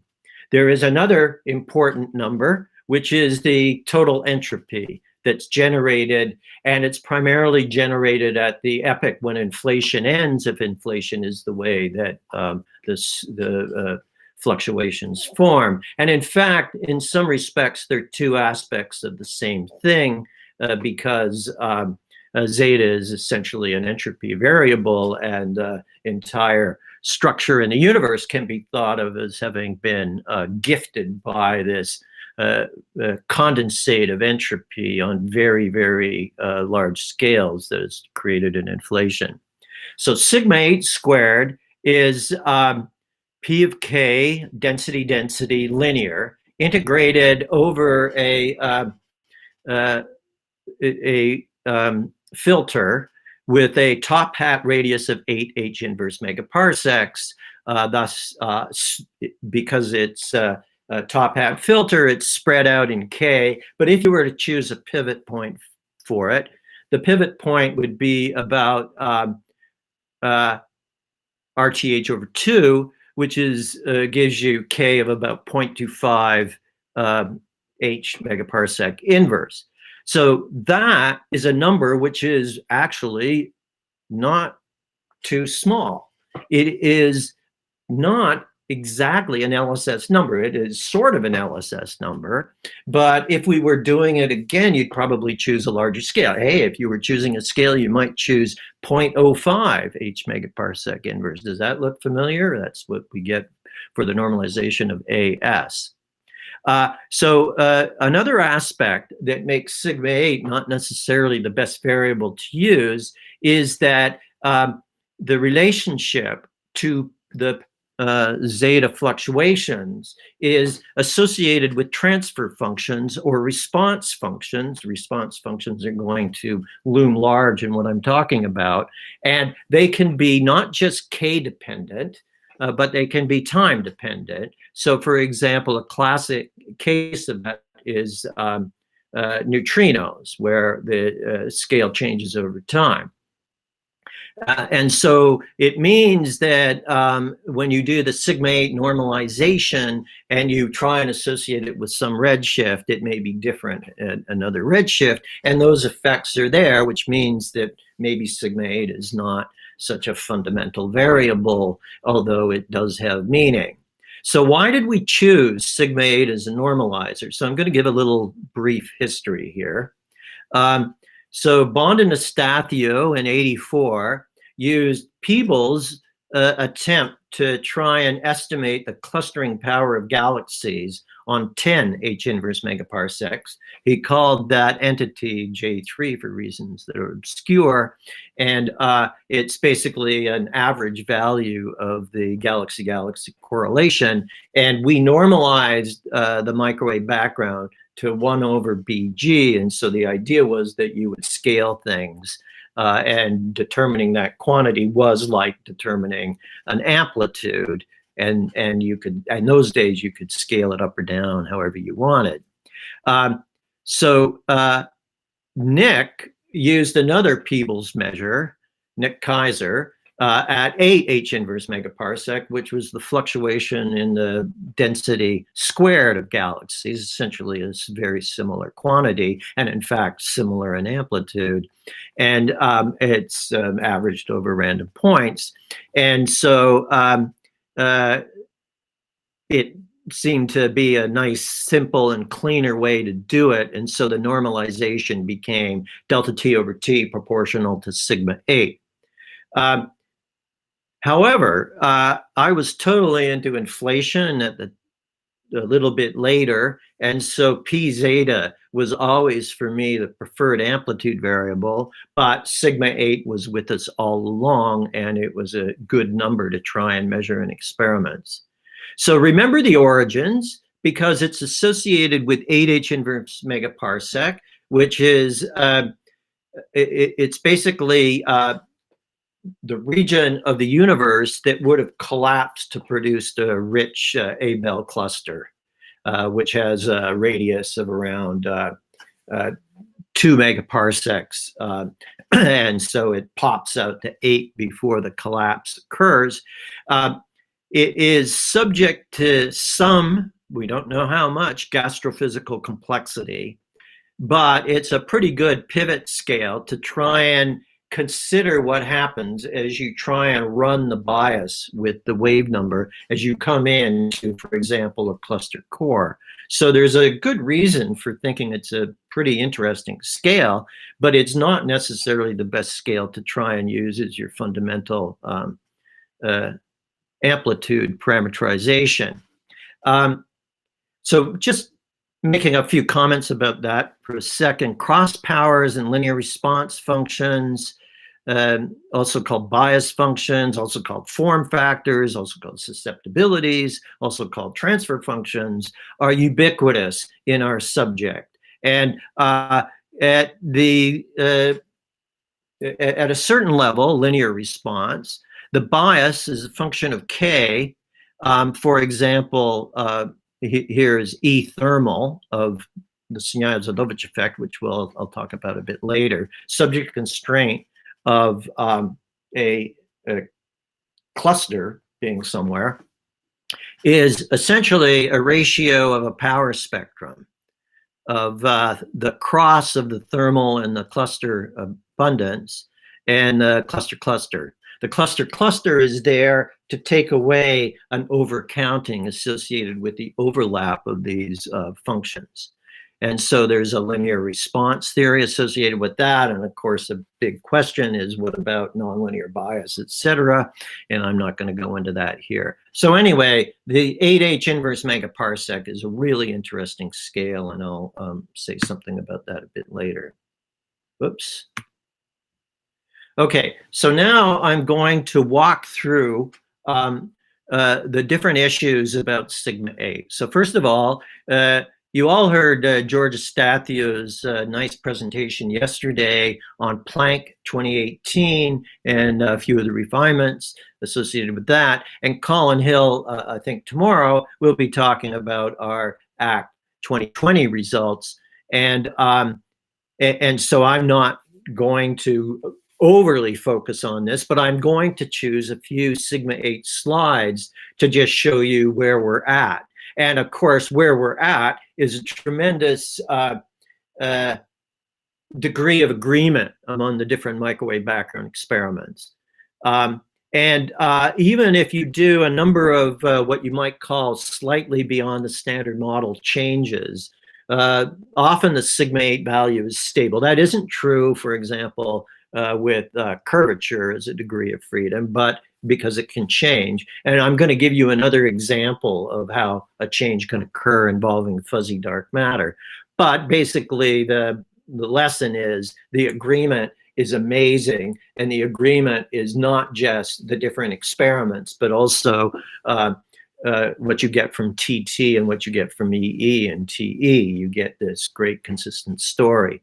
But then I'm going to move into some aspect of sigma 8 from clusters, and then sigma 8 from lensing, which is where people say the tension arises right now. And then along the way, I'm going to also refer to a few of the results that come from the WebScape program. Okay, so this is just a reminder, but this is not a figure that George showed. This is from the ACT 2020 Iola et al. Paper. And apart from being extremely proud about how well we did with Planck, we're extremely proud, those of us on the ACT and ACTPol team, of this remarkable set of results and how far we penetrate in L. And we have a lot more data coming, so things are going to be analyzed. It's in place, and so these things are going to improve enormously. And these lines are the best fit lines. I mean, one could spend a long period just marveling at that result.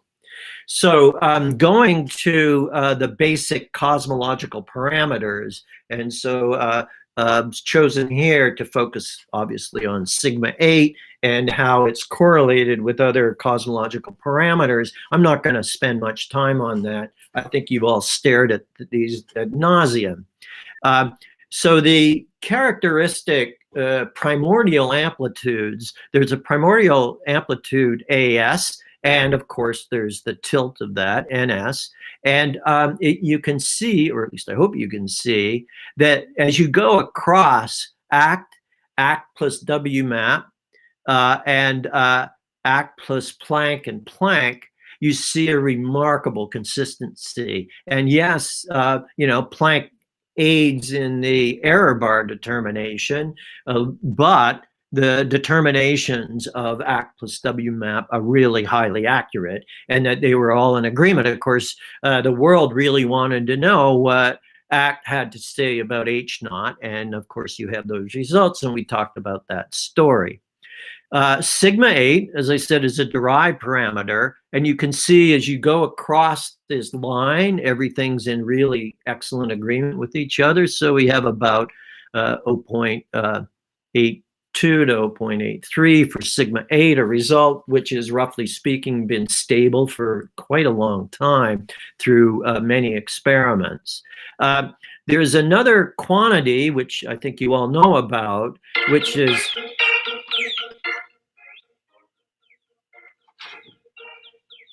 sorry about that. Okay. I think somebody will have to remind me of timing here because that wasn't very effective. I started it too early. So S8 is defined to essentially be sigma 8 times omega m to the half. If you were doing it properly, you would make it to the 0.56, because what it's trying to do is to take into account how evolution has changed sigma 8 from an asymptotic value, and it turns out to be a better number to apply to, for example, lenses. So this is another sort of whisker diagram version of the same thing with sigma 8, but what it's supposed to show is the degree of consistency. And in the lower right corner, that figure is showing what happens as you add different cosmological parameters. And so, you see that basically it's effectively constant. Massive neutrinos can cause sigma 8 changes because they can have an impact on the transfer function, and it can be kind of a continuous impact. Okay, I could spend hours on this figure. Shiji will remember it well. It's the one that I like the best out of all of our Planck stuff, mainly because we did it. And it's got how zeta actually looks as a function of wave number. And I'm not going to try and go through all of these details. I just want to draw your attention to that red line there with the star, because that's the 0.25 h megaparsec inverse that's associated with sigma 8 normalization. And so you can see that Planck data starts to flange out at around that scale. But our future, and we already have some of the data with ACT, but our future with the Simons Observatory and with CMB stage 4 is that these things are going to improve quite a bit. It doesn't mean that we can penetrate in K into an extremely large value, but that little error bar there that the green thing is pointing to, that's where we expect to get to with Simons Observatory. So we will be able to cover primordially well that band of power. And as I said, I think that's a really good way of thinking about things. I'm going to go through this quickly. So I was just going to give another way that the sigma 8 value can change. And this is if instead of it being cold dark matter plus vacuum energy, one has a hybrid scheme where there's not full fuzzy dark matter with a low mass axion or other boson, but you have a hybrid combination. And you may say, well, why did you add an extra one? Because theoretically, there is a vision out there, and I ascribe to the vision, that there could be an entire mass hierarchy of low mass bosons that could extend all the way out to the horizon scale in masses, out to 10 to the minus 33 or so EV. If you do fuzzy dark matter alone, the current limits are around 10 to the minus 22 EV. And that is a scale which is associated with relatively small scales. So I'm going to show, I'm not going to show you this, nor that. I'm not going to spend time on the fuzzy dark matter. What I'm going to show here, though, is that with a graduate student, Alex Legue and Renee Lozak, we're looking into this, allowing the fuzzy dark matter and the cold dark matter components to be varied so that they sum to the total dark matter density. And what happens here as you sweep through M axion of 10 to the minus 30 eV, 10 to the minus 28, 10 to the minus 26, you see that there is a big impact on the power spectrum relative to standard CDM that would have an impact on sigma 8 normalization.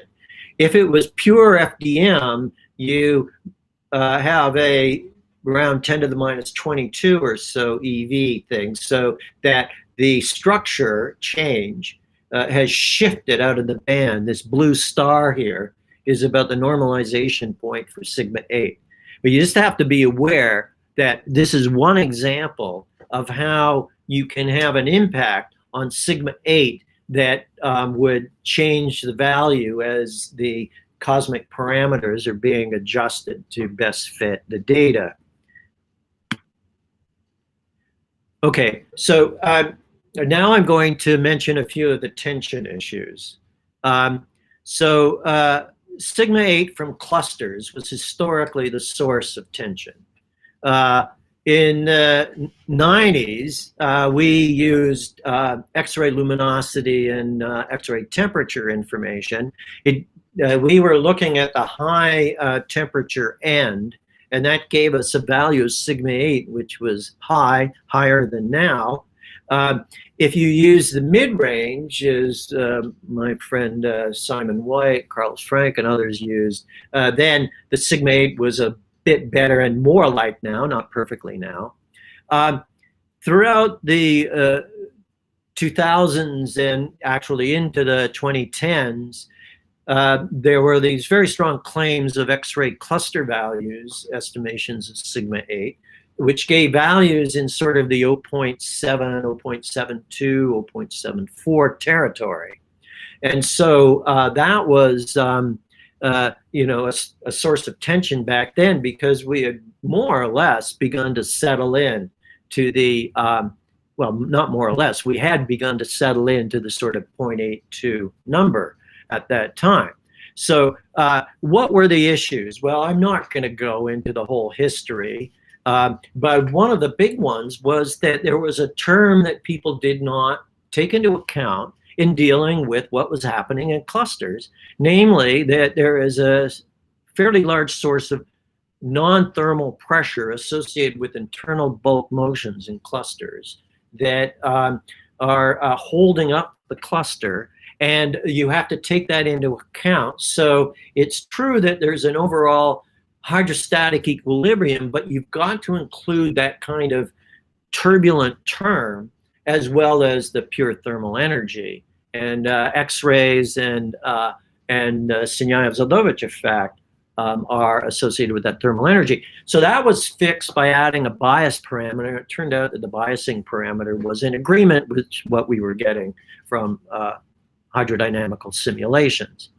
So in 2013, well, in 2011, we did the first releases of Planck, and there were pressure profiles from stacking that were done. And our Websky simulations of that, or the precursor of that, the hydro simulations, gave a result that was basically spot on, that without us fooling around with anything.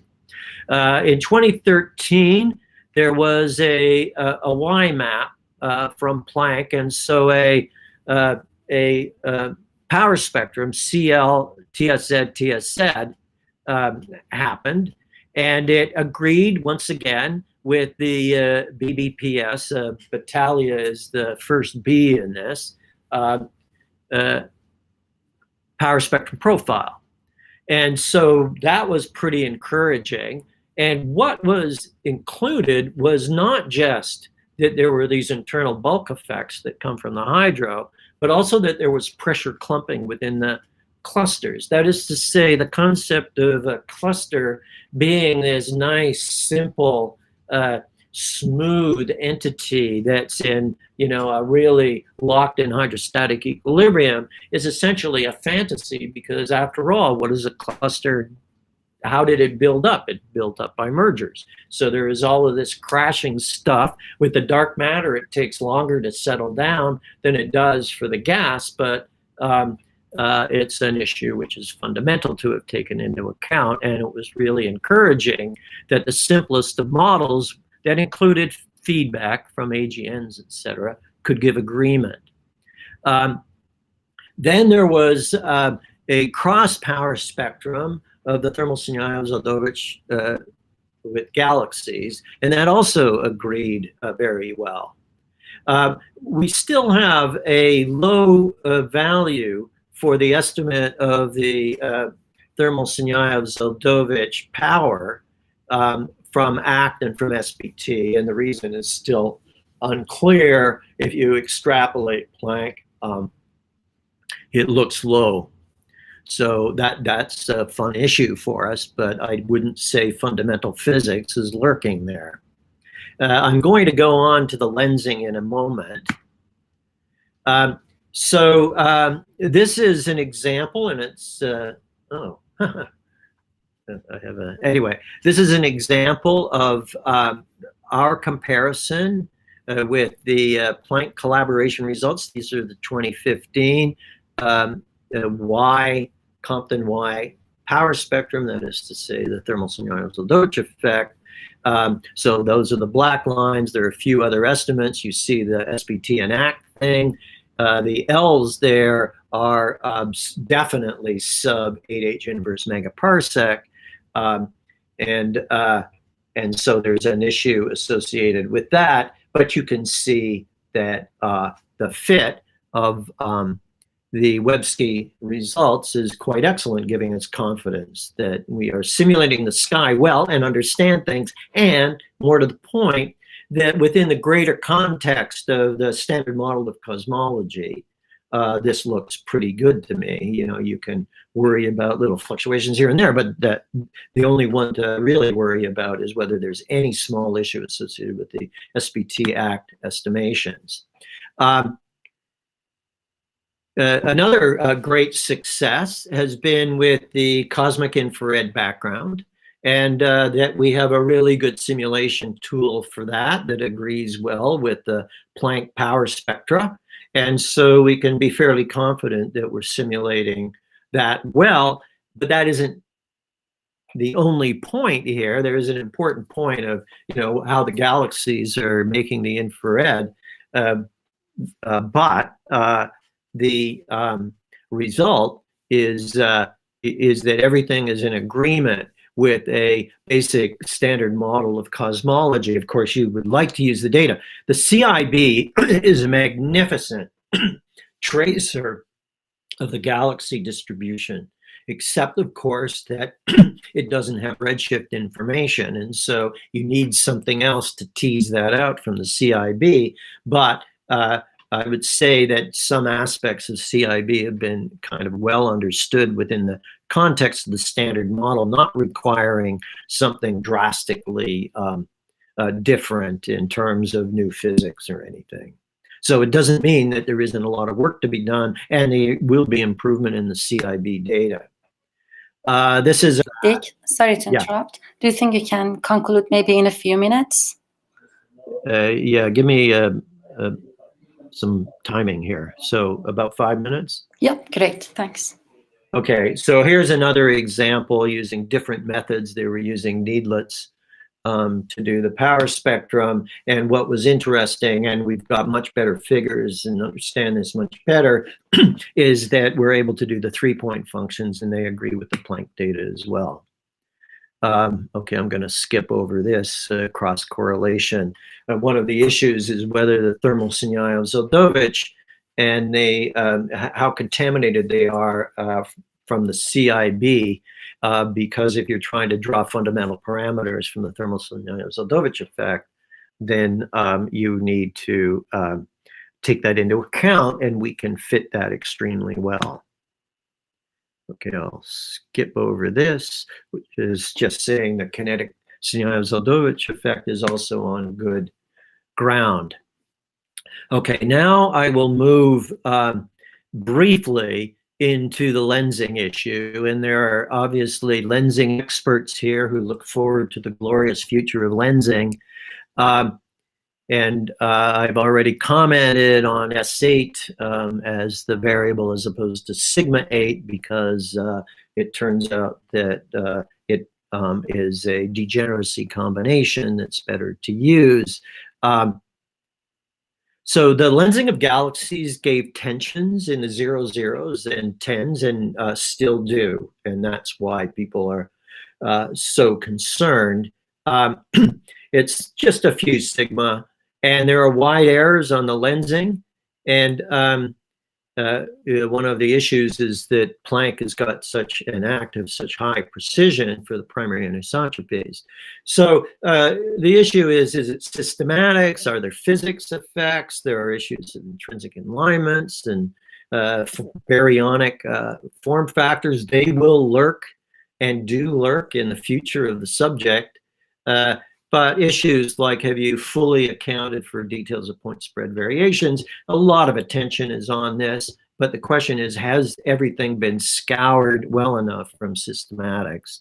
CMB lensing is cleaner than lensing by galaxies. That's interesting. Fewer systematics, and it's derived great results, and it is consistent with the standard model of cosmology. There's been a lot of attention, I'm not going to go into it here, A lens. The only thing is, okay, A lens is a consistency variable, but it's certainly not a variable that you should use to marginalize over. And if you look at the pattern that's being attributed to A lens in trying to fit the residuals, for example, of Planck, the A lens pattern just doesn't look like that. So A lens is kind of a false indicator. We've been using A lens since we first found the lensing effect in the power spectrum in the Akbar data. So, you know, we've got a long history with it, but, you know, we never tried to pretend that it was anything but a consistency parameter. Okay, Adam showed this, and I'm not going to show it, I'm not going to discuss it, except that there is that tiny blue region and the offset and I don't know that paper. Here is a paper from Hymans and company on kids, and it's one of these diagrams that shows all sorts of variations that's supposed to show this extreme split away from Planck. That's represented by the sigma 8 omega m picture on the right, but you can see how big the contours are here. So it's not the same sort of thing, but also including issues of clusters themselves in terms of estimations for sigma 8. And my view is that it's hard to make a case of fundamental physics associated with these very small offsets. I'll skip over this. And I'd love to, you know, play more of a role. But one thing I'd like to say is that this is a cross-correlation of the CIB and the CMB lensing as done by the Webski program. And it agrees extremely well with the results from Planck. So, you know, we have a consistent sky in all of these different probes, and including the lensing aspect. So in the minute or so left, I want to say something more about the 8H inverse megaparsec scale as a large scale that is of interest at the level of superclustering. And so I don't have a lot of time, well, I don't have time to go into this, but I just want to say the following words. So we are doing, we have a map of ACT, it's actually ACT plus Planck, YMAP crew, we just heard some aspects of that, and BOSS, in quest of superclusters and hopefully large-scale structure anomalies if such exist. But the idea, maybe I shouldn't go into this. Anyway, Martine Loken is the key person on this, but Shiji Wang is engaged in this with us. Yeah, I think it's probably not worthwhile for me to sell the tale of a mini ensemble renormalization group flows on the manifold of data in which we're following various clusters, tensors, and scalars, monopoles, dipoles, and quadrupoles as we zoom in from some outer scale in towards the cluster core and looking at the structure. This is a way of going after biasing factors. And the neat thing about it is that we are doing it focusing on orientation aspects as well as just what happens. Usually when you do these things, you do it spherically symmetrically and you just zoom in a spherically symmetric way. And the only thing you can get out of it are spherically symmetric profiles. And that was one of the reasons I asked Ben that question the other day, because fundamentally, the zooming in is asymmetric because it's the cosmic web, and the cosmic web has filaments and other such things. So this is just to give a quick idea of this before I wrap up. The two plots at the top on the left are sample correlation functions constrained by information on the cluster at the center, and it's showing in the top left case the distribution of halos around the central halo, and the central halo is a massive one in the second diagram, whereas in the other one it's less massive. So you can use that sort of phenomenon to think about doing orientation for looking at, for example, how is the thermal energy distributed within what is in effect statistically average superclusters. And so that's what's done as an example using the Websky results in the diagram to the right at the top. But we've been using it on ACT and DES data. I'm not going to show you any of the results, but we're really close to letting a paper see the light of day after interaction with ACT and DES. But the basic thing is that in that case, what we've done is to use information on the 8H inverse megaparsec to do the orientation and also fix the galaxy counts to be some highish values to arrange for a supercluster. And this is the statistically average distribution of that cluster at the center, which is determined from the DES information. So it's like we're dealing with the halo of the cluster, except the halo is not stopping at 2 megaparsecs, but it's got a mean field that goes out to 12 megaparsecs. And so that's a pretty neat thing to do. And for me, that's a really great way to go after response functions, subject constraint of a cluster in the center with some kind of overdensity of galaxies defining a supercluster. This is the way it on average looks, and that's kind of a neat image to have. And one of the other things you can do is you can use information on the on what is basically a flow pattern of the cluster to look in the direction where the galaxies in the clustering, superclustering, are most likely to be. And that's a symmetry breaking approach. And so you get more galaxies or more halos on one side than the other. And this is what it looks like with the Sinyaya-Zeldovich effect. And so it's kind of neat. It looks like jets or something one-sided.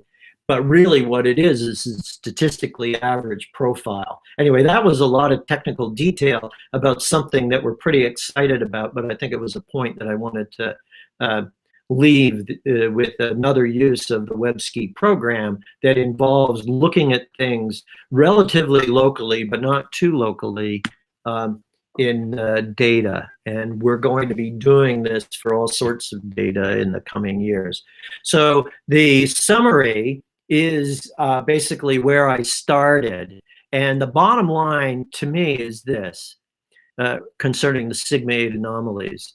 More systematics and gastrophysics work is needed before any small tension grows into a fundamental, beyond the standard model of cosmology physics indicator.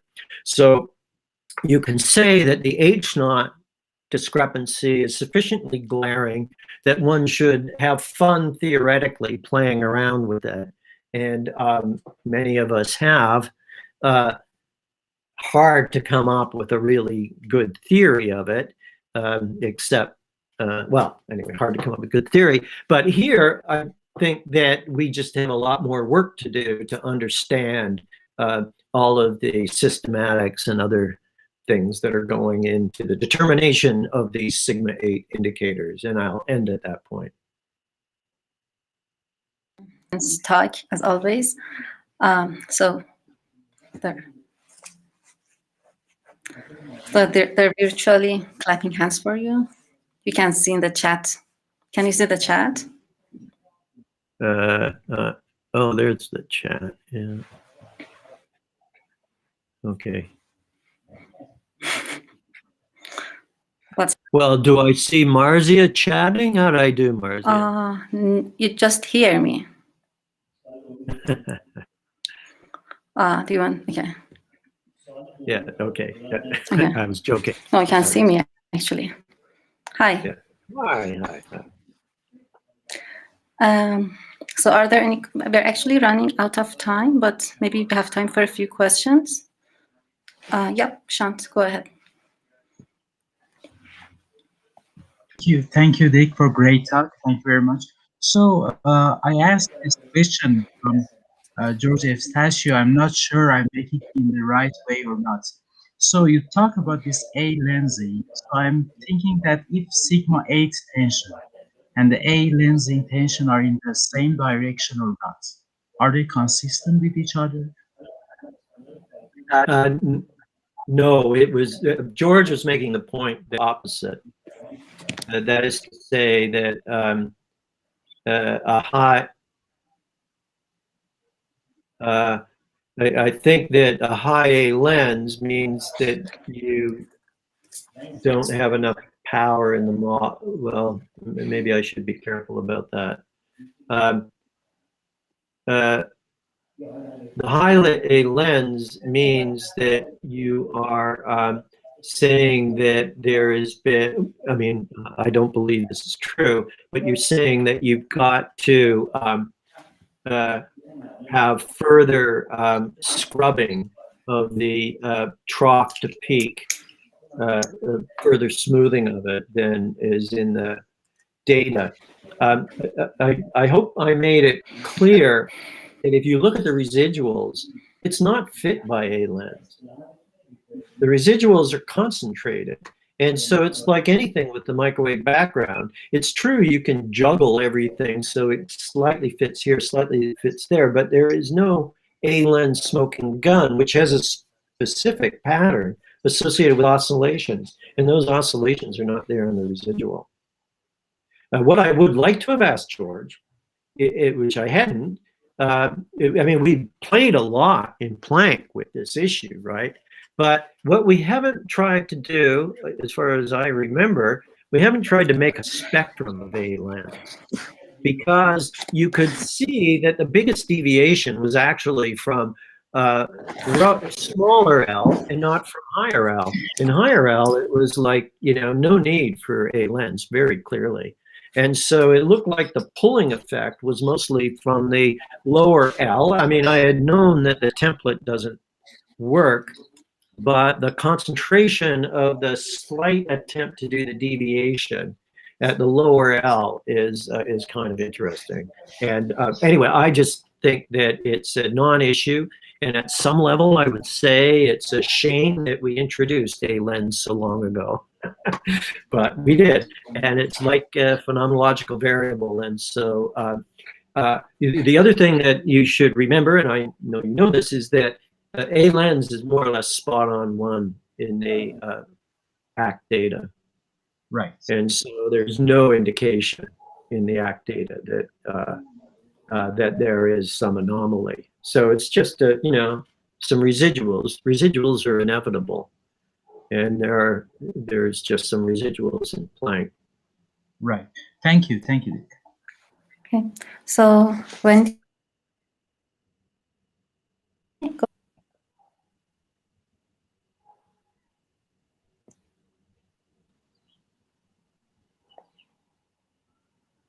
I'm not sure if I have a microphone. Yeah, you do. We can hear you.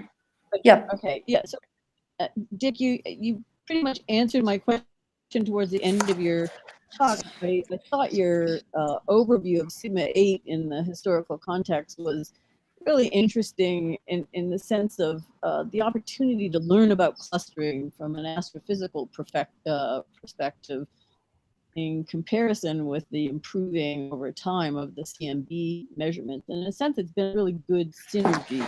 And so I wanted to get your take on the H0 tension and how you would characterize the opportunity to learn about our H0 techniques relative to new fundamental physics in cosmology in the early universe. Well, Wendy, you and I have had discussions on this. I do want to make one further sigma 8 point of the early days. We had a value from cluster physics, and the way I always referred to it is that we had the CMB on large scales. We had in particular Kobe. And what you were trying to do was to thread the eye of the needle way down at that 0.25 H megaparsec inverse scale. So H naught. Well, I am the most important thing in the universe is the volume log A, the expansion factor treated inhomogeneously, and the Hubble parameter treated inhomogeneously. That is a description that's fully complete, more or less, of scalar perturbations.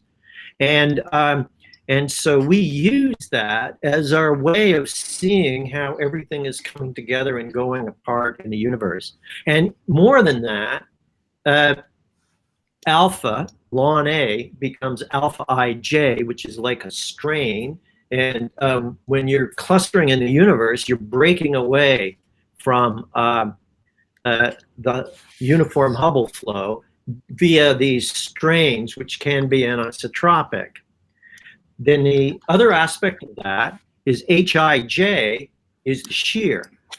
And the shear is like about as fundamental property as you can imagine in the evolution of the space-time. We are trying to deal with H bar, and we're dealing with the isotropic component. Now, what is well taken is that that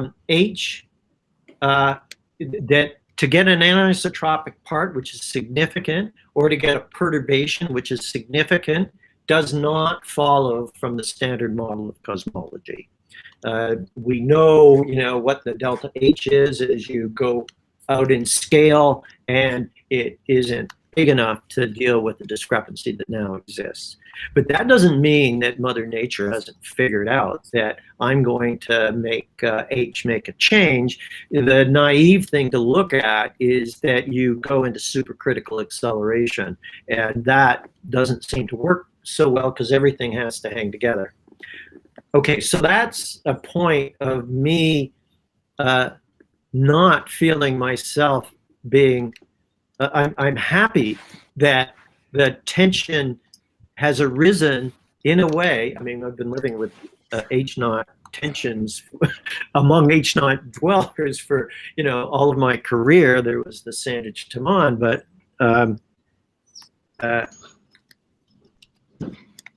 Vocalures, but I am completely agnostic about whether there can be fundamental physics there. We just haven't got a great idea about it. But the other thing is that how shall I say it, the tension among the practitioners of the art of H0 and the art of CMB has led to a pooling of comprehension of how to try and deal with statistical errors of these data sets. Not that there wasn't high sophistication before, but even more now than before, that there is a crosstalk of ways of doing statistical analysis of data that we might say wasn't there before. And, the issue of bootstrapping up the ladder and how those errors propagate, that's a really interesting statistical problem. And although myself, I haven't jumped into the deep end of that at all, I admire people who have done it. And I know that you and Adam and others have done it. So I don't, so I'm actually quite pleased with the way the subject has gone. I do like your tip of the red giant branch stuff a lot because of the simplicity of the physics of it. So I'm a fan of that. But what the ultimate resolution will be, I don't know. It's just that it'll be a problem that we will solve. That's great. Thanks. And yeah, I agree completely with that sentiment. I don't know where it will resolve, but I believe we can resolve this in the near future. Yep. Are there further questions? Okay, if not, I guess we can thank Dick again. And